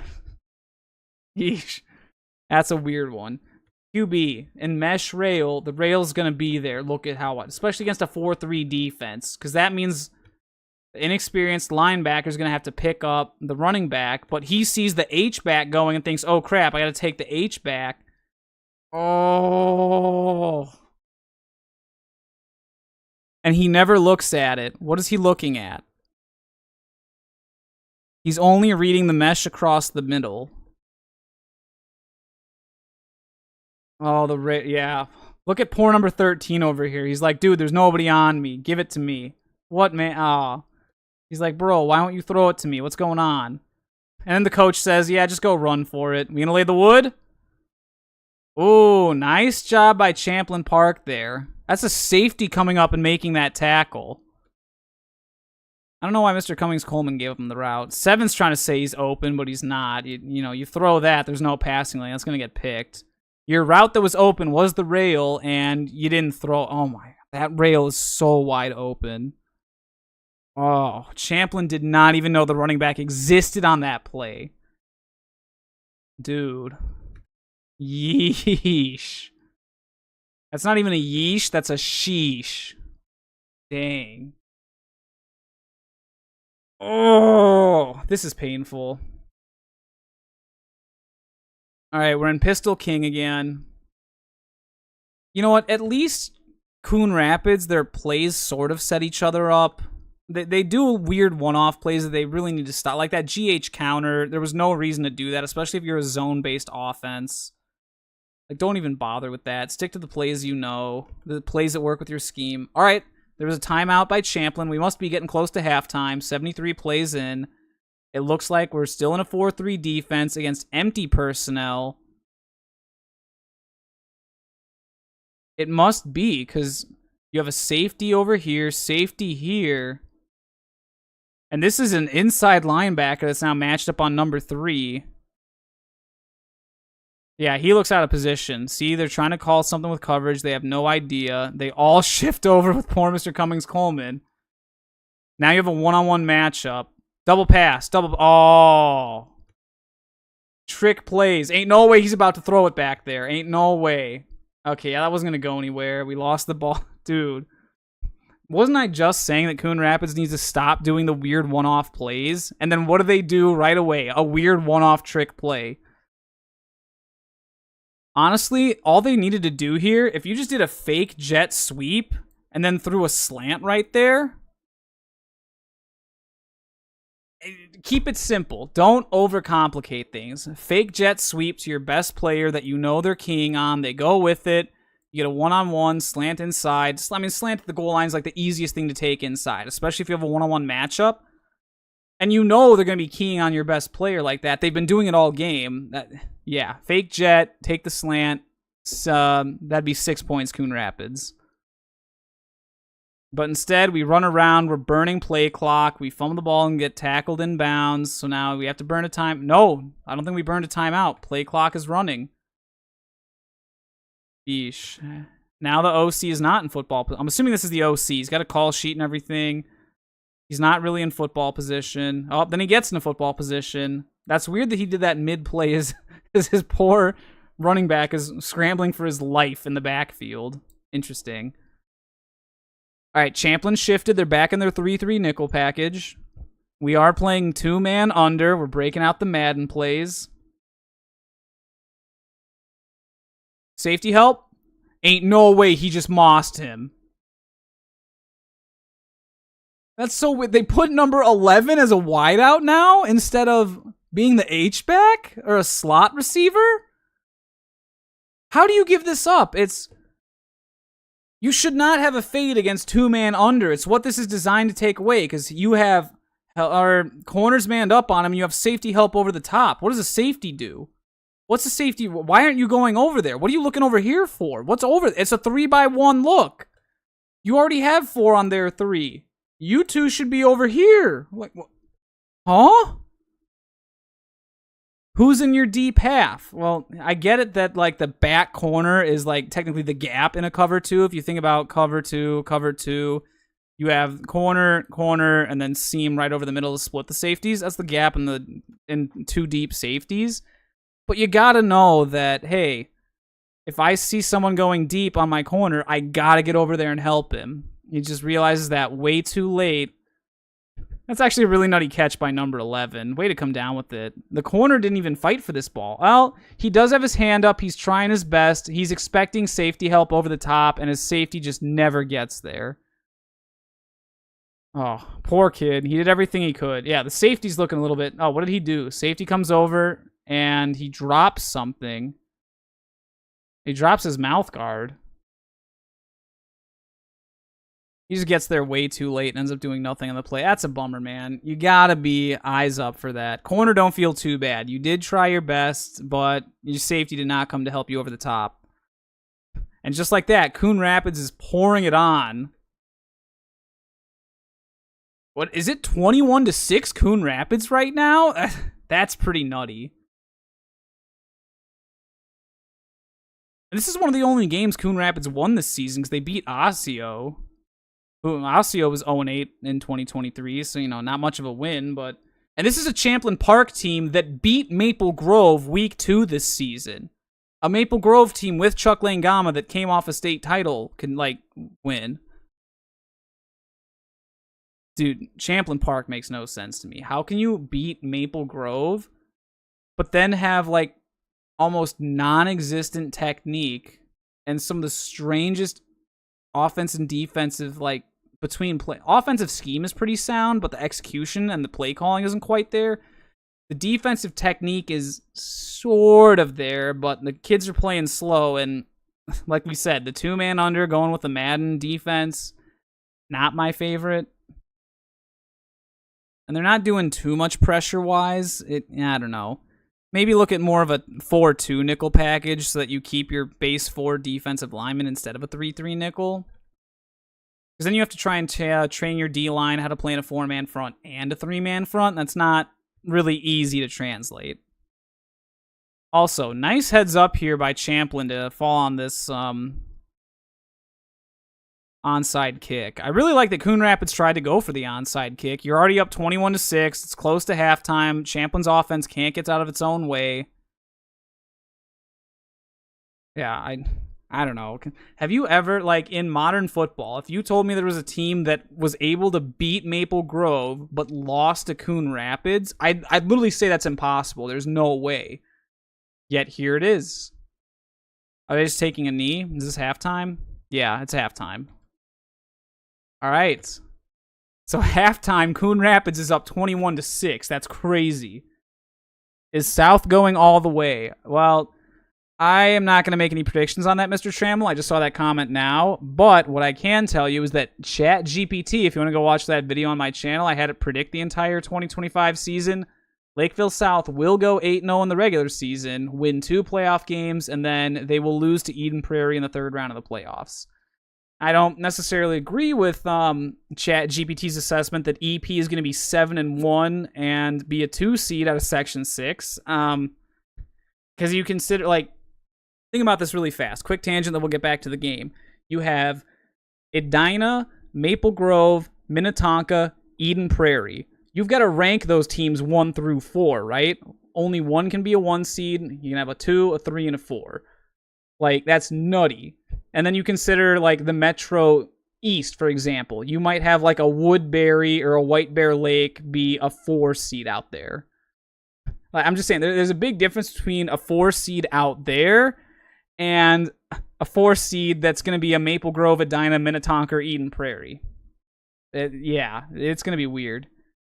We need dill back to make sauce. We do need dill. You can't. I mean, how can you have Thousand Island dressing without dill? No. Can you have Big Mac sauce without dill? No. We got to get dill back playing football. Got to bring the sauce. And Coon Rapids gets the ball. We start with a squib kick, and we're giving Coon Rapids good field position. What? All right, not a fan of the squib kick. Don't like that, especially coming out of halftime. You give Coon Rapids good field position while you're down 21-6.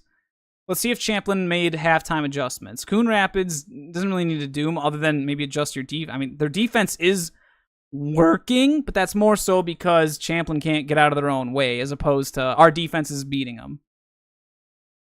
Interesting, you have an inline tight end now. Instead of being slot trips, you're in pro twins.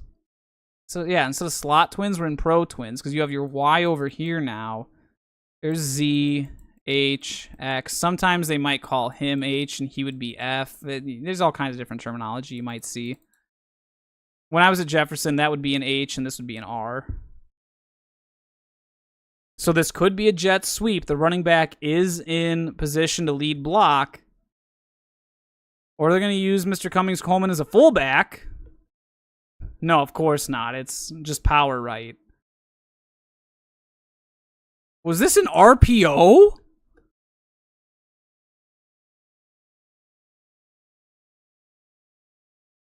Did Coon Rapids just run? I'm pretty sure this is a first level B-gap defender RPO. Look where his eyes are. It looks like he's reading that inside linebacker. And he makes the correct read off of it.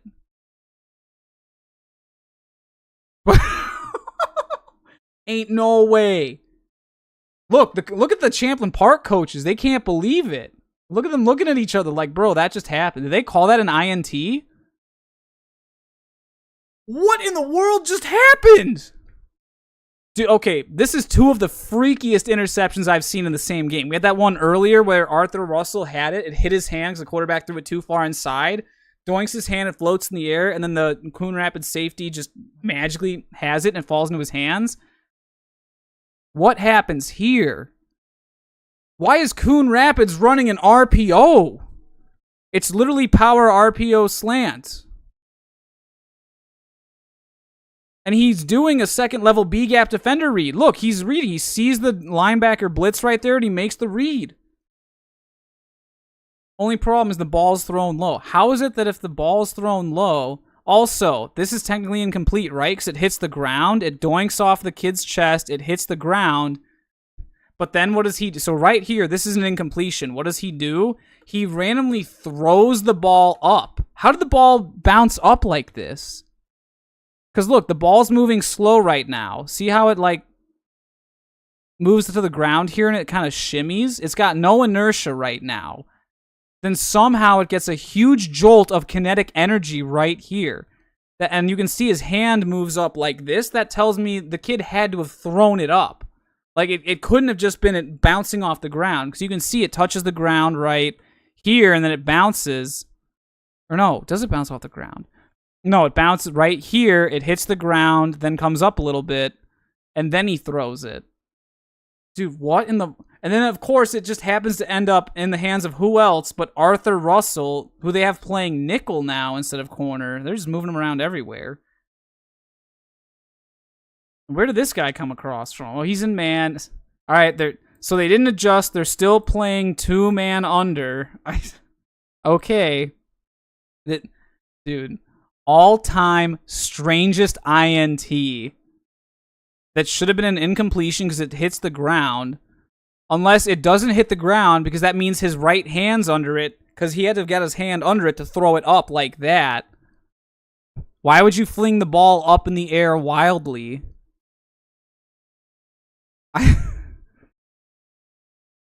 This is the strangest game I've ever covered on the live stream. Like, I cannot make sense. There's so many weird moments, strange mistakes, lack of technique, weird play calling, like... weird schemes, not the best adjustments. I mean, I'm shocked, man. This is a 6A football game. After I was just giving 4A crap earlier when we were watching the Sean Washington highlights, then I come in and I see two 6A teams make way more weird mistakes than 4A teams. That's, I retract my earlier statements. It can't be sweep left. If it's going to be a run to the left, it's going to be quarterback lead. Because the running back's not in position to take sweep to the left. Oh, it's bubble. Okay, why is it okay to throw the bubble here? Who's in the flat? Nobody. And that's not Mr. Cummings-Coleman. That's somebody else. And he's playing man coverage. He does get off. Can he make a tackle? Oh, he whiffs. Why did he whiff? Is he aiming inside hip? No, he lowers his head. He's not aiming inside hip. He's aiming chest. And when you aim chest... you miss.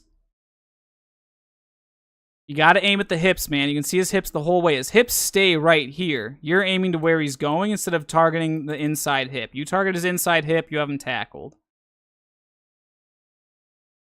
Safety, thankfully, comes all the way up and fills. Yeah. And again, is this supposed to be a fade? Is it supposed to be a block? If it's supposed to be a block on the bubble... What are you doing turning around looking inside at the quarterback? Why aren't you blocking? And then he's like, oh, crap, I was supposed to block. And then he just watches his buddy get tackled. I might just tell Champlin they got to take bubble out of their playbook at this point. Like, I mean, just maybe every version of it. We saw the weird slab with, like, the fake slant route that didn't work. We saw them try and do fab with the fade. And now this is just straight up bubble with a block. And they won't even block. Just all forms of bubble need to get out of Champlin Park's playbook, or we need to actually practice it. Because it looks like we have not practiced receiver blocking on a bubble route, like, at all. I mean, look at this. He runs right by him. He just ignores it. He doesn't even look to block. He turns around and looks at his quarterback like, hey, what am I supposed to do again? Oh, I was supposed to block that guy? Oops.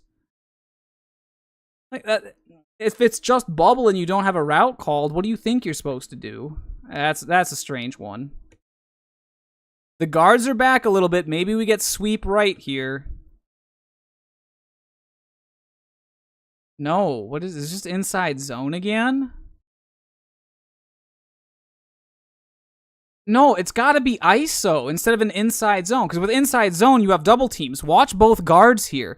They completely ignore double teams and immediately get up to the next level. And then Mr. Russell ran the wrong way. There's a hole's right there for ISO, and he's running right into a big nose guard. If he's just a little bit shifty, cuts over there, there's your hole, buddy. Look at the disrespect. The safety's just not even worried. He's reading the mesh before he even worries about the bubble. Good read by the Coon Rapids safety. We like that. Yeah, I don't know about ISO there, Champlin. And funny enough, again, going back to the whole you take plays from other teams you see, Centennial loves to run ISO. And sure enough, Champlin Park and Centennial are both in the Metro North. How about that? That's the back button. I don't want that. It's just really strange play call. I guess they want to get the like run game established, and sweep is not worked because they haven't let it work? Question mark. I don't know. And this is a team that beat Maple Grove. How? I might have to watch the Champlin Maple Grove game because I'm like shocked. Maybe kids got injured between because that was week 2. This is week like 6, I think, 5 or 6. So maybe a lot changed. All right, we have pro slot. No, we have Trey open to the left. Oh, right guard flinched, so that'll set you back. Now it's 3rd and a mile. You're going to call a screen. They don't really have screens. I guess they have the H-back screen, but that's about it.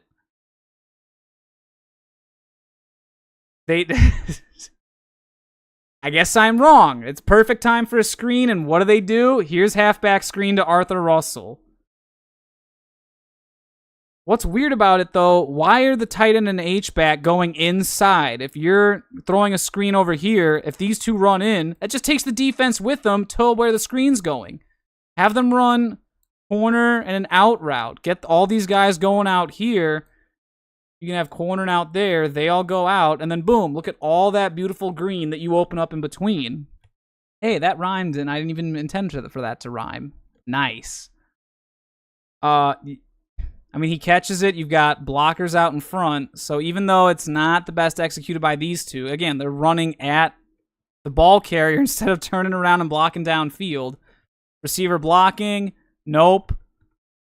Okay, 14's not too bad. I mean, he's playing patty cake. Oh, he hits him with a little kung fu right here. Watch.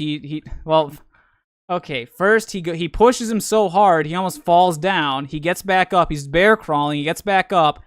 He hits him with like a jump kick right here. Actually, he pushes him up. He gets into like the crane position, like some kung fu stuff. And then he goes back to playing patty cake after that. That's a really weird series of events. Like I keep saying, this game is just a meme. Coon Rapids Champlin Park is an absolute meme. Oh, and that's Kaijan Cummings-Coleman that he's blocking. Why are you hitting him with some kung fu stuff? What? Did 84 get a block in the back? Oh, yeah. Yep. Oh, and there's another flag there? What's that for? Oh, that's probably unnecessary roughness, maybe? Multiple flag. I don't know, man. There's a lot you could have called here. There's a block in the back. One of the kids over here just falls down on his own. Oh, okay, he gets blocked in the back by his own guy. There's a really bad block in the back right there. A blindside block in the back. And then you have a rough hit, late hit out of bounds.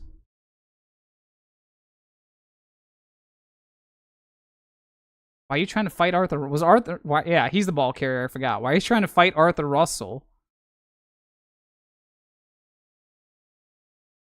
Oh, and then Mr. Russell starts trying to badmouth him. Like, come on, dude. Why? Yeah. All right. Good job for number 14. He does kung fu when he blocks, and he's a peacekeeper. What a guy. Man of the Year award right there. All right. So now, I guess they didn't call the block in the back on Champlin. So what we have to work with is Coon Rapids now has a goal line stand. Actually, not even a goal line stand. It's 1st and 10 from the 11. So if Champlin gets to the 1, they get a fresh set of downs at the 1-yard line. There's no way it's going to be sweep left. Please don't call ISO left. Do not call ISO left. Power left. Actually, it's more of a trap. So at Jefferson, we called this trap. When you let a defensive end through... Oh my, it is trap. You have trap in your playbook. We have a double team. Do we get up to backer? Do we get up to backer? Why? Who made the tackle? The safety. Why is a safety making a tackle on trap? Question mark.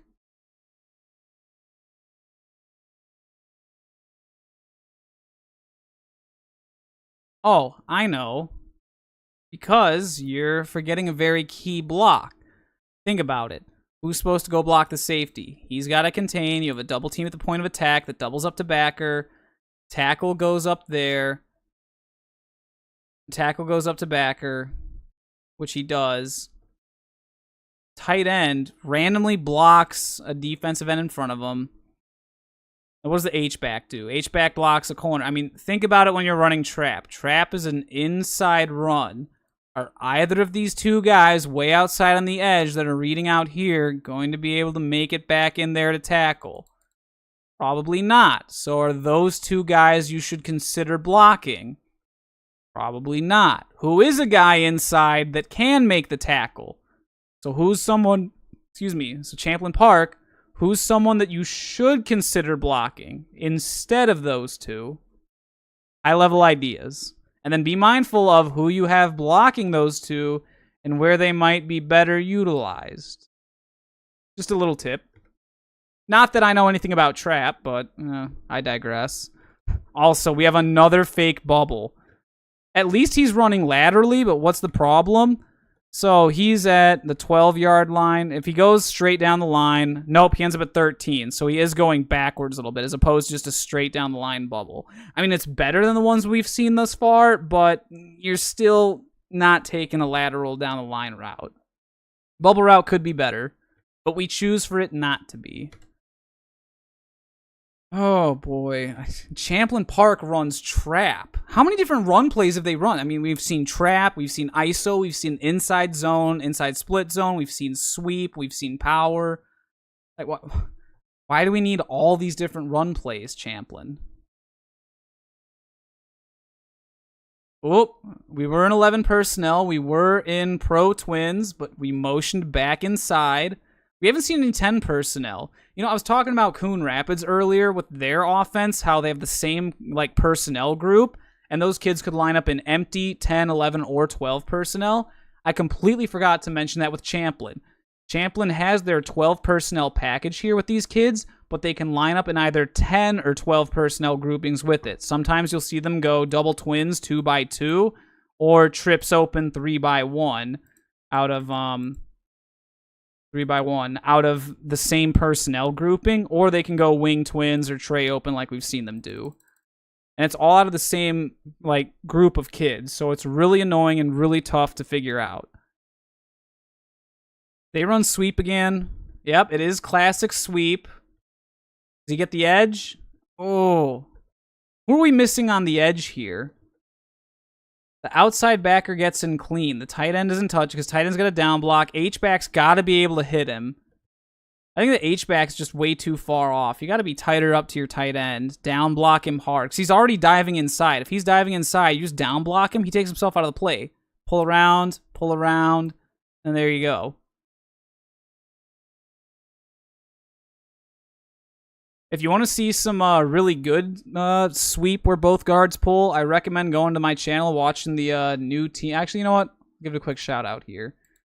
YouTube, the video I did on the new teams in 6A. We go down to this one, and then go watch Moorhead. I'm pretty sure. I don't need to hear my own voice twice. So, and I put in chapters down here, so you can actually see like Rogers film, Andover, and it's all time-stamped in the description. So if you want to cut to a specific part, like Moorhead film, you can do that. I'm like 90% certain Moorhead ran double guard pull out of a sweep. They might do it right here, actually. Yeah, because I got other guys lined up down here, and there it is. See? Double guard sweep. Look at how much better they execute it, because they get a kick-out block. It almost looks more like a Centennial Buck sweep. There's another connection. Another Metro North team that pulls both guards. But see how they do such a good job? Watch how Moorhead's H-back gets a really hard down block. See how he gets a beautiful hard down block here, and he completely takes that outside backer. When the next edge defender steps up, the first guard hits him with a kick out, and look at where he engages with the kick out. He's fighting the inside half the man, turning him out. It's so beautifully done. Then the next pulling guard can take the next man inside. And obviously you got Tay Rich back there. He's a smart kid. He knows follow your lead blocker, and he'll take you. Oh, God, that's so... I can't wait to see Moorhead in 6A, man. Yeah. It's Champlin Park. Highly recommend either copying Centennial's Buck Sweep a little bit closer with the rules if you're going to keep running Sweep, or watch some Moorhead film to see how they get it done. Why is this the weirdest game? Because there's been tons of really sloppy technique, weird trick plays that have gone awry, weird things like high snaps, extra points that have doinked off the goalpost, two of the weirdest interceptions I've ever seen, literal Madden, GameCube, and PlayStation 2 era defenses, like strange play calling that doesn't set each other up, a weird lack of effort, and a lot of standing around. All those factors are just some of the pieces that are making this the strangest game I've ever watched. And in 6A, nonetheless. All right, we got Trey open to the right. Running backs on this side. If they wanted to run sweep to the right, they could. Most likely, though, just take a quick slant. Actually, no, because that's Kaijon Cummings-Coleman out there, isn't it? You don't want to run a slant against their best receiver. No way. Did someone for Coon Rapids just jump off sides?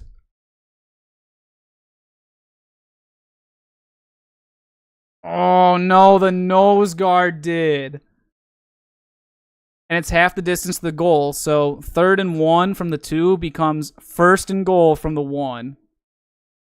Are they both doing strange play calling? Coon Rapids' defense is very strange, Mr. Rich. They're playing a weird mix of zone and man on the same play. Like you commented earlier, man is man, zone is zone.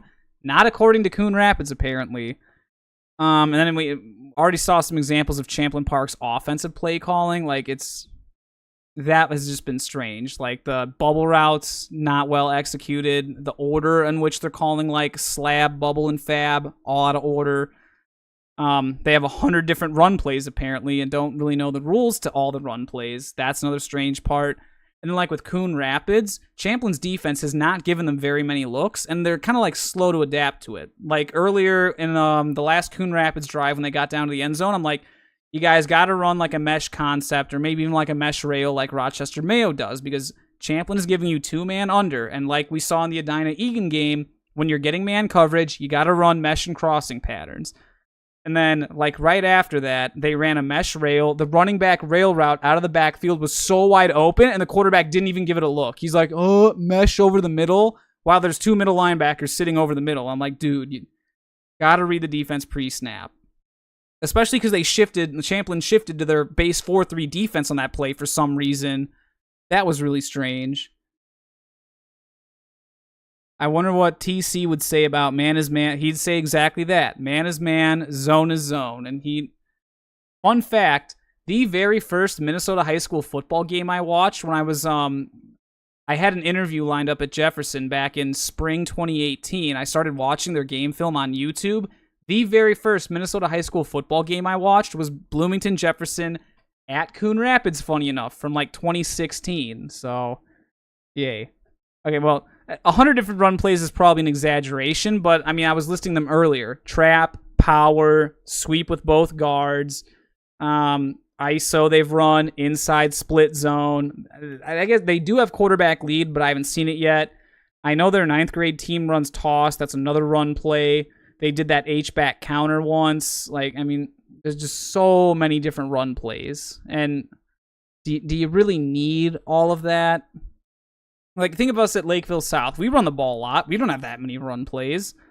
Shakopee, Egan, they run the ball a ton. I don't think they even have that many plays total. Shakopee, Egan literally has 8 or 9 plays. And how many run plays did I just list for Champlin alone? 8?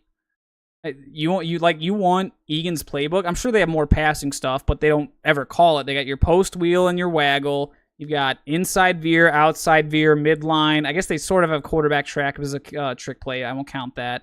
Zone dive. Once in a while they'll run rocket toss. Counter option. We're up to 8. Geesh. I guess quarterback trap is a trick play. Yeah. So I guess Champlin Park has as many just base run plays as Egan has just plays. That's wild. But see, it's like what I've talked about, like with STMA, for example. When you have such, or even Prior Lake, when you have such a big offensive playbook, like, how do you practice all of that? How do you practice all the techniques associated with that? And kind of like I harp on with, was it? I don't remember what team. Oh, it was Rosemount, because they do triple option runs. They do zone blocking runs. They do power gap scheme runs. How do you practice? Like, each one of those run concepts has different techniques associated with it for your offensive line. How do you coach all of those different techniques in the regular season and get enough repetitions at them to be good? Well, the short answer is you don't, and that's why you kind of saw a 1-7 Rosemount team last year, which was a bummer because their defense was actually pretty good, and Rosemount has a lot of talent. They're well coached. They're always one of the best defensive teams in 6A, but yeah, their offense just kind of got a little bit, I don't even say too cutesy, just they went into Old Country Buffet and they loaded up 5 plates of food and they only ate about half a plate. So, yeah. But probably the best way I can describe Rosemount's offense last season. Speaking of offense, I'm about to cry. Champlin Park is playing the Power T. Why in the world? Also. So this is how I know they have no idea how to run the Power T. Your smaller, fastest back is on the right side. That's their middle linebacker, number 40, your biggest kid. Why is he the one in the middle? That's not where... They're thinking of it from, like, the perspective of an old school team. Like, oh, he's supposed to be the fullback. That means these two guys have to be shiftier, because that's what an old school T formation was supposed to be, right? I don't think you've watched enough Lakeville South film, which is wild because they played us this season. So you'd think they'd kind of know a thing or two about the Power T. And Maple Grove ran the Power T against them this season and the season prior in 2022. All right, you know what? Think about all the teams we've seen line up in a Power T like this, like Wyzetta did this when I covered the Wyzetta EP game. Maple Grove did it against Minnetonka. Rosemount did it. Every team that's done it, they pull guard, and then they just run sweep out that way. The one thing that's keeping me from thinking this is going to be sweep to the right is bear in mind where Arthur Russell is. He's over here, right? So if it is, but why would you run sweep or lead with him to the short side of the fields? You know what? I'm overthinking it. Quarterback sneak, right? You're at the 1 yard line. No, they did run sweep to the left with Arthur Russell. I got that right, and they pulled the guard. Why is it so predictable? Does everyone that tries to copy the Power T run the same play? They're like, nope, the only thing that works is sweep with a pulling guard. That's all we can get away with. We don't know how South works. They're like black magic to get everything else to work. We only can do sweep. I will cry. Do we at least have good blocks at the point of attack? A lot of down blocking. That's good. Okay. Champlin. The play is called sweep. You run a lot of sweep when you pull 2 guards. Does sweep go inside or outside? Okay, so it kind of had a Dora the Explorer moment there. Sweep goes outside. Who do you have to block if you're running outside? Edge defender. Who is not blocked on this play? Edge defender. Who makes tackle so that no touchdown occurs? Edge defender. Oh my goodness. Honestly, if they just lined up in the regular wing twins and ran quarterback lead, I think they probably would have gotten a touchdown way easier. Why run the Power T when you don't understand? Like this, think of all the stuff I just said about this. This is just one power T play. We immediately knew, okay, Arthur Russell's here. It's going to be going that way, and it's probably going to be sweep because that's the only thing teams run. And you don't even block the outside defender on an outside run. I mean, look at where the two other backs go. The lead backs both just run right behind. They're just pushing their own men in the back. Where's the J block out here? Where's going up to the next level? There's your run lane. Like, why do you just push guys that are already blocked? And then you leave two defenders, both the safety and the corner, to run fit. And I will give Coon Rapids safety and corner a lot of credit here. They read the play. Look at how they come up and fit, and they keep their feet moving. Look at number 14 here. See how he keeps driving his feet? Look at that. Even on the ground, he never stopped moving his feet. What an incredible effort to keep Arthur Russell out of the end zone. Yeah. Mr. Rich says, what team had so many offensive plays? That would be Rosemount. Rosemount and, I guess, sort of Prior Lake. If there were teams I would pick that have way too big of offensive playbooks, funny enough, they're all blue and gold. Rosemount, who has done something about it, so I can't really give him crap for it anymore. But STMA and Prior Lake are probably the two on my radar, at least in 6A, that way too big of offensive playbooks. Stillwater is like bordering on getting too close to that. It really depends, because it's not so much that Stillwater has too much in their offensive playbook. They can't really decide on their offensive identity. It's like, are you a 10 personnel spread team or are you a 21 personnel I team? And they kind of get caught in between those two. Maple Grove is sort of the same way, but like after I was watching the Maple Grove Minnetonka game that I broke down on live stream, like it occurred to me, I'm like, wow, Maple Grove is able to get away with all these plays because it looks like the only thing they do in practice is like team time where they just run plays. Because if you look like when we looked at how they block shed, like every single kid was doing spin moves. I'm like, have they never worked on block shedding? It's like, we'll just let good athletic kids be good athletes and make plays. Let playmakers be playmakers. Like, that's just, I can't say for sure that that's what Maple Grove does, because obviously I've never seen a Maple Grove practice, but based on what I saw on film, it looks like that's what Maple Grove does. And I guess Champlin Park might be the same way, question mark. But then again, Maple Grove, at least when they run plays, you can see, okay, they rep a lot of plays, they know what to do on them. Whereas with Champlin here, I don't even know what to make of this. And then going back to STMA and Prior Lake, it doesn't look like they even practice half the offensive stuff they run. Like I kept getting after St. Michael Albertville because they kept calling stretch against Osseo. That idea is good. You're getting a 4-3 defense. You want to run stretch against it because you have a less athletic defensive end containing the edge. That's good in concept. But if you've never taught your offensive line how to reach block or practiced good reach blocking technique to the point where you can actually implement it into a game, then you shouldn't call it in a game, no matter how good of a play call it is. Or like Prior Lake running verts out of 10 and 11 personnel against Forest Lake in that other game I broke down. Yes, I get that Forest Lake is stacking a safety down and they're giving you cover 3. And verts, it's almost like Prior Lake was watching that, like a TikTok of Arch Manning where he, in high school, was like, oh, you're going to give me cover 3? I'm just going to check to verts. Like, that works, but Prior Lake does not have Arch Manning at quarterback. I don't know that Prior Lake practices throwing verts ever, and it showed against Forest Lake because it looks like they've just never done it. And it's like, well, like, I get that it's a counter to something you're seeing, but if it's not something you practice regularly, you can't call it in a game. So, all right. Quick tangent on offensive playbook or just playbook construction 101. It has to be plays that all set up each other. Like, if you look at Shakopee's playbook, sure, they don't run a whole lot, but all their plays build off each other. You start off with inside veer, outside veer, midline. Most teams, or even ISO, most teams in 6A or DCs cannot tell them apart. It's like before I started labeling plays at South, most of our staff did not know what an inside veer was. But now we do, and so hopefully we're going to do pretty good against Shakopee. We'll see. Obviously, you never know. But they run those plays, and that sets up counter option and counter tray. And then if you give them a tight look, they've got rocket toss to stretch you on the edge. So all those plays are more inside runs. Rocket toss hits you on the edge. If you bite on rocket toss, they have belly that goes up the middle off of the rocket toss fake and waggle that's a bootleg off the other way. So just like that, all their plays set each other up and look similar. Same thing with Lakeville South. You throw like 3 of our top 4 plays, they all look exactly the same, and no one knows where the football goes. It's designed to look like that.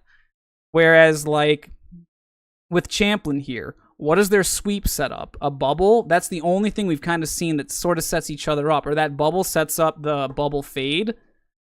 But you didn't execute any of it. It wasn't established. Like, when I was breaking down the Hopkins Shakopee game, how many times did Shako run rocket toss before they ran belly underneath that? How many times they run rocket toss before they went to waggle? It's all about the order of the plays as well, in addition to how the playbook's constructed. And going back to Prior Lake, like how they're like, well, we have things that counter each other. But this isn't college football 26 where you can just like take plays that you think are good from all kinds of different playbooks and then like stitch it together. They have to set each other up, especially with high school kids. They're not like an AI where you can just be like, hey, you just need to know what to do on all these different random plays. They don't look anything alike. Like, going back to the Forest Lake Prior Lake game, Prior Lake's top 3 run plays were buck sweep, toss, and lead. None of those 3 run plays look anything like each other. So you know, like, okay, they're in wing twins strong and they're not motioning, here comes toss. They're in wing twins weak, they motion across, here comes lead. They're doing an orbit motion out of wing twins weak, here comes buck sweep back to the tight end side. Like, it was so predictable because none of those plays look anything alike. That's just mind-boggling to me. I don't know. But that's my quick tangent on offensive playbook building. If you're ever going to take over being an OC, and especially at the high school level, you have to consider the talent you have from the kids that come out to play. You don't choose your scheme.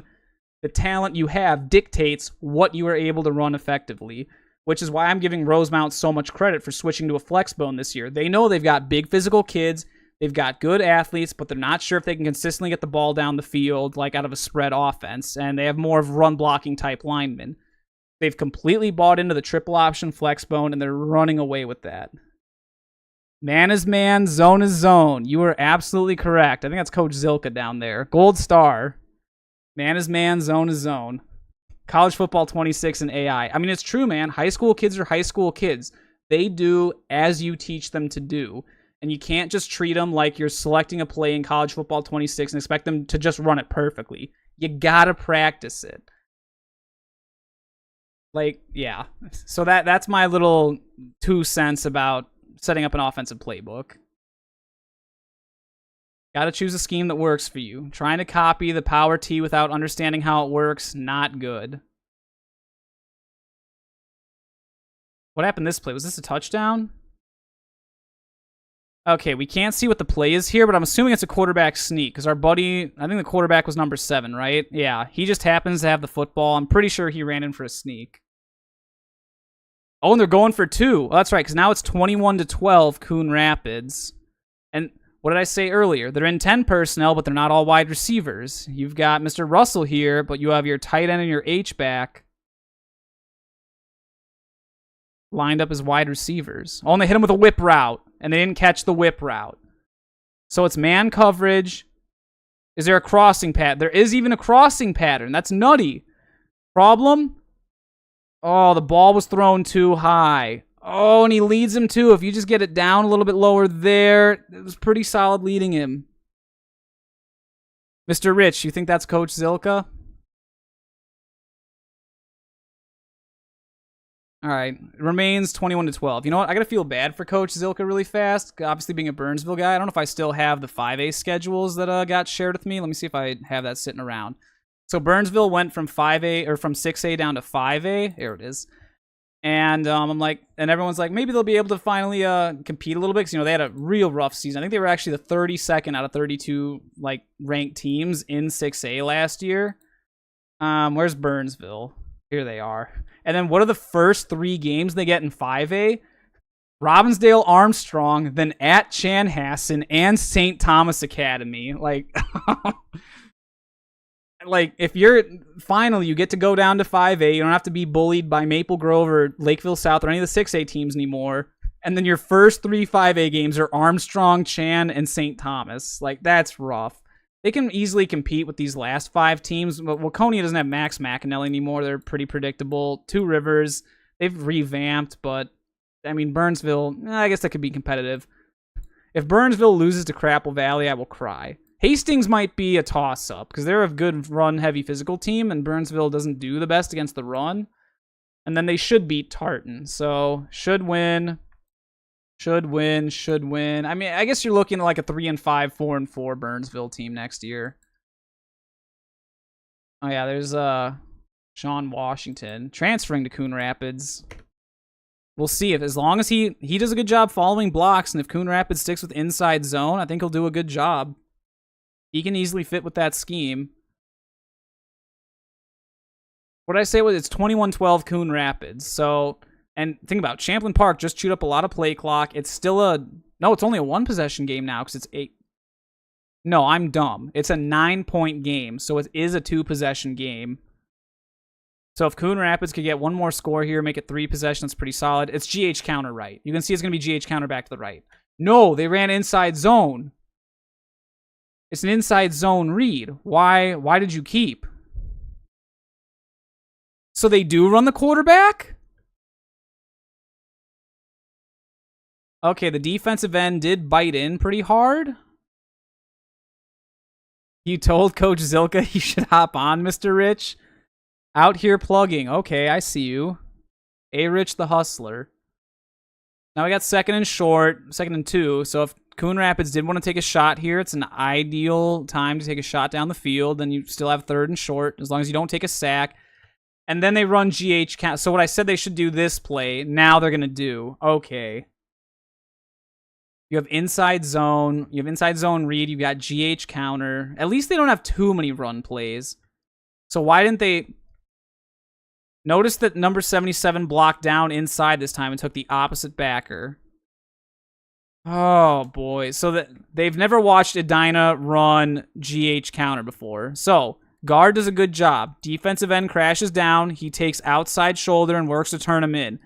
H-back is the one that messes up here. If you see there's no kick-out block, just like Edina does, you need to know, okay, you're crashing down the edge. I now have to go outside the edge and take the first man inside, which is the linebacker I'm going to block anyway, and then running back follows, and there's your big play, Coon Rapids. But what happens? H-back does not adjust and do that, and then the running back ends up in front of his lead blocker. I guess number 11 can only catch the football. He's pointing first down, but like, dude, it could have been, again, going back and setting that up when I was drawing that. You get out here and block him. He gets outside of you. He's one-on-one with the safety, right? He makes one move, and that's a touchdown, Coon Rapids. Don't point first down when you could have had a touchdown. Yeesh. Remember what Prior Lake guy said on 612 QBs? Oh. Yeesh. You know what, Mr. Rich? So if anyone has not watched the collab I did with Minnesota High School Football Network recently, highly recommend going and watching that. MNHS. Caleb does a great job. I love watching his videos. He's doing a lot of 7-on-7 coverage recently. These are all fun videos to watch. But we did, not breaking down, here it is, previewing every 6A team in like one sentence or 3 words or less. We did sections 5 and 6, which, are the North and the West. For part 2, we're going to be recording that this coming week, where we talk about the South and the East teams. And I might just bring that up when we're talking about Prior Lake, because Prior Lake and state titles are not exactly synonymous. You know what? Probably one of the safest bets, if there was sports betting for Minnesota High School 6A football, is if you put the under or the over-under for Prior Lake at 5.5 wins and 2 or even like 1.5 playoff wins, take the under every time, because in the last, I want to say, decade, 2015 was the last time Prior Lake won more than 1 playoff game in a regular season, and that's also the last time they won more than 5 games in the regular season. For the last 10 years, Prior Lake has only been 4-4 or 5-3 in the regular season. Like, they are consistently middle of the pack. It's really strange to see. And then they just don't have playoff success. Like, they can win 1 game on the road, and then they just kind of stall out after that. Actually, thinking about Prior Lake, I think because I got Coon Rapids pulled up here, with Kaijon Cummings-Coleman. I want to say 2022 when Prior Lake had a home playoff game against 7th. They were the 2 seed. Coon Rapids was the 7th seed. Prior Lake barely squeaked by 20-17 because for some reason they would not budge out of their cover 4 and they had no help. They left a poor corner on an island against Kaijon Cummings-Coleman. And of course, you have a stud receiver like that. He took advantage of that kid all day. Prior Lake barely beat a 7th seed that they are far more that's the team that had like Greg Johnson, Martin Owusu, Jade Abasiri was a junior. That team had no business being in a competitive game with Coon Rapids at home nonetheless. But they had an awful streak where they had not won a home playoff game since like the early 2000s, right? I think I was in elementary school the last time Prior Lake won a home playoff game prior to 2022. But then it all caught up to them because guess who watched that film of them not helping on the backside or at all, or budging out of cover 4, was Eastridge, and Eastridge upset them 28-27 the very next week in Prior Lake. I don't know. It was a real sad ending. That team underachieved big time. Anyway, let's get back to Coon Rapids here. So, I think Champlin... How does Champlin know to wisen up to this? Is number 19 a D end? No, he's not because he's up here. So, who are these defensive linemen? I want to see their numbers because I don't know if they're able to like get a defensive line package out onto the field or if they just have a linebacker cheating up. Are they switching between nickel? No, because 40 and 50 are there. How do they know? Because if you keep, like, 7 is there and 11 is there, and if you look back at this, 7 is out there and 11's there. So, again, it's the same group of kids. You can't ID whether it's going to be 11 or 12 personnel. So how do you know whether to use... Oh, you know what? I'm an idiot. They didn't get a big run. It's 3rd and short. That's why they brought in the 4-3. Boom. It's situational. It's not because of the, offensive formation. I'm thinking too much of how Lakeville South does it, not how Champlin Park does it. 12 personnel. It can't be GH counter. I don't think it's going to be split zone. That'd be really weird. I don't know. Maybe just inside zone, right? Okay, I guess it is going to be split zone. Never mind. Oh, no. Where's the double teams? No double. Oh, yep. We have a good double team. What's happening on the backside here? So that is the correct read. You got to get down there more. You need to help with him. Who's number 7 hitting? Oh, it's... Dude, okay. This whole time I thought it was inside zone. I just got absolutely faked out. I am an NPC. That's actually nutty. Who's the outside backer? Wait. Why is he backpedaling? Why? The tight end's down blocking. You read down block, you attack the edge. 7 comes across, you take him if it's 2-man under. He's the first man that comes out. He is the 2. You have 2. He's got 1. You take 2. Is there another safety back here? I see a shadow. I don't know if that's the official. I don't think so, because 4-4 and then 3. So it looks like they're playing a cover 1 here. Mr. Russell's stacked down. I guess they have him playing safety. Yeah. I don't know why he's backpedaling. That's the strangest thing, especially on 3rd and 1. Where's your read step? Your read step is a kickback like you're pass protecting?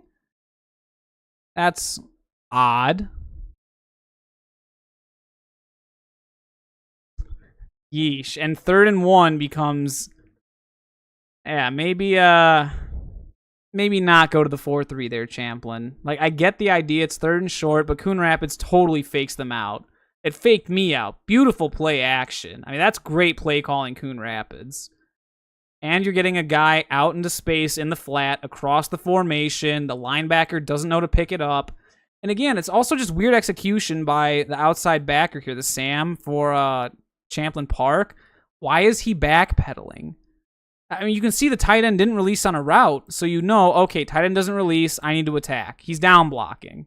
Like, that's really strange. Beyond strange. And obviously it's man coverage with only 1 deep safety. There's nobody left out there. Poor Mr. Russell has to chase him down. Arthur Russell is doing the Lord's work to try and, like, make up for Champlin Park's miscues. All right, we're back in the 3-3 nickel.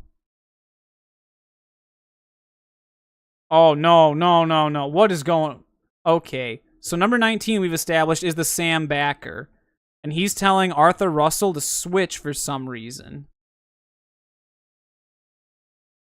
Why? Okay, and think about what Coon Rapids might be empty right now, but it's still the same group of kids. This is 13, the running back. He's a slot receiver. He's your H/Y. He's a tight end. He's been more of your H back off the line. Your X and your Z, right? That's where they've been. So it's essentially the same group of kids. This is still number 7. This is still number 11. They're more tight end type kids. You can match your Sam backer against one of those kids. You cannot match your Sam backer against a wide receiver. That is a horrible mismatch. And then you move... Sure, Arthur Russell might be... He's super athletic. He can probably take on a bigger kid. But, like, in theory, that's still a mismatch. I'd rather have him on the wide receiver and the Sam where he's better utilized against a more of an H-back type kid. Like, there's literally no reason to be in there, or I guess to be out there messing with a wide receiver that you have no business covering.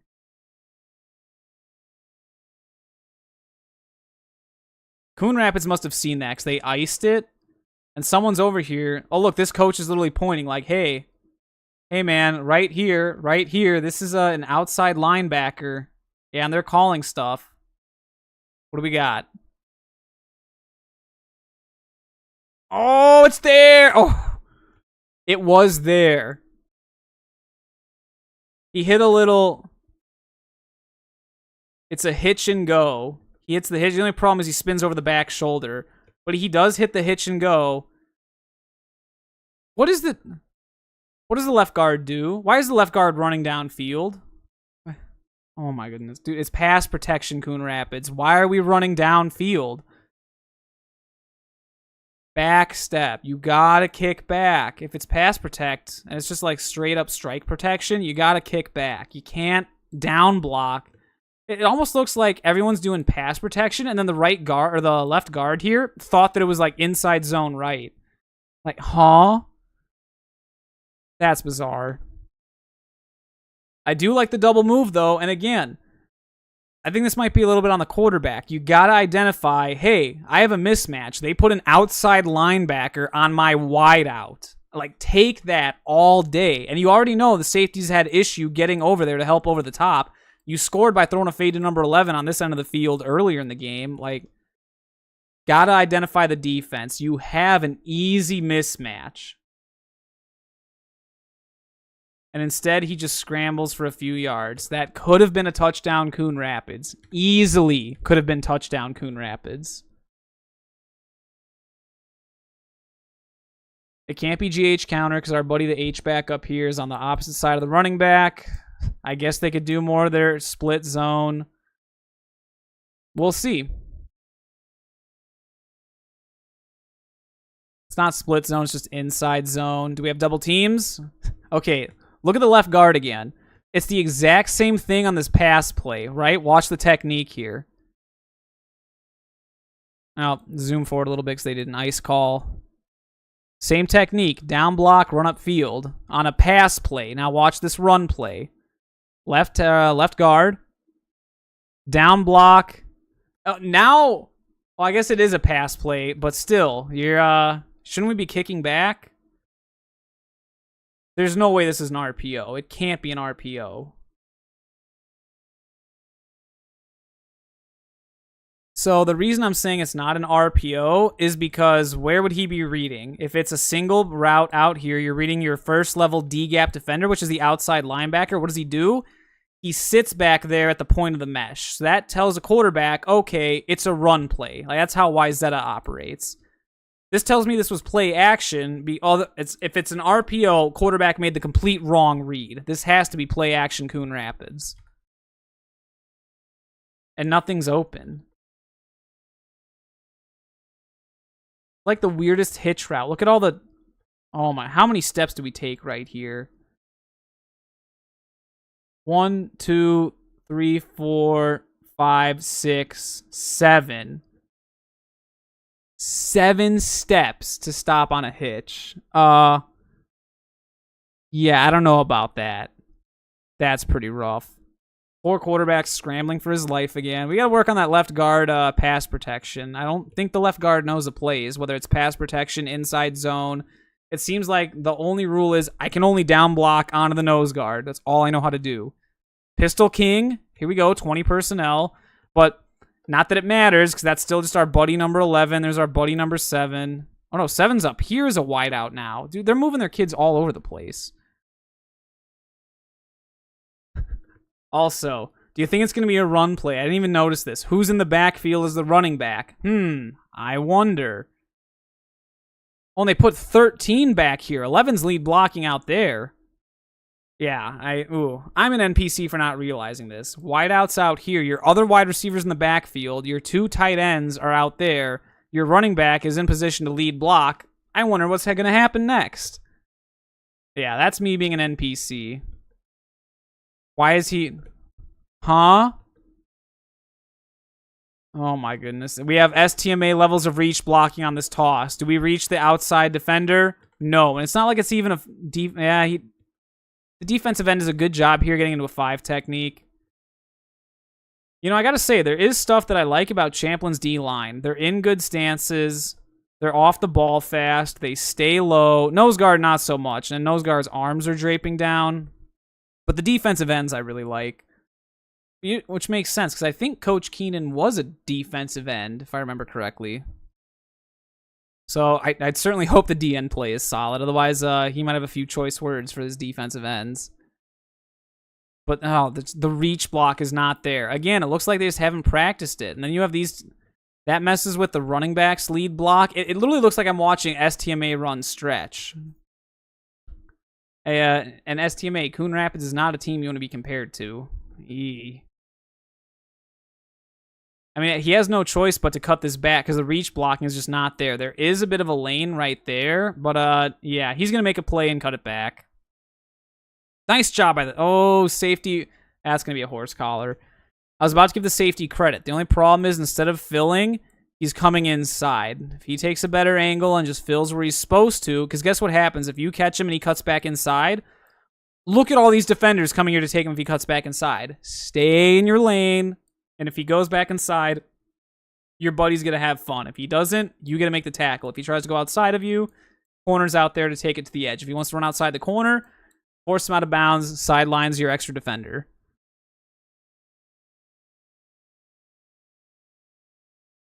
Oh, there wasn't. I'm actually shocked by that. I mean, it pulled his entire shirt off. Champlin's sort of rushing to the football. We got 4 guys, 5 guys there, but then the rest are all getting a popcorn award standing around. You would not see that from Centennial. That's all I'm saying. Well, that's good sportsmanship. You pull them up. I like that.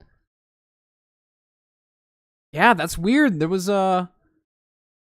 No horse collar. Empty again, but keep in mind, it's not true empty personnel. It's the same kids. 7 and 17 are still out there. 11's up here. 13's here. 2's up there. It's all the same kids. What do they call here? All right. So, before they go into the pass concept, what they should have called, what is the defense giving you? It's classic Madden again. You're getting... 2 man under, 2 high safety, man coverage underneath, right? And then you have a quarterback spy right here, most likely. You want to call a mesh or some kind of twisting concept into man coverage like that to generate separation, even if it's just a whole bunch of goes to get the safety to go with you, and then cross these 2. Especially because he stepped up. If you cross those 2 and then hit one like right there, open. What did they call? Why is he scrambling? What? Coon Rapids. And again, this is like one of the only pass defenses Champlin has run this entire game is 2 man under. They're breaking out the Madden 05 playbook. And Coon Rapids couldn't figure out that they're giving you man coverage again? Where's the twisting concept? Give him a rub with a, give him a slant and a speed out and then hit the slant right over there if he comes up. There's so much you could do. You could do the same thing here. Slant, speed out, and then hit him coming on the slant. And then they can go fades or something. Like, there's literally so much you can do. I'm probably aiming more to the strong side up here because look at all this green space right there. That's what I want to take, especially since I'm on the left hash. All you got to do, speed out, and then have your buddy, number 11, who's been our most reliable receiver, have him catch a slant, and then you can have Mr. Kaijon Cummings-Coleman go deep to lure the safety with him. That's first down right there. On a key fourth down late in the game while you're currently upsetting Champlin Park, but no. We call some weird play. I mean, it's like a China route here. That works against cover 2, not 2-man under, where you have essentially a hook and then a fade or a corner route on top of it. That's mind-boggling. Because, again, it's not a twisting pattern. And the nose guard actually got a sack. There we go. I was saying that I'm not as much a fan of that arm being all the way back there. You don't need to do that. This stance is a little bit long. His stance is a little bit long, too. We got to clean up some of the footwork for the D-line. They're off the ball fast. I will give them that. D-ends are staying low. Look at the hips are low. Nose guard. He's trying to fight half a man. Focusing on half the guard. That's actually not too shabby. Not a fan of the D-end running up field. I guess he was sort of held there, but again, you got to fight half a man. Where's the hand fighting right here? Where's the rip? There is no rip. You try and push him off.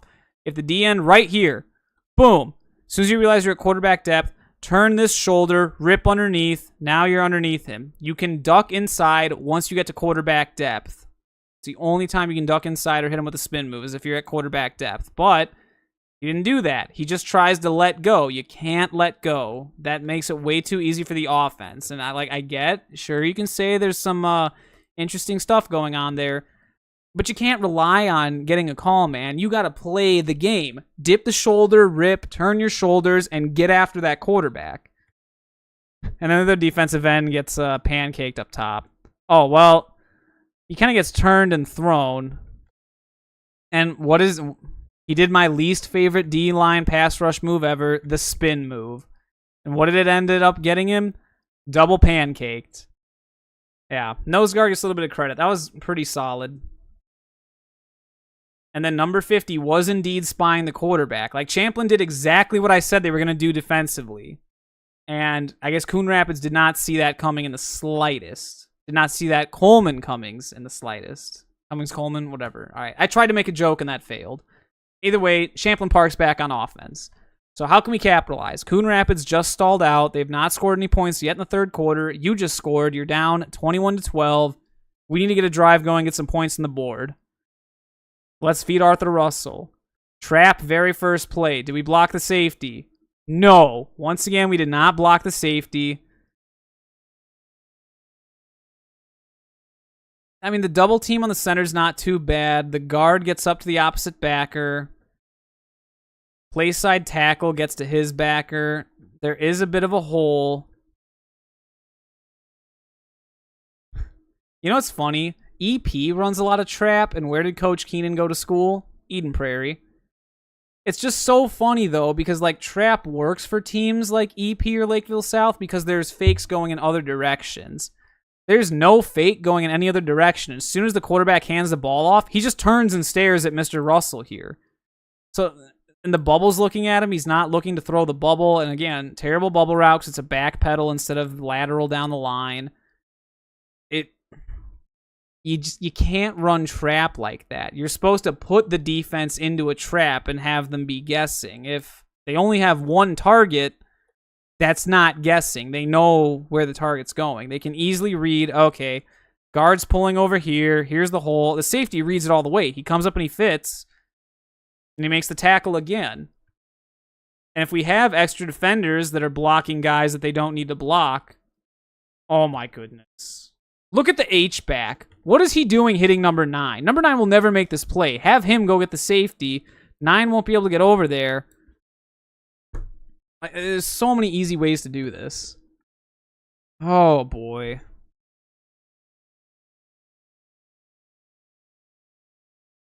Also, tight ends technique.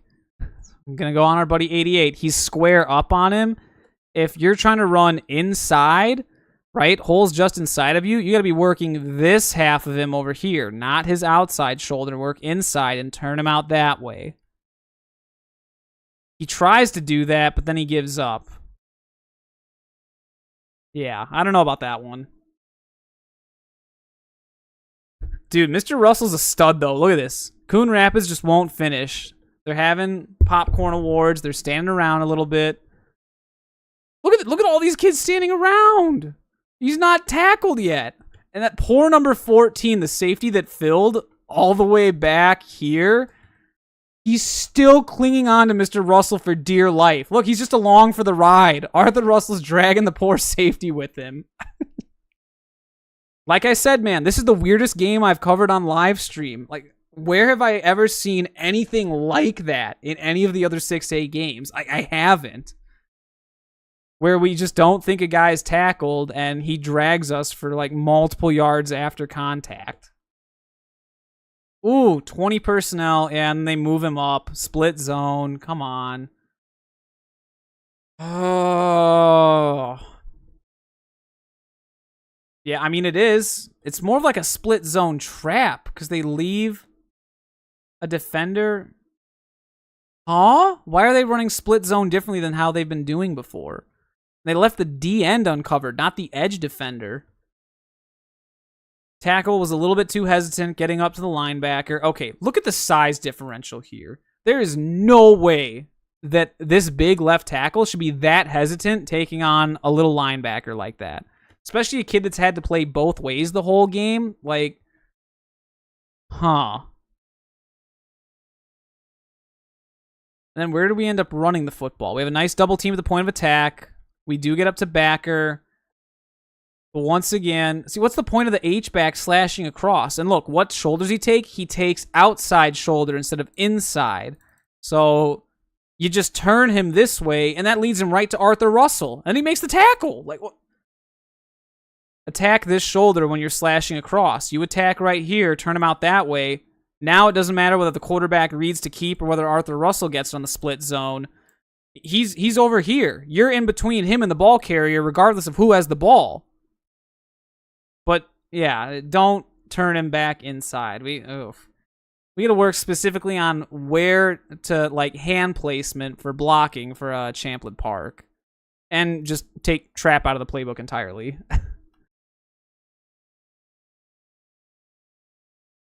They must have. You know what? I will give them credit for an adaptation. They were having all kinds of trouble with their snaps earlier. They've gone almost exclusively under center now. Here it is. Sweep. Pull both guard. Is it first down? It is. I should have known that. First down. Hit him with sweep. I'm surprised they don't do it how Moorhead does it. Down block, down block. I don't know why you'd bother taking the outside backer. Have him either come around the outside backer if he steps in, or if he steps out like he does here, just crash down the defensive end harder, and then you can go get an inside backer. Actually, yeah, that'd be a really smart way to draw it. You have a double team, not even double team there. Your tackle can go get opposite inside backer. These two double team down on him, and they can either go up to backer or whoever. You have to take him. You have to take him. First guard comes around and kicks out this outside linebacker. Other guard comes through, and you can either take him or the first man inside, and now that leaves you one-on-one with the safety. That's how Moorhead does it. He is shifty. He's sort of good at finding a hole. Oh, it's our buddy 88 again. The popcorn award. Look at this. He's pushing a guy that's not going to do anything. Actually, no. He misses, and then he ends up tackling Mr. Russell right behind. Oh, poor tight end for Champlin. I don't know if the coaches are just failing him and not teaching him any technique, but it's been a rough go for Champlin Park. Okay, I guess they must be over their issues with snapping the ball because now they're back in shotgun. We gonna pass this time? We're gonna just run the ball, try and establish our ground game. Quarterback power? No, I think this was supposed to be quarterback trap. Yeah, they're blocking it as if it's trap. They called quarterback trap. I got to give the defensive end a lot of credit here. See how he closes the gap down really fast? He attacks a pulling guard. The only problem is, what in the world is number 3 doing? If you're the edge of the defense, why are you stepping down and inside? Contain the edge. What are you doing? Number 1's out here on a run play, dropping back into pass coverage. Oh, no. No, sir. What is this? That's that Olay defense. He said, let me just slap that thigh. Oh, yeah, you can't slap the thigh of a Champlin Park quarterback. Look at him. He's not even phased. He's like, oh, thanks for the tickle, and then keeps going. Poor number 14 again has to chase down another tackle. That kid's been all over the place. Him and Arthur Russell for Champlin have just been running around trying to make every possible tackle. Yeesh. Dude, okay, I just looked over. It's already midnight somehow. So we're 5 hours in just about. And I still have the entire fourth quarter. There are 60 plays left in this football game. Pray for me. I gotta live through more of this. Dude, okay. I did not realize that I knew it was gonna be a high-scoring game, so I figured it'd be a fun game to go over. I had no idea it'd be this sloppy of a football game where there's just like this much to talk about with both teams. Like, oh my goodness. I think this is as long as the entire STMA Osseo video. That was only about 5 hours, that live stream. I might be up for another 2 hours looking at this stuff. Like, but hey, we're in it for the long run, man. We gotta be locked in on Coon Rapids and Champlin Park.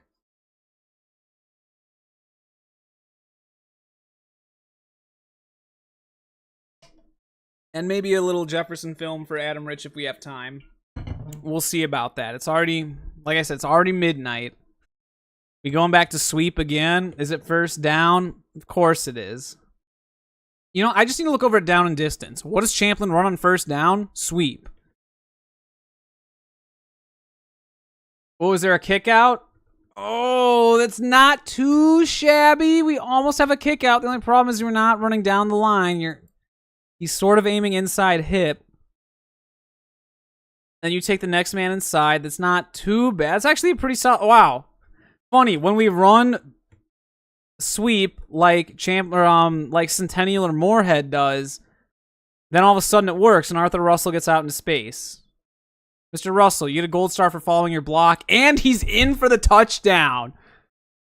All right.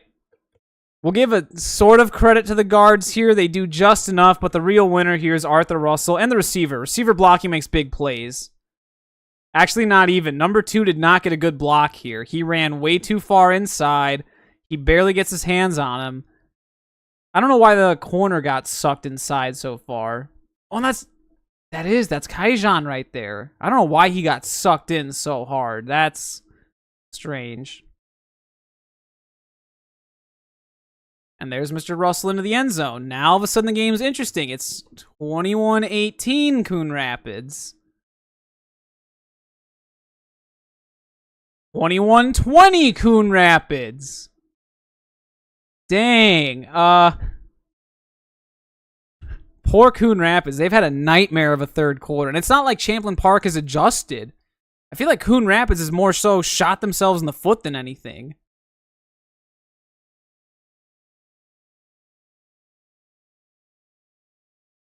Ain't no way, Champlin. Okay, where did this ball go on this kick return? It's a squib? Oh, he actually caught it. Okay, I thought it fumbled or something. No, he caught it in stride, ran through 2 defenders. Not too shabby. All right, Coon Rapids is now only up 2. How are they going to respond? They got to get back at it, right?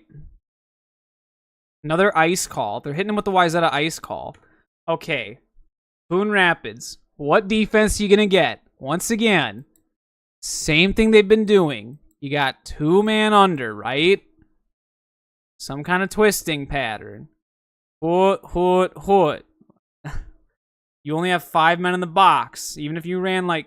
I'm surprised they don't have quarterback lead in their playbook. That'd be killer right now, because there's only 5 men in the box.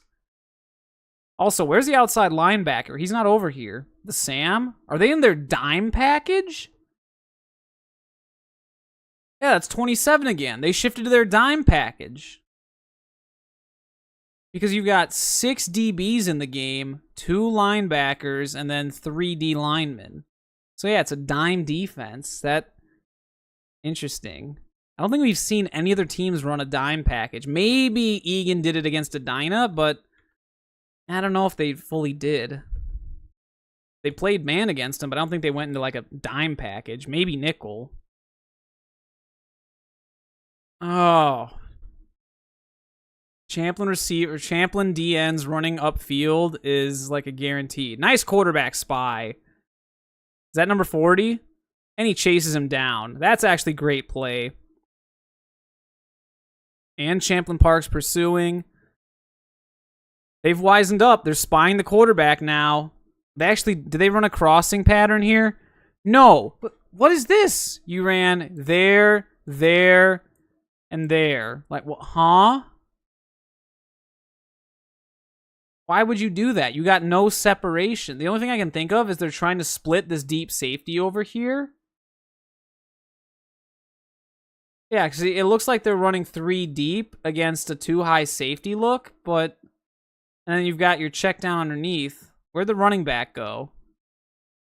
He picks up a DN that was not blocked. That's just really bizarre. Yeah, Alright, Coon Rapids is starting to lose it with the offensive play calling. Like, is Mr. Coleman in the backfield again, or is he down here as a receiver? That's not a 2. He's back there. Swing pat. No, nice fake. I'm surprised they didn't fake it. I mean, they get a decent enough look, but why are they sending him in motion? You can see he doesn't have the football. Why? Don't send him in motion. Maybe he left early and didn't realize that it was a run play? Or he knew that was what he was supposed to do. He just accidentally jumped early and everyone thought it was motion because he's going laterally? Why would you not do that at the snap? Like right here. Because then you can do open as if it's a fake toss and then it's coming back that way. Because then you ran toss with him earlier, it sets it up, it looks similar, and then you come back the other way. Like going Shakopee rocket toss to belly. But no, it's just... Again, why would you do something that gives it away or is a dead giveaway that it's not going to be the same play? You got to make him look similar. Motioning him for no reason makes it look different.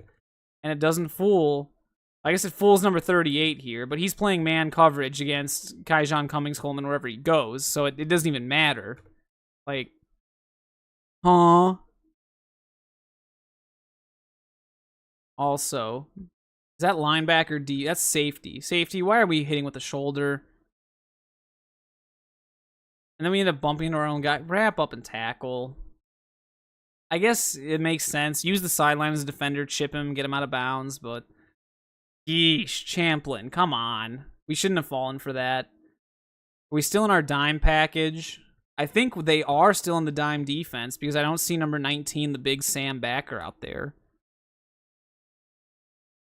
Yeah, he's not. They're still playing dime. Why are we playing? And it's not like they've changed their coverage. It's still Madden 2-man under. You know what? Fun fact, since I'm talking about Madden 2-man under, do you know that Madden, like the GameCube era games, used to have create a play, not create a playbook like newer Maddens where you just take from other playbooks and like put it into your own? You could actually draw up your own pass concepts, your own run plays. You could sort of control the blocking. You can control the lead blocking. One of the best features ever. EA had to take it out of Madden when they went to the 360, PS3, and Wii generation because Madden players were too stupid to figure out how to defend crossing patterns. Like, people would go into create a play and create slant, speed out. It gets separation right away against man coverage. Well, what's the most called play on defense in Madden or college football, whatever, NCAA? 2-man under. And that gets beaten by a rub concept. Like, it's the hard counter to it. And no one could think, hey, don't call 2-man under, just call like freaking cover 2 or something that puts someone in the flat to take that away. But no, Madden players were too stupid to do that, and because of that, my beloved creative play has vanished for the last... What was the last game? Was it Madden 2008? Which, that came out in the year 2007. It's been 18 years since we had creative play in Madden. No creativity, total bummer. Madden was never on Wii. You know, I don't know if it was or not. Were there Madden games on Wii? Because Madden was on Game... I know Madden's on GameCube, because I do have... Yeah, Madden 13 was on Wii. I know Madden 13 was on Wii U. I have Madden 13 for the Wii U on my shelf over here. So I know for a fact that exists. But is this just regular Wii or is it Wii U? Well, sorry, Mr. Rich. Madden was indeed on Wii. There's Madden 13. There's the Wii logo. For $39? That's a piece of crap. Madden 12 is on the Wii.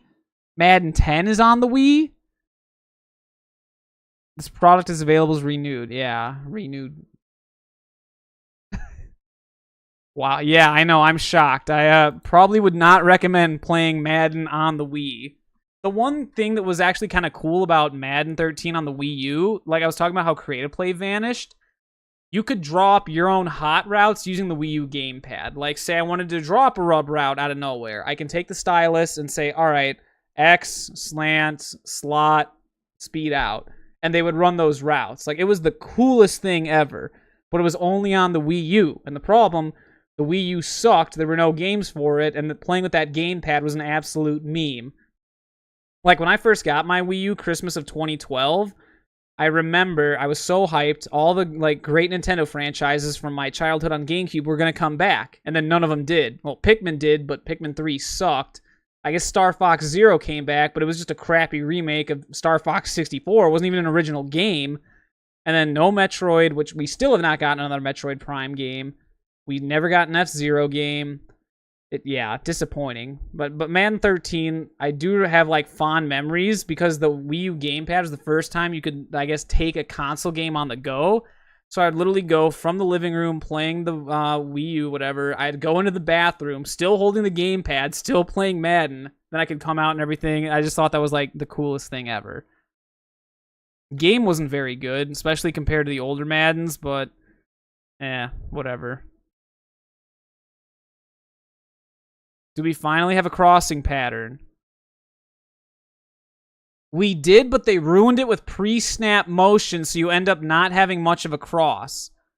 Leave him out there. Do like a little bunch thing. If you have him, like suppose he's over there, he's up here on the bunch, then you can do all kinds of things out of that.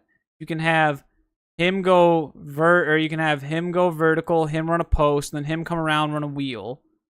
Like there's so much you can do there with crossing patterns, and they're just choosing not to.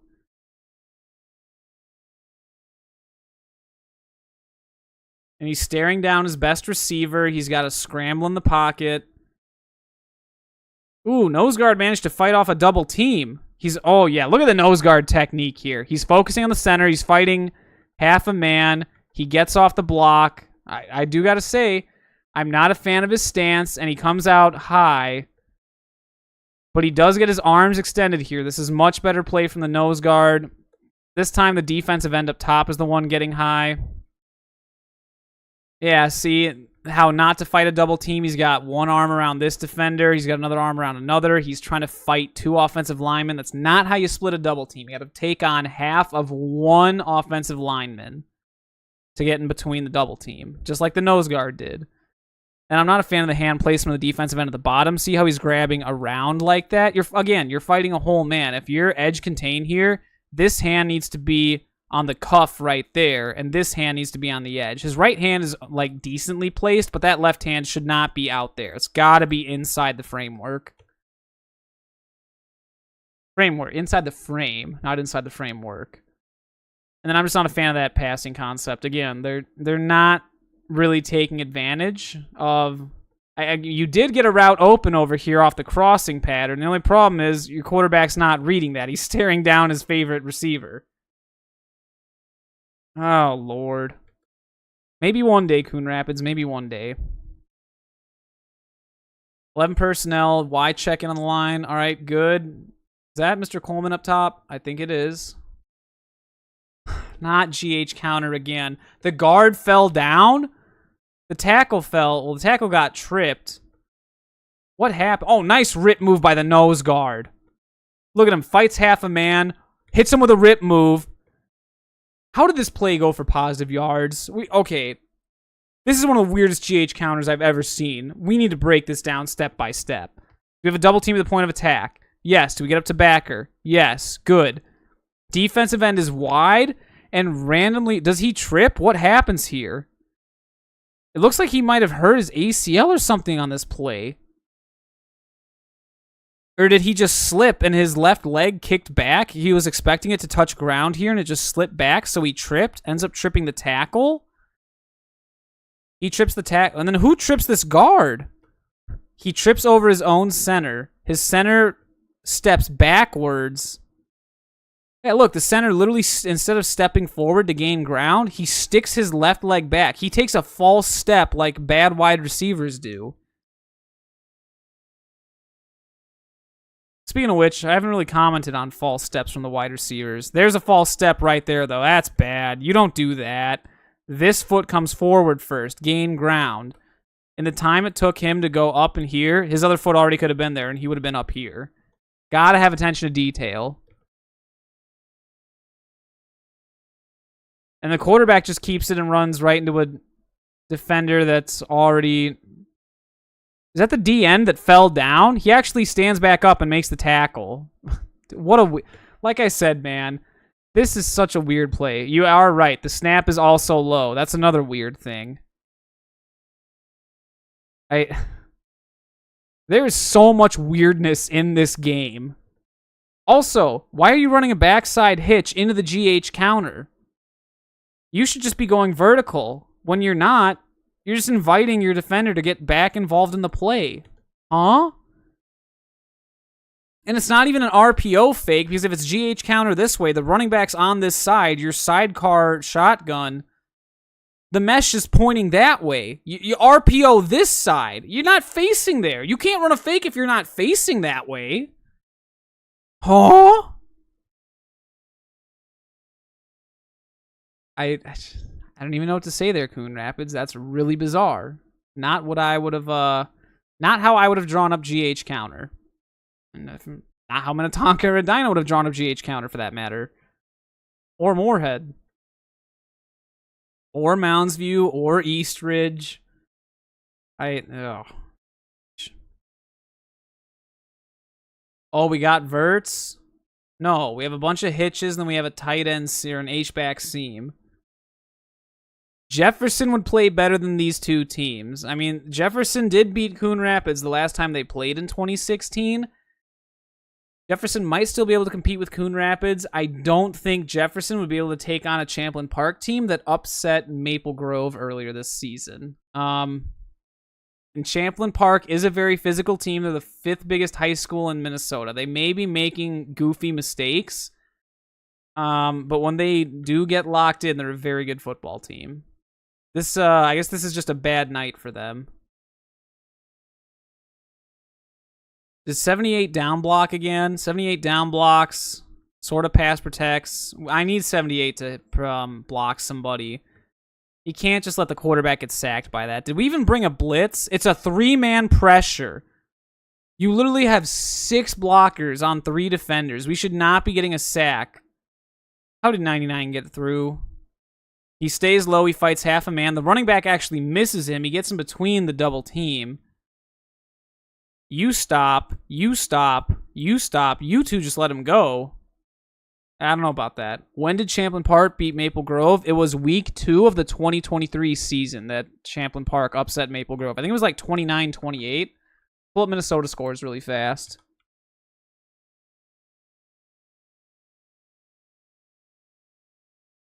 (6A) 2023. Section 5, Champlin Park. And week 2 versus Maple Grove, 25-24. But yeah, week 2, they did upset Maple Grove. So, and then 2 weeks later, they lose at Coon Rapids. I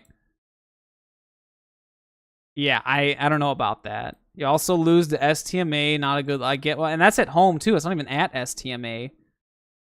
Losing to Centennial makes sense. That's a Centennial team that won state, and I wonder if you're... Actually, that's the most points they gave up all season. The second highest points that Champlin Park gave up was to Coon Rapids. Yeah, because they beat Blaine. How do you beat Blaine, but lose to STMA and lose to Coon Rapids? Huh? Maple Grove got a senior that came from Memphis, as in Memphis, Tennessee? No, I did not see that. And then they lost to Shakopee first round. And then Shakopee turned around and lost to Lakeville South in the second round. Oh, Maple Grove bringing in big kids. I mean, even if they didn't get him, Maple Grove's still going to be a good football team, so... No, this is great pass rush. I don't know why the Coon Rapids offensive line just gave up on pass protection. And if this is supposed to be like strike protection where the tackles just keep kicking back, your guards can't step up. They need to know that they have to keep kicking back because that way if someone loops inside, the guard picks them up. And the tackles both have the edge. If you're going to run strike pass protection, Coon Rapids, you have to practice strike pass protection. Look, 75 is literally just standing there. Both the guards are just standing here doing nothing. He literally goes around his quarterback because he's getting sacked here. Watch. His quarterback steps up and is like, please help me. I don't want to die. He's like, all right, I'll push this guy out of the way. Dude, I'm already getting killed. Turn around. Help me. Huh? I'll push this guy doing nothing. Oh, you're on the ground. How'd you get on the ground? Oofda. All right. Well, Coon Rapids might be throwing this game away. And we just saw the final score. It was what, like 44-33? Like, Coon Rapids apparently scores another 3 touchdowns and a field goal. I don't know where all these points come from, considering there's only like 50-some plays left. I think we're about to have a lot of scoring here at the end. Is this the first punt? Has Champlin punted yet? How much longer left in the game? I still have the entire fourth quarter left of this game. And it's already 12:15. Oh, boy. Yep, we're in it for the long haul tonight. Ooh, ace look. 2 tight ends on the line of scrimmage. Nice quarterback counter, Trey. Pulling the guard. Okay, well, that's another run play we can add to the Champlin Park repertoire. Now here's counter Trey. Noah Spears, he was in Minnesota High School Football Network O-line post. I must not have seen that. How long does it take for each quarter? I do not know. We've been through 3 quarters, and I've been going on for 5 hours. So it's definitely been over an hour per quarter at this point. A little over an hour and a half per quarter at that rate. Yeah, okay. Champlin Park, we gotta itemize. We gotta not itemize. We gotta minimize our run plays, right? We've got way too many items on the menu. We need to see some reductions. Let's focus on running a few run plays very well instead of running 1,000 run plays not very well. And counter trade works because it's very similar to their buck sweep. Why would you not just run? I'm sorry, not buck sweep. That's what Centennial calls it. Just regular sweep for them. You know, I don't know what Champlin calls it. Do you think they call it buck sweep like Centennial does, or do they just call it sweep like Moorhead does? Where they pull both guards. I don't know what they call it. Power sweep. Just combine 2 words together. All right, Champlin, what do we got this time? We're back under center. Are we just going to run to Arthur Russell, or are we going to play action it? We're going to run to Arthur Russell. Is it power? No. This is the weird sweep where they pull the center.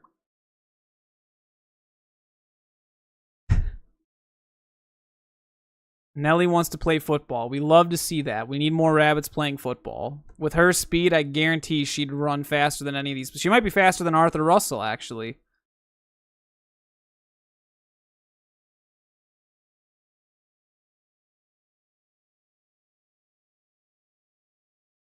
He does a good job staying behind his blockers here. Champlin's doing everything to get back into this game and end it on their own terms. They're running the football. They're chewing up time possession. They're driving. Coon Rapids is tired. Their offense is stalled out recently. Is this a kick-out block? They ran trap to the backside with no tight end. Why did you run trap to the backside with no tight end? That's a very strange play call there, Champlin. How did that work? He cut back into the hole where the guard pulled from. I think that was a broken play. There's no way that was supposed to be trap right.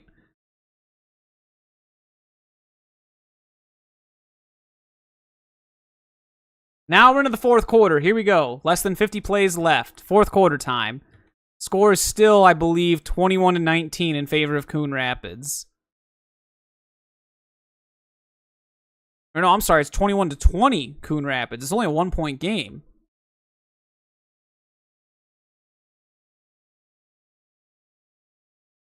Ooh. Is this just razzle-dazzle? I don't know what route the tight end was trying to run here. He gets tripped up, pushed around.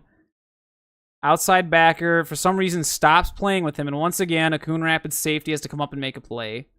Why are they in cover 3 here? Why did the safety roll down?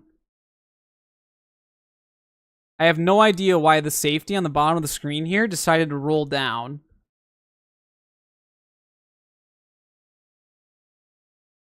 Oh my goodness. Oh no. Oh. That is a missed touchdown. Is that Mr. Cummings Coleman? It is. What is he doing abandoning his receiver? Is he playing man or zone? It looks like he's playing zone. So is it supposed to be cover 4?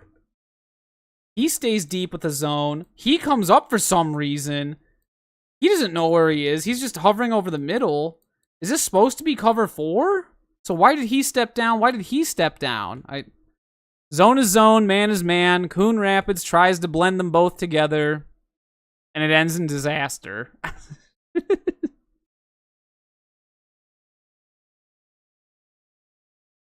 Under center, Twins, first down. Ain't no way it's going to be sweep right. They're on the hash. There's not enough space. It's trap left again. How are they getting trap off on the back side? Because they're actually picking up the other inside backer. And the outside backer runs upfield and takes himself out of the play. Okay, this is also on the defensive end. See how he runs upfield? If your tackle down blocks, get right on his butt right there. Because if you're right in his butt, he comes around, there's no hole. So if Mr. Russell has to bounce it, now your buddy's out there in the gap. When you run upfield like that, now you've got 2 guys in the C gap, nobody in the B gap. Maz zone for man and zone mixed. They're running Maz zone. I don't know. Maybe that'll catch on. Man zone. Mazone? Mazzo? I don't know. Mazzo. That's the new coverage. Coon Rapids invented it. It's a weird combination of man and zone. It fools the offense because they don't know whether any given defender is going to be playing man or zone. It's Mazzo. Mazzo. Mazzo.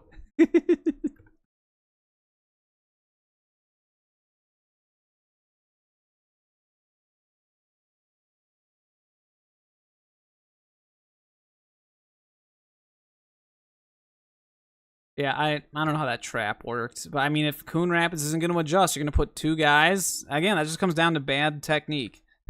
Mazzo? You like Mazzo? We got to quote that. Mazzo is the official new bad defense. It's when you combine man and zone. Oh, no. We're running trap to the tight end side. No kick out block. Linebacker makes a nice read. Blitzes where the backside comes from. He's not faked out by anything.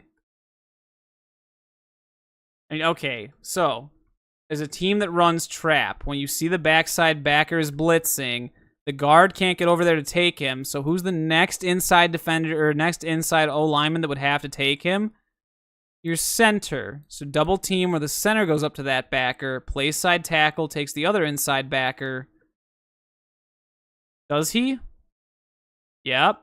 So that's all there. The problem is the center did not do his job. And again, this is where it comes down to you run way too many run plays. You probably have not worked on, hey, if we run trap against this look and they blitz here, we got to adjust and you got to take him.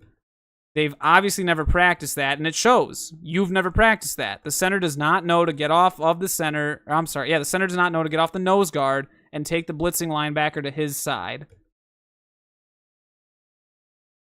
Great job by Coon Rapids inside linebacker. Is that 20 again? 20's made some great reads, man. He can read pulling guards. I gotta give him credit. And he's not even the biggest kid. Look at how much bigger all the Champlin Park kids are than him, but he's just using good football IQ. Bunny and football. I like that. Mr. Russell himself out here is a bit of a jackrabbit. He's very fast, very shifty. Ain't no way it's sweep left. They're behind the sticks. It's a little bit too obvious to set up a running back screen here. There's no way. Or a bubble. Yeah, it's just a bootleg. And incomplete. Bummer. See, this is a weird one. Look at this. The comeback is so wide open. It's more of like a spot route almost, because he leaks out and then turns around back. Did he turn outside or inside? He just kind of leaks out and then turns back inside. And then he runs deep. It's wide open and he won't throw it. He's looking at his drag and his... Yeah, I don't know about that. He's so focused on the back side. Strange. Like, even pre-snap, if you look at what the defense is giving you, okay, we've got guys manned up here. Our buddy, the outside linebacker, has gone with our tight end the whole game. So I know, okay, outside linebacker here is playing too tight. And he comes up at the line of scrimmage, which tells you, I wonder what he's doing. Why does he play a hook instead of the flat? What's he going back here for? Get out in the flat if it's zone coverage.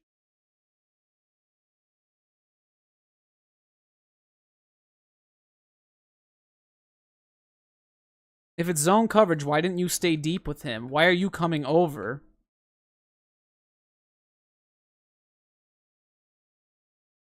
Oh, nice read. Way to stay in your zone. Number 3 is playing man coverage again. Question mark. Or is he staying in the flat? Sort of stays in the flat. This almost looks like a better cover 4. Almost. Almost. We're not too far off there, Coon Rapids. No, Coach Carlson would not like Mazzo. It might actually shorten his lifespan if he has to see a combination of man and zone. He always said, man is man, zone is zone.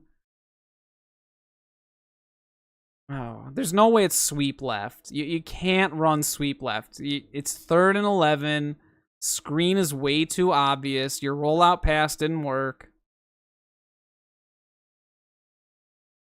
Well, I guess screen pass is obvious for everyone except the Coon Rapids defense, because there you go. Ooh.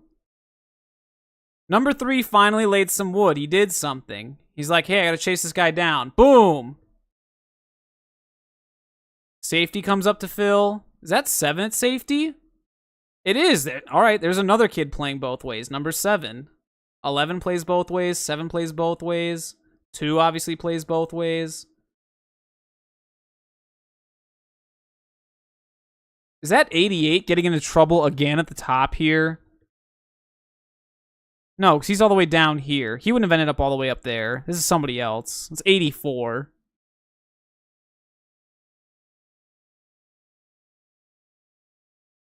Dude, Champlin, you gotta stop with the stupid chirping like that. There's no reason for that. Timeout. That came from the quarterback. There's something they did not like here.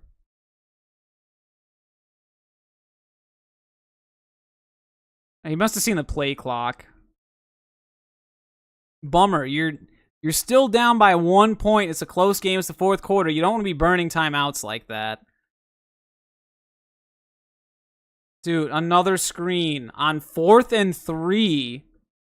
I mean, it's a good play call because Coon Rapids sends 5. Why did he send both inside backers? Why didn't Coon Rapids do what they did earlier? Stack the safety down, rotate him, and then you blitz the weak side. If you did that, you might have gotten off the field here with that blade blitz you did earlier. But they won't go back to that. They just run everybody up the middle. Because at least if you bring the blade, your outside backer runs right into Arthur Russell. He gets in the flat.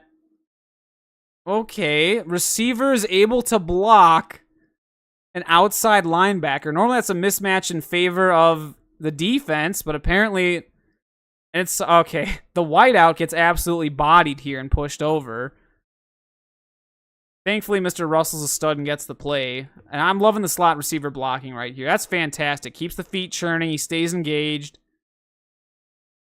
At least 84 is being physical during the play. We love to see that effort. And it got you a first down. Good job. Receiver blocking makes big plays, man. Other receiver not as well. As we saw from the X receiver up here.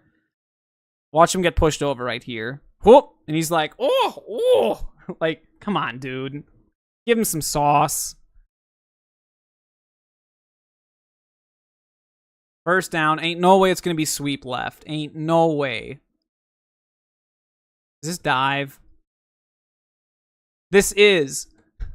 Dive is a play STMA used to run. Watch the play side guard and tackle closely at the bottom of the screen here. You'll notice the guard does a little bit of a kick out type block where he blocks out, and the tackle actually pulls inside of the guard to lead. So that's yet another run play. Like, I'm losing track. They've run like this H-back counter. They've run regular GH counter. They've run inside split zone, regular inside zone. They've run some ISO. They've run power. They've run sweep, obviously. They've run counter tray that we saw not too long ago. They run a weird variation of sweep where they pull the guard and the tackle. They run quarterback lead. They run trap. And I guess now they run dive. So that's 12 different run plays. Do you really need 12 different run plays, Champlin? And I feel like I'm forgetting some. I didn't mention toss because I don't think the varsity does. The 9th grade does. But, I mean, that's 13 run plays. Oh, that is a bit excessive.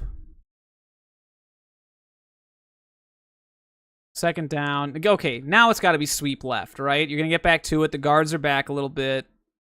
No, it's H-back counter. Oh, and it's a nice little reverse, too. Look at how dirty this is.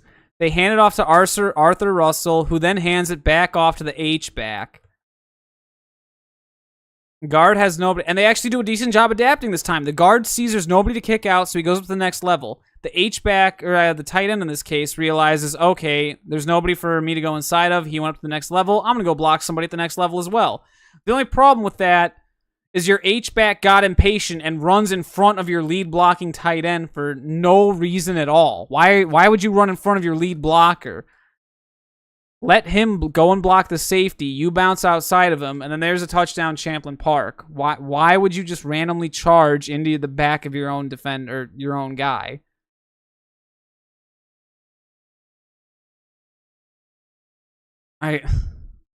Wow. Yeah, I don't know about that one. That's just execution right there. You got to be patient. They ought to watch more Chase Bjorgard film. Oh yeah, look at 84's like, hey, I'm wide open. Nobody's on me. But they're like, nope, we're running sweep instead. And I should have known. What is it? It's 1st and 10. Darn it, I missed that again. 1st and 10. What does Champlin do? Sweep. Oh, I gotta get with it, man. I'm like forgetting about Champlin because now that we don't play them, and we're probably not gonna play them for a while because, you know, last cycle, them and Wyzetta. I'm so focused on Mounds View and Edina as my 2 non-conference games now. Although I was still pretty dialed in Wyzetta. I don't know. And Champlin was my most recent football game, at least 9th grade, and it's week 8 for us. Varsity, I guess Anoka, so I still know a bit about the Tornadoes.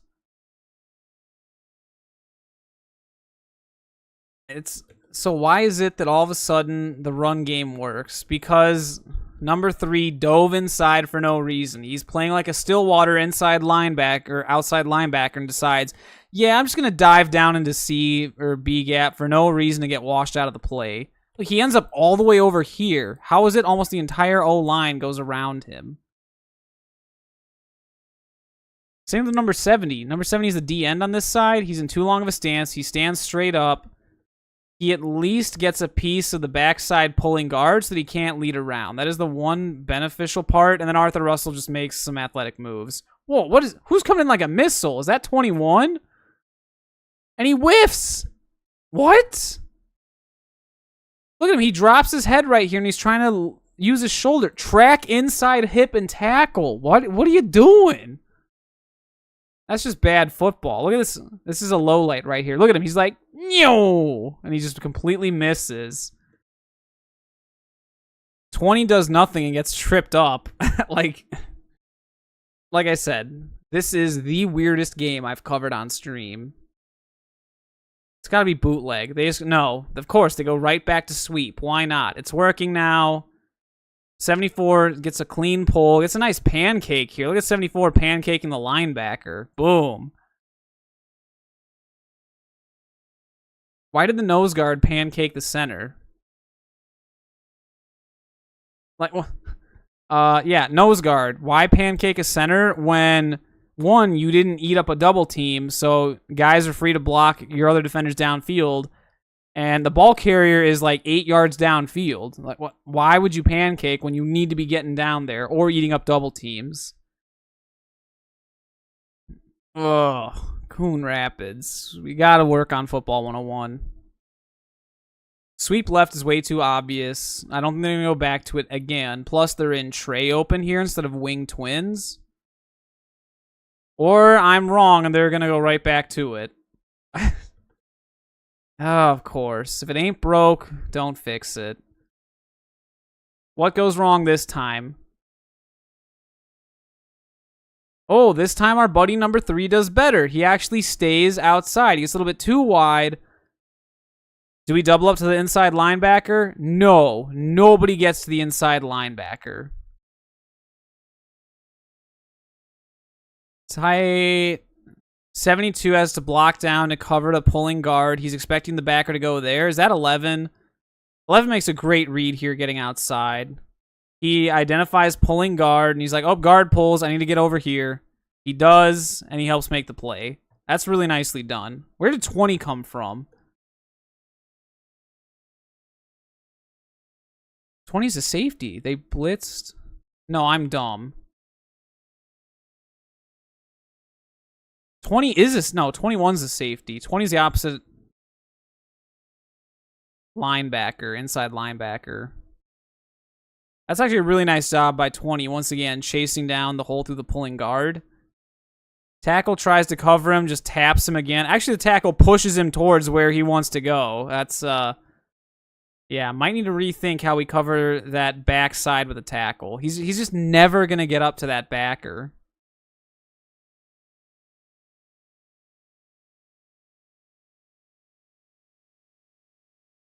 Oh, there was a penalty there. What happened?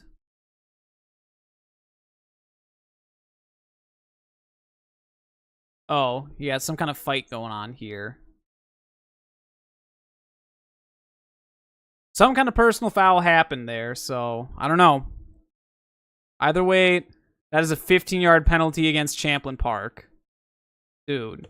You're down 1 point, you're at the red zone, or you're basically at the goal line, you're trying to get it in, burn time off the clock, and you have another stupid penalty. That just kind of seems to be the MO of Champlin Park this game. A lot of bad penalties. Don't do split zone again, dude. Is it even split zone? Did we get double teams? Well, the play side guard is pass protecting on inside zone. Oh, because it's a play action. That's why. I'm like, why in the world is he pass protecting? Play action. They hit him with the post wheel again. He's got to scramble to the other side and just takes off running because there's no route over there. Oh, there's another penalty. Oh my goodness. They called holding. It is 2nd and goal from the 31-yard line for Champlin Park. Dude. Ain't no way. What do you even call on 2nd and goal from the 31? Would South head... No, I don't think Coach Burke would like Mazzo at all. Definitely not. Combining man and zone. Ugh. Oh, well, I should be the idiot. What do you call when you're way back behind the sticks? You call screens.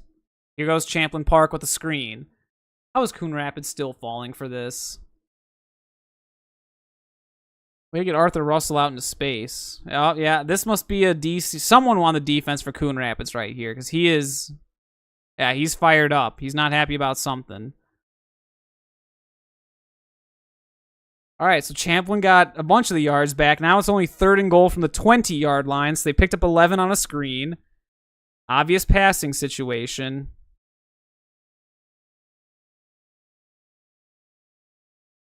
And they called another screen. Oh, what? How did 26 not make this tackle? He's the nose guard? They subbed in a nose guard. Oh, I can tell you how. Look at his stance. Why are your feet so far back? Why are your feet so far back? That one's not. I mean, it's still like this instead of like this. Like, I don't know what's going on with defensive line over at Coon Rapids, but it needs to change ASAP. Oh my, look at this. The hands stayed down. There's no punch. We're standing up. Look at how long of a step this is, too. And it's a false step because he steps with the front foot instead of the back foot. That's hard to watch. And the nose guard is like doing all this shifty stuff, stepping around. You see a receiver. Well, he's not going to know to cover a receiver, obviously. No nose guard's going to know how to do that. What's the defensive end doing? He realizes it's a screen and he sticks with Arthur Russell, but can he get over there in time? He does eventually get over there and help. Give credit to the D end. He wisened up a little bit. Rest of Coon Rapids is standing around. Our buddy number 7, he's a notorious stander. How did number 10 end up back there? He was the D end. He ran upfield. He jogs to the ball carrier, and then he just kind of looks. Okay, way to not get involved. Gold star. 10 personnel. See, it's the same kids, I'm pretty sure. Actually, no, it's not. 6 and 88. They're not out there, are they? No, they're not. They actually went straight up 10 personnel. Wait, oh, they call that an incomplete pass? They give him a blade blitz? They blitzed the outside backer on this side and nobody picked him up. You're telling me that this tackle did not... Oh, and they gave him a stunt between the end and the nose guard. Nice play call. I mean, way to generate pressure. I have no idea why the left tackle did not see the outside backer right here. I mean, look at him. That is not a guy that's about to drop into pass cover. Where's he going to go? Right there? No. Oh, boy.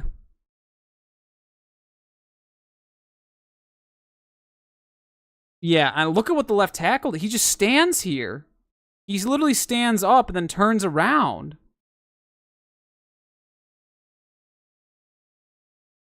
Oh, no. Did he hit him with a celebration? Don't do that. That's going to be a personal foul. We don't need any more penalties. Come on. Wait, how'd the ball end up over there? On the 20? Where did... Oh, the ball was on the 20. That's my B. All right, so that's now... Both teams have now turned it over on 4th down. It's still only 21-20. What was the final score of this game?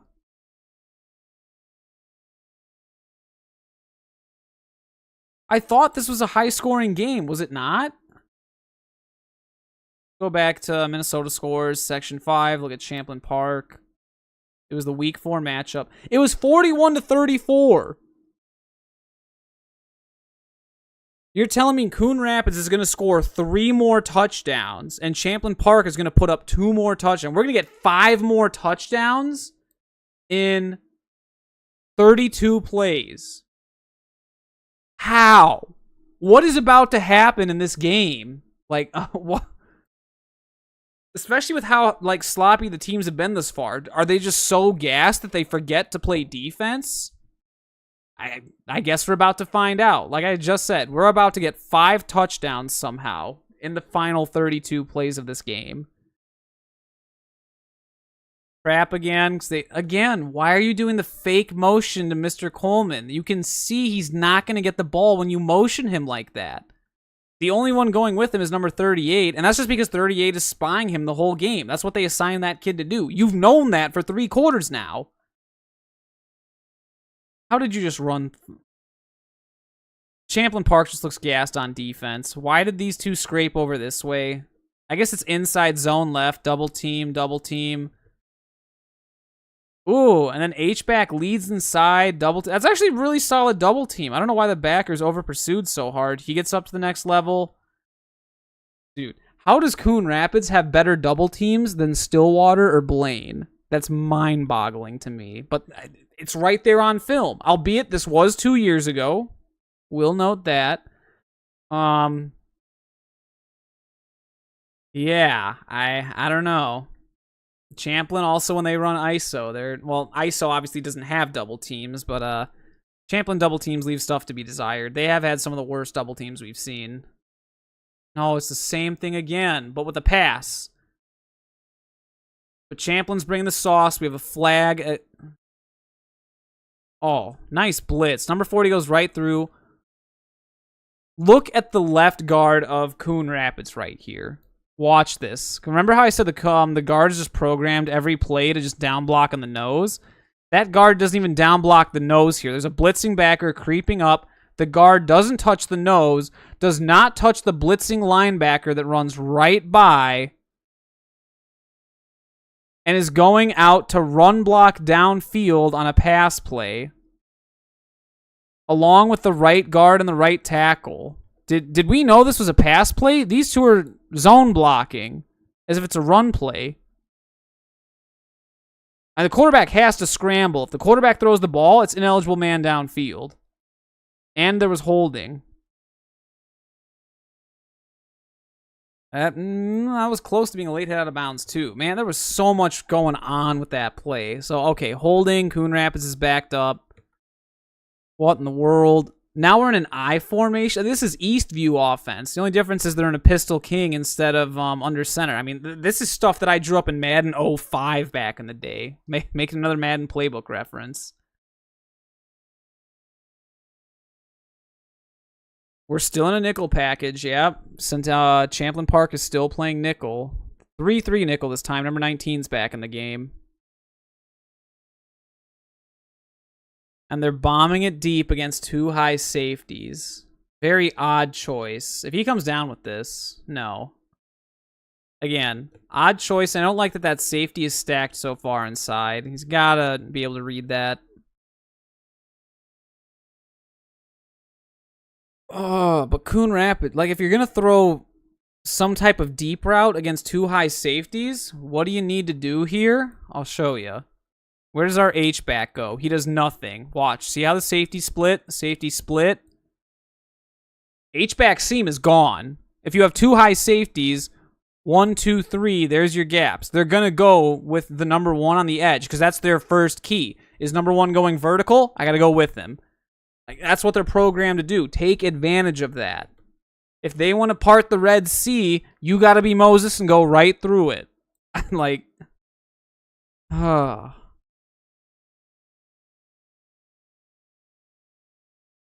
All right, well, incomplete. Now it's 3rd and a mile. Coon Rapids is empty, but they're still in the same personnel group. Champlin's giving us that classic Madden defense. We've got 2 high safety, man under, quarterback spy. Only going to be a 3-man pressure. Champlin does not like to blitz all that much. If they do, it's only an inside backer. Tunnel screen? Ain't no way. Ain't no way. Ain't no way. This might be the sloppiest tunnel screen I've seen. It's man coverage. What? Wait, what is 38 doing? It's man coverage, and you see him step back. Attack. Still backpedaling. He realizes, oh, maybe I shouldn't backpedal. What's 50 doing? 50 plants his feet and gets juked out. Why are you playing with such a wide stance here? How are you supposed to make a cut step when you look like you're about to squat on the pot? That's not good technique there. The safety comes up too far inside. Oh, the corner's who really messes this up. Number 38, watch what he does. And he doesn't go upfield, and then he gets sucked inside. You don't get sucked inside. You contain your edge. If he wants to run back inside, let the safety be there to take it. You stay outside. As soon as you cut inside, there's nobody. Look at that. There's nobody left out there. That was just Champlin Park having a breakdown on defense. This game reminds me of when the Vikings beat by 3 points. Who did the Vikings beat by 3 points? Do you mean like the Raiders-Vikings game a few seasons ago where it was literally 3-0 in favor of Minnesota? The Pastronaut was playing quarterback. I think that was 2 years ago.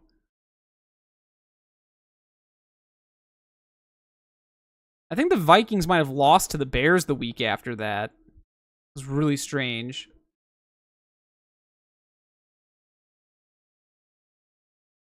Either way, that's touchdown. Now it is 28-20 in favor of Coon Rapids. So, something weird here. I don't like that Coon Rapids went for 1 because it puts you up by 8 points. If you go for 2, puts you up by 9, it makes it a 2-possession game. If you don't get it, it's still a 1-possession game. You really gain nothing by kicking the extra point here. It would have been much more tactically advantageous to go for 2. Especially with the kid on the offense like Mr. Cummings-Coleman. That should have been a 2-point conversion try. No doubt in my mind. So what is it, 28-20?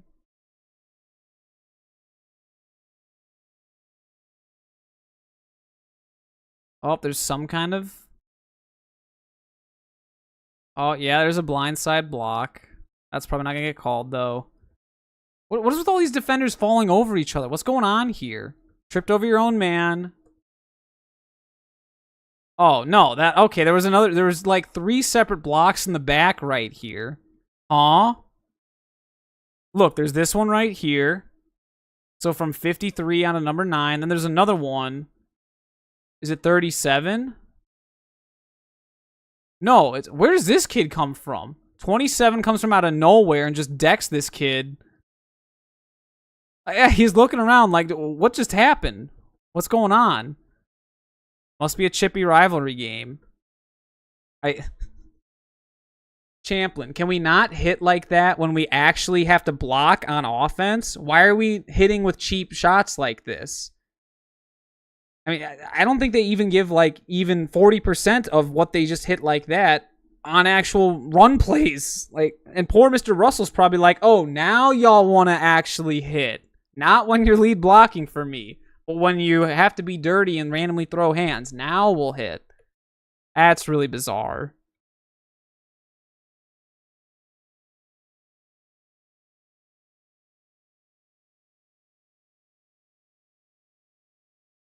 All right, obvious passing situation. The bright side for Champlin here is they're only down by 8 points. I don't think they got penalized on that kick return. Or did they? Where did they get the ball at? No, it's at the 32. Yeah, okay, no penalty. They got it right where they belong.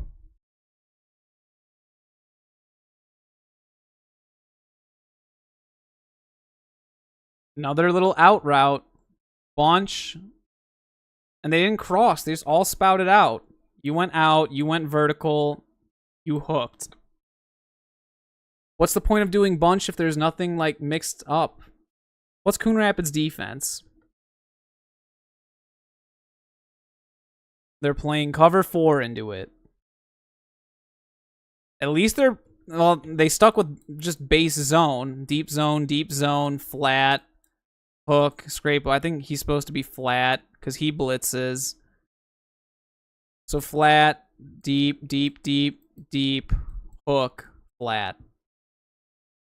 Yeah, that looks about right. Okay, I can finally decipher a coverage. It only took until the near end of the 4th quarter, but we're finally figuring out what Coon Rapids does. What they do defensively. 10 personnel. We got to keep passing. Oh, well, okay. Miscommunication, not on the same page.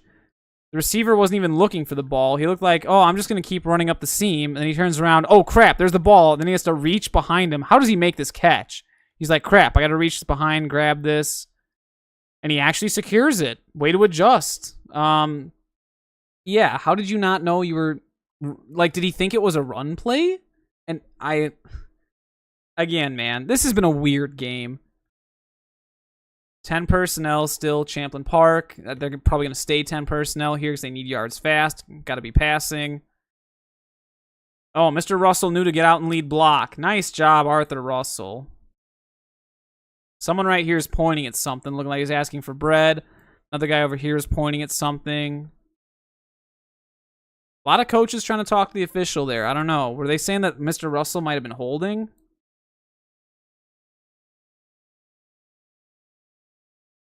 Well, why'd your defensive end jump inside? He's in a 5 technique. Why jump inside? if your outside backer's the flat defender, why is he playing man and running with number 2 inside for no reason? If your corner has nobody in his zone, why is he randomly running inside? Why are these two going there when they don't need to? Who's in the next zone over? Inside linebacker. If he wants to run to his zone, congrats. He goes to his zone. You don't keep going with him. Your zone is your zone.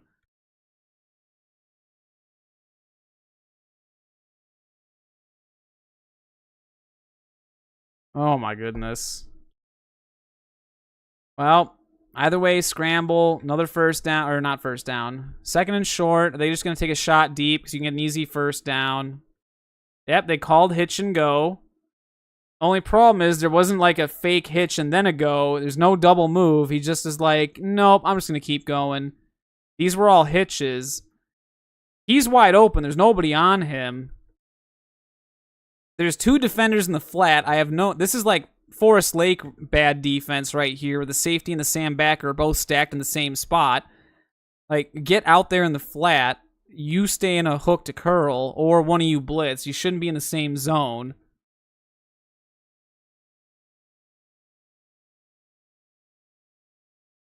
And that is a catch. First down. Yeah, we need to ban teams from stacking a safety down behind a linebacker, and then they both stay in pass coverage in the same spot. Like, Forest Lake does not have very many flaws. They do a ton of things right. That is like the one thing I can nitpick with Forest Lake is when they stack their safety down, and it's a pretty dead giveaway. Would Coach Burke like Mazzo? Absolutely not. He would not be a fan. He'd be a fan if our opponents did it, because he's like, well, they have no clue what they're doing. Here's what we're going to run to stop them, or to take advantage of that. He's an offensive-minded guy.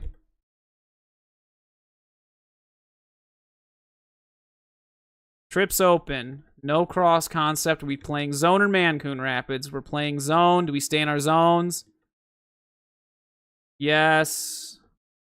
Number 14 down here runs a hitch, and he just stands there.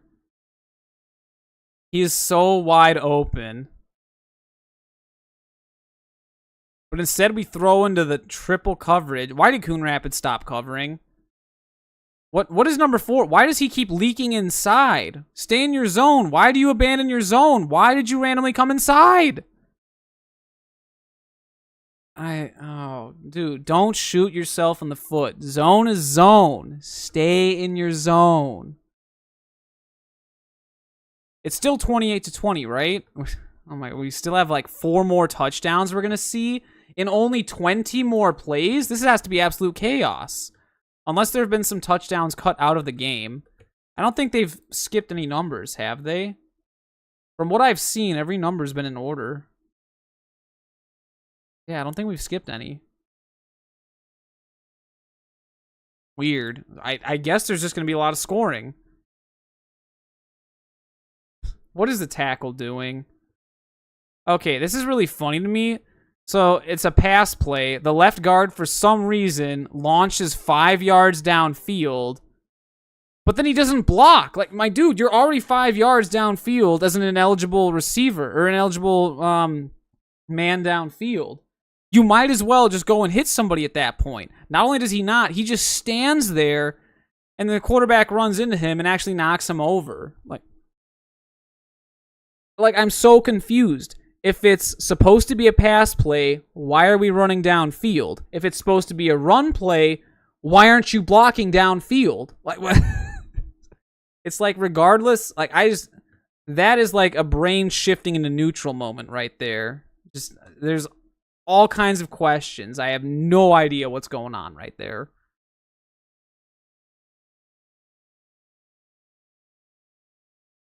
Oh, there's only 20 plays left. We can make it. Trips open. It's minor nitpick here with the splits. The 2 is a little bit too far inside. Normally you want to be equidistant between these two in the trips, and he's a little bit too close. It's a spread offense, my dude. You get out there a little more, you get out there a little bit more. Spread them out. Otherwise, because if you spread out, that outside backer has to go with you. Because if he doesn't, you now have space on the edge. And if he does go with you, now he's not close enough to be a defender in the box. It's already 1 a.m. Yeah, well, We all make mistakes in the heat of passion. I just gotta keep going at Champlin and Coon Rapids. This is the weirdest game I've ever had. I gotta finish it off. I need to see where these last 4 touchdowns come from in the final 20 plays. Ain't no way he scrambles and hits a deep pass. He scrambles and hits a deep pass. Again, this is just a razzle-dazzle, broken play, scrambling around.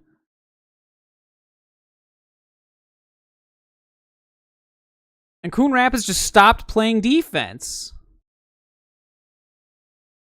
So they send a blitz. They're in cover 3. You can see that here. And then you've got 4 at the second level. So it is a cover 3. That means the safety should stay over his deep middle zone. What's the problem? Both the safety and the corner end up in that zone. He's over there. Nobody's over the deep middle. If the safety just stayed in his zone, no touchdown Champlin Park. Who was the deep safety? Was that 21? 21. Can you do something for me? More like 21. Can you stay in your zone for me? 21. Don't go over there. Stay in your zone. 21. Oh, boy. Yeah, definitely do not recommend doing that. Please stay in your zone. Zone is zone. Don't run with a again. That was some Mazzo, right, Mr. Rich? If it's supposed to be zone, if it's supposed to be man, then he would have just stayed with the man. But it's not man coverage. It's zone. Your zone is here. This dude is not a zone. That is a man. 34 is asking for the ball over here. He's like, dude, I'm wide open. Please. No, let's go hit the... And then he's like, oh, never mind. We got a touchdown. Bad snap. Bad hold. Ain't no way. It still got through? That's insane. Low snap. Mishandled. On the ground. Barely gets it up. Onto the tee. It's crooked. It's a low snap or low kick. I don't think anyone gets a hand on it. And it looks like it barely snuck in just in this little corner right here. That's nutty. Wow. So what is that? That's now 28-27. Coon Rapids. Champlin's got to go for the onside. Remember, Champlin burned a timeout earlier. All right, we fell on him. They got the ball back. So now what's Coon Rapids going to do? You're up by 1. You want to start running clock out. But like we said, there's still 3 touchdowns that are going to be scored here.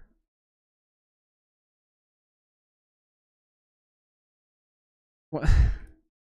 It's not like it's the same play again, where they send Mr. Cummings-Coleman in motion way too early, and it's just inside zone back to the left. How has number 38 fallen for this again? The deep safety falls for this. You've seen this play already. What are you doing chasing him? You know when he goes in early motion, he's not getting the ball. He can't get the ball. What is he gonna pass it to him out there? Oh my, even both the linebackers. You're reading zone blocking this way. Why do you two step this way? I mean, at least 50 went through a hole. Defensive end, are they in a 4-man front? They are. So in your 4-man front, he's got to be the edge of the defense, right? He's not. That's a beautiful double team at the point of attack by Coon Rapids. Defensive end gets sucked inside. It's actually kind of giving me flashbacks of what Lakeville North did against Lakeville South last year. They had a nasty touchdown on stretch with Sam Ripplinger, and it literally looked exactly like this against our 4-3 defense. They had a good double team. They got around the edge like that, and it was just gone for like 33 yards. Ugh. Yeah, I don't know about that. And he actually scores. Dang. That's now 5 touchdowns, Coon Rapids, a team that averaged less than 7 points a game last season. 2 years ago, apparently, had some decent offense, at least against Champlin. How? Did they jump off sides? Yeah, all right. I think they're just going to give it to them if they got that in. Or, no, they're going to re-kick? Did they miss it? Okay. Pause for a second. The score is now 34-27. So we're in the same position we were earlier. You're up by 7 right now, and Champlin Park just jumped off sides. You're going to get a 2-point conversion try from the 1.5-yard line. And you still decide to kick an extra point. This is even a bigger mistake than the last time Coon Rapids did not go for 2. You need to be going for a 2-point conversion right here. That makes it a 2-possession game if you get it. And if not, that's fine. Then Champlin ties the game. So what? You're still tied. You're not losing at that point. No pressure on you. There needs to be a 2-point conversion. It would easily put this game away and give your defense a ton of breathing room. I do not know why Coon Rapids is not, especially after you got the penalty. You can't pick up 1 yard. I don't know.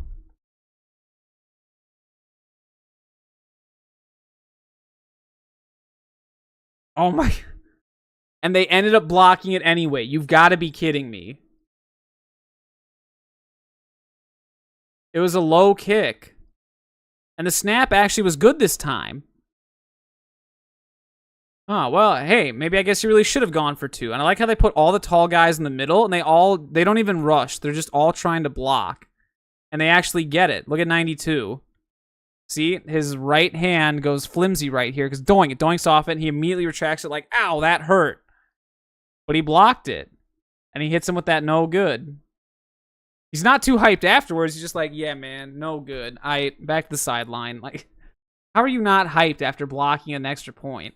And Coon Rapids, why did we not go for 2? That's 2 times in a row I said you should have gone for 2. This one, especially to me, is inexcusable. You're at the 1-yard line, 1.5-yard line. You're telling me you can't get 1.5 yards of offense in one play? And it puts you up by 2 possessions if you get it. And if you don't, then you're in the same position you're in now, where you're only up by 7. What are we doing? Okay, so it's only 34-27 now. That means that Coon Rapids is going to put up another 10 points? So there's another field goal in there then. No. Okay. Oh, nice downfield blocking. Mr. Russell makes a move. He didn't score, but dang, he got down deep. All right, now we're getting into some fireworks, man. So we had a huge run on counter. Defense gives it up. Arthur Russell's like, I got to respond. Let me work some magic here. And there's actually some solid downfield blocking from Champlin here. Watch 37 get up here. Or is that 34? 34 gets a nice block. 15 gets in front of him. Doesn't get enough of him. But it's still, you're all the way down. Now you're in the red zone. 1st and goal from the 3-yard line. Oh, boy. Coon Rapids not going for 2 has really come back to bite you. Touchdown. He's got... Oh, why did he throw it in the ground? He knew something was up. He's like, dang. Wait a minute. What is the route combo here? He's running a slant. He has a whip, and then he's running out underneath that. So you get a little bit of crossing pattern. It's not fast enough, though.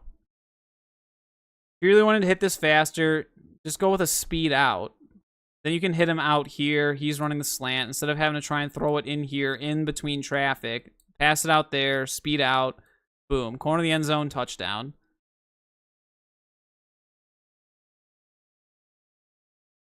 All right. Yep, we're in man coverage. We're bunched up at the top. We have one receiver or one DB at the bottom down here. Where's number 2 at?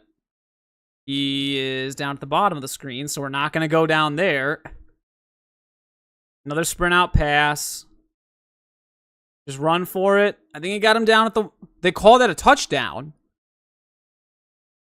He got in. I guess the football must have broken the plane right there. That's super close. Got to make a split-second decision. Calling the field's touchdown. Give it to them. They've gotten all the way down there. They might as well get it. Oh, okay. This is something you don't want to see. Watch number 21 here. The safety. Look what he goes and he does. He turns around and he starts yelling at the official. Nah, man. Was there a penalty on that too? I mean, there should be if you're going to yell at an official.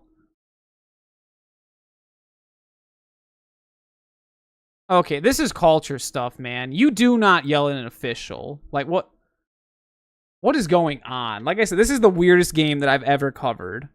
Why would you do that? That is one of the stupidest things you can do as a student athlete.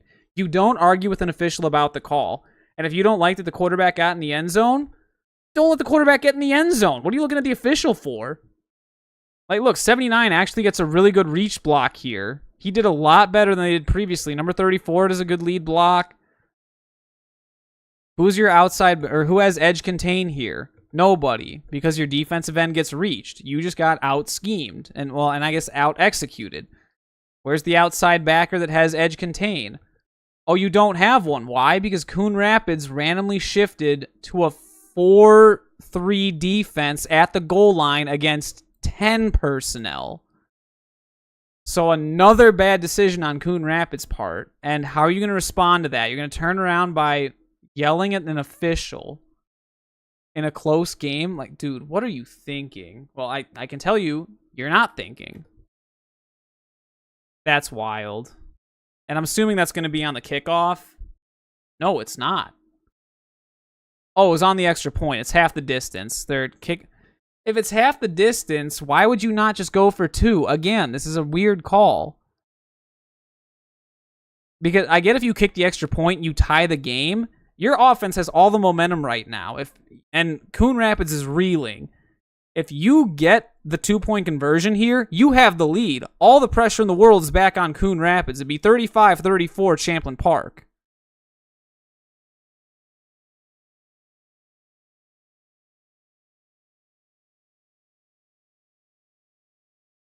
But right now, it's tied 34 all. So Champlin can just kick it deep. They don't even need to do an onside. Why do they do an onside? And they actually got the ball.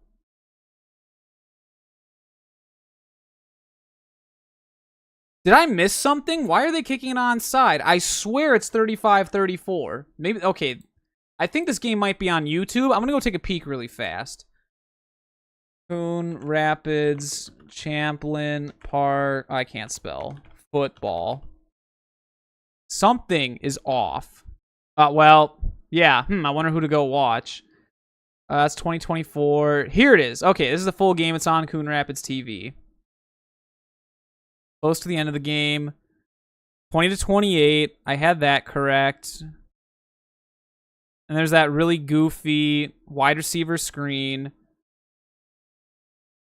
Is this the play I'm forgetting when they went up 35-28? I think that's where I got off. I forgot it's up 35-20 or 35-20. And then Champlin ties it, or they don't tie it, but they get that. This is the touchdown where Coon Rapids just forgot to play coverage, right?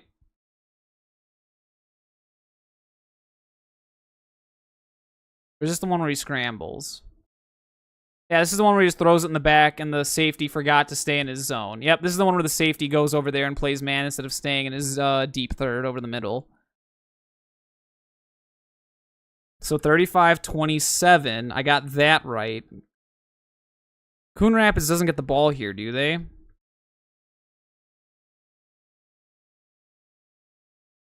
No, because this is where Champlin gets... Yeah, Coon Rapids did get the ball. And then what was the score here? Is this the... Yeah, this is the next one. Okay, so I am off. It is a 2-possession game, so I'm stupid. Full screen, I got you.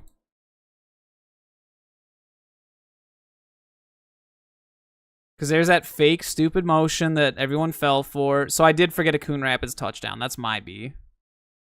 So it's 41-27. 42-27. No, because they missed that. They should have gone for 2 here. So they weren't up by 9. That's why I'm stupid.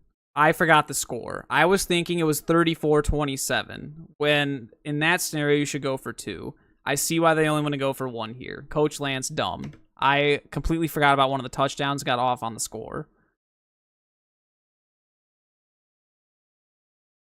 Still sad that a kick that short gets blocked. Yeesh. So 41-27, Coon Rapids gets... Did they score 41 or 44? They might have one more field goal in here, but I don't know why they'd kick another field goal. Arthur Russell pops off and gets way downfield here. Yep. And then quarterback runs in.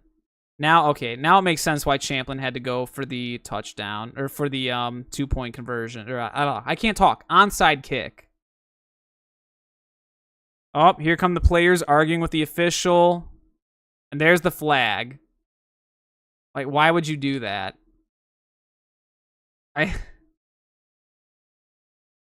Why would you run a 4-3 defense at the goal line against 10 personnel? You're gonna look at poor number 70. He's a thicker defensive end. You're gonna leave him to contain the edge against a big athletic quarterback?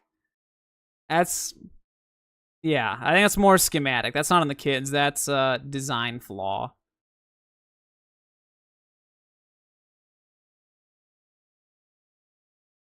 After the play, unsportsmanlike conduct, defense, half the distance to the goal. So 41-34. So I'm dumb. That's why Champlin Park needed to kick an onside kick here. I thought it was 34 all. I completely forgot about a Coon Rapids touchdown. That is my fault. Coach Lance stupid. So Champlin gets the onside, and now they have a chance to go down and tie it up. I don't think they do, though. They don't score more than 34 points in this game, do they?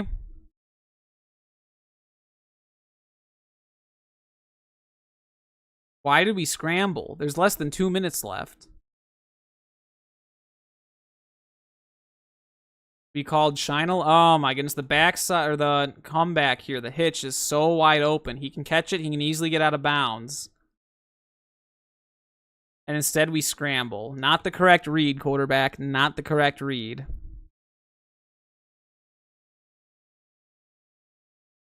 Time is ticking. You don't want to burn timeouts. Okay, you took it. The only problem is the ball was thrown very low, and the receiver had to go down on his knees to get the ball. And what does that mean? He's down right there in the field of play. Clock keeps ticking. It'll stop when the chains move. As soon as the chains are set, clock keeps going. Also back to that line. There we go. He just winded the clock. Spike. Yeesh. I want to say Champlin Park still has a shot, but then again, you've given up 41 points to Coon Rapids. Like, you don't deserve to win this game.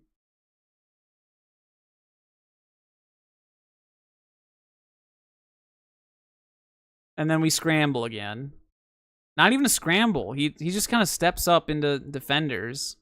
Why did he not keep going outside? Why is he running forward here? Keep going to the edge. Why? What? If it's a sprint out pass, why are we randomly stepping up? Keep going. There's nobody out there. Push comes to shove, you just keep running, you gain yards, you get out of bounds, and the clock stops.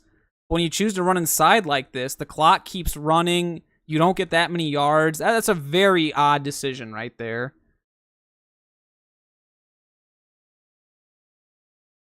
Now, 3rd and 8. I mean, it is 2-down territory. They're going to go for it based on the scenario. Steps up, throws up a prayer, and it's picked off by Mr. Cummings-Coleman. Why would you throw up, if you're going to throw up a ball anywhere, why to him? I get what the quarterback's seeing. Why did he just abandon the receiver? I mean, if he could have gotten this ball out, but he's not. If you watch, he's throwing it off his back foot. He can't step into the throw all that well. He's getting hit as he throws. It's just not a well-thrown ball. INT. Momentum carried into the end zone. That should be a touchback. No, it's not. They marked him at the 1-yard line. There's still a chance. Champlin could get a safety here. Quarterback sneak. Oh, almost got him to jump.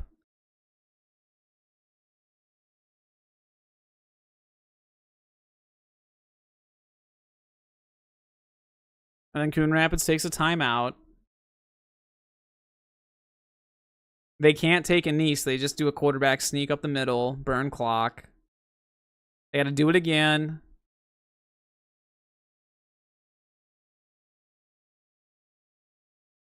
And that's it, 161 plays. Okay.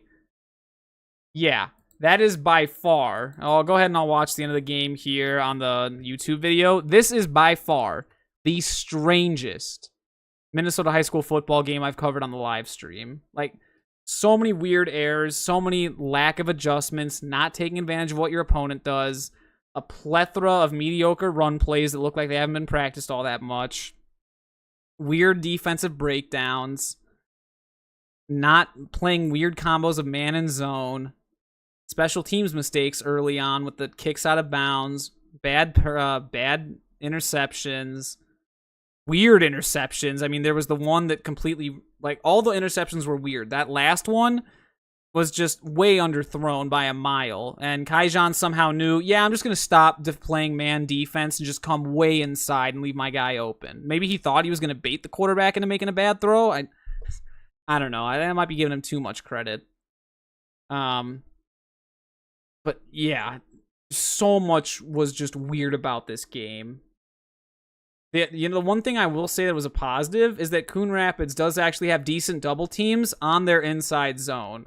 Better than Blaine or Stillwater does. It's actually kind of impressive. Yeah, I don't know. And then obviously the big question mark is, what will Coon Rapids look like this coming season with Coach Vasquez taking over? Are we going to see all these goofy mistakes? Oh boy, that was just a drop. I didn't realize how badly they missed this onside kick. Oh, you didn't fall in it. You tried to scoop it. What? You can't let it hit you in the hands. You got to fall sideways and pull it into you. That's rough. But yeah, now going back to those other two interceptions, there was the weird one that was thrown behind Arthur Russell where he had to turn around, it doinks off his hand. It ends up in the hands of a receiver who runs it back like 90 yards. Then there was the other one where Coon Rapids, like the kid was catching it as he was falling. It looked like it hit the ground. He randomly throws it up with just his hand, and then it ends up, funny enough, in the hands of Arthur Russell, who picks it off and starts to run it back. Like, it's been such a strange game. And like I said, the end of the game right here, trying to scramble up the middle instead of running outside. Spike the ball. I don't know, they ran an actual play here. Solid completion. The only problem is thrown too low. Receiver is on the ground when he catches it. That's down in bounds. Clock keeps running. You see the clock keeps running, right? It stops when they reset the chains, but then it's going to start again. You got to snap, spike the ball. This is the one where you should have kept sprinting out. The outside linebacker's in man, and he runs. There's nobody on the edge. You got to keep going to the edge. Run out of bounds, gain yards. Look, there's nobody out. There's nobody out there.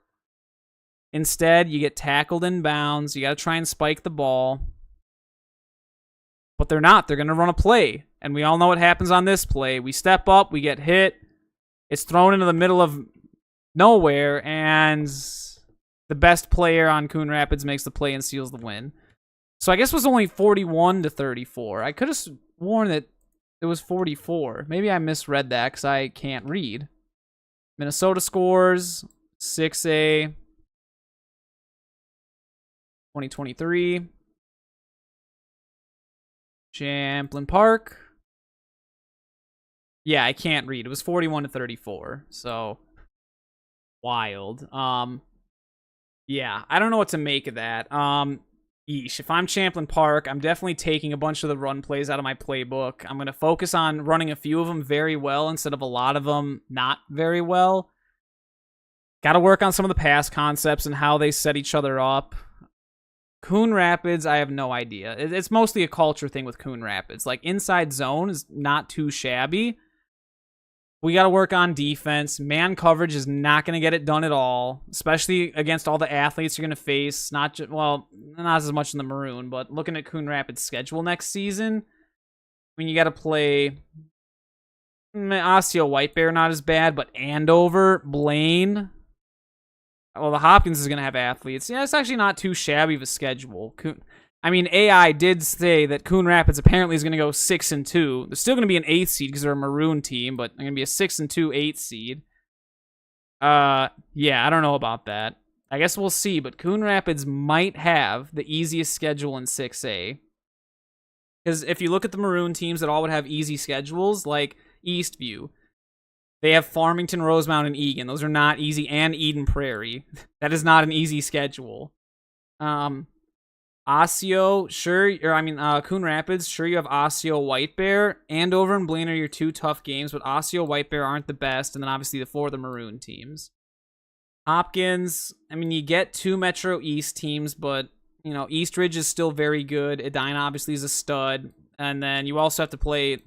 I know that I give STMA a lot of crap. I'd still take STMA over any of the 5 maroon teams. Like, I highly doubt it's going to be a competition between any of the maroon teams. Although, then again, maybe I just lit a fire for Hopkins. Hopkins is going to come out, and they're going to beat STMA Week 8. That's... I don't know. Who knows what happens between now and Week 8. That'll be nutty. But yeah, definitely a lot to clean up. And I guess the big thing culturally, you can't be talking to refs regardless of which side you're on. Champlin's got to get rid of the dirty hits. We got to clean up the blocking schemes.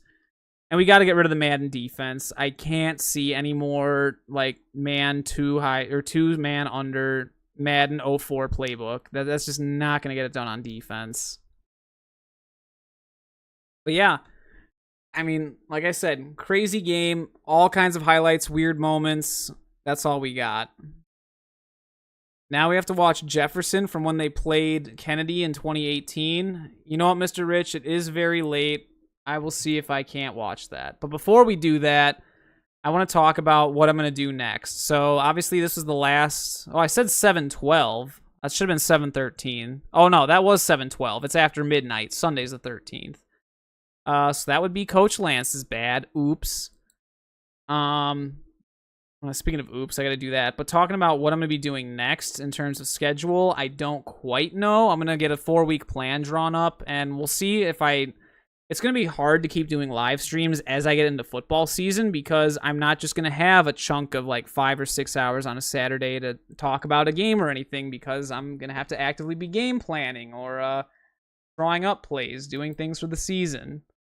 So I will see what I plan to do there. And then as far as teams I haven't talked about yet, EP, Wyzetta, Champlin Park, and Coon Rapids all crossed off.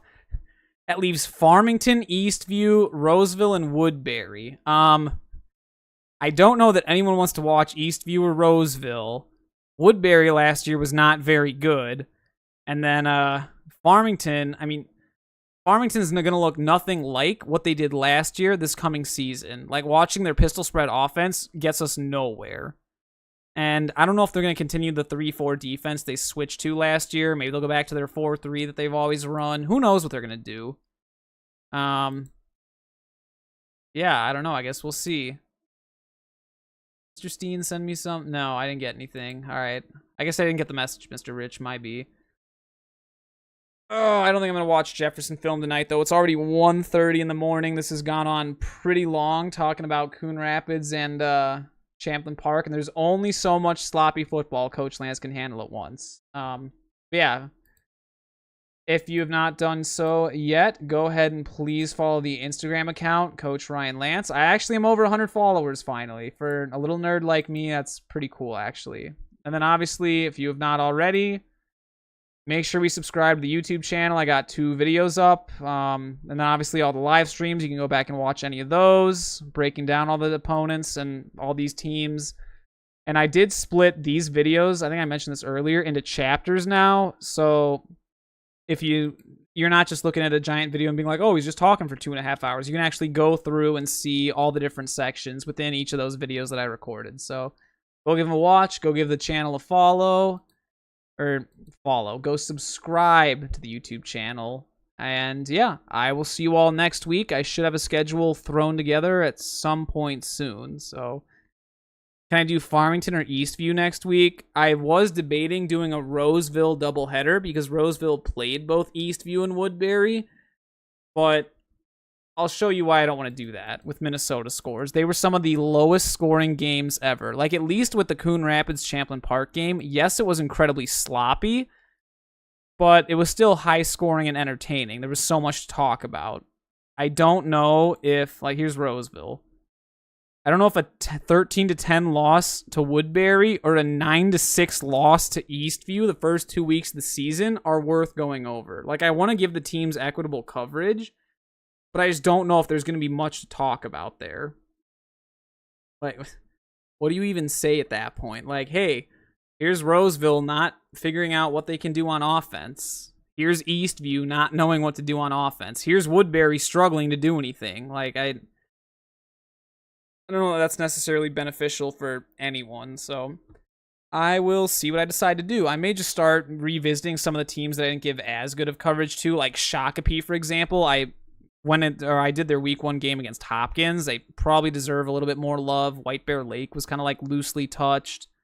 Maybe I'll do another AI video, having them pick the season. Who knows? I got a lot of options out there, so I'll get something drawn up. I will let you all know.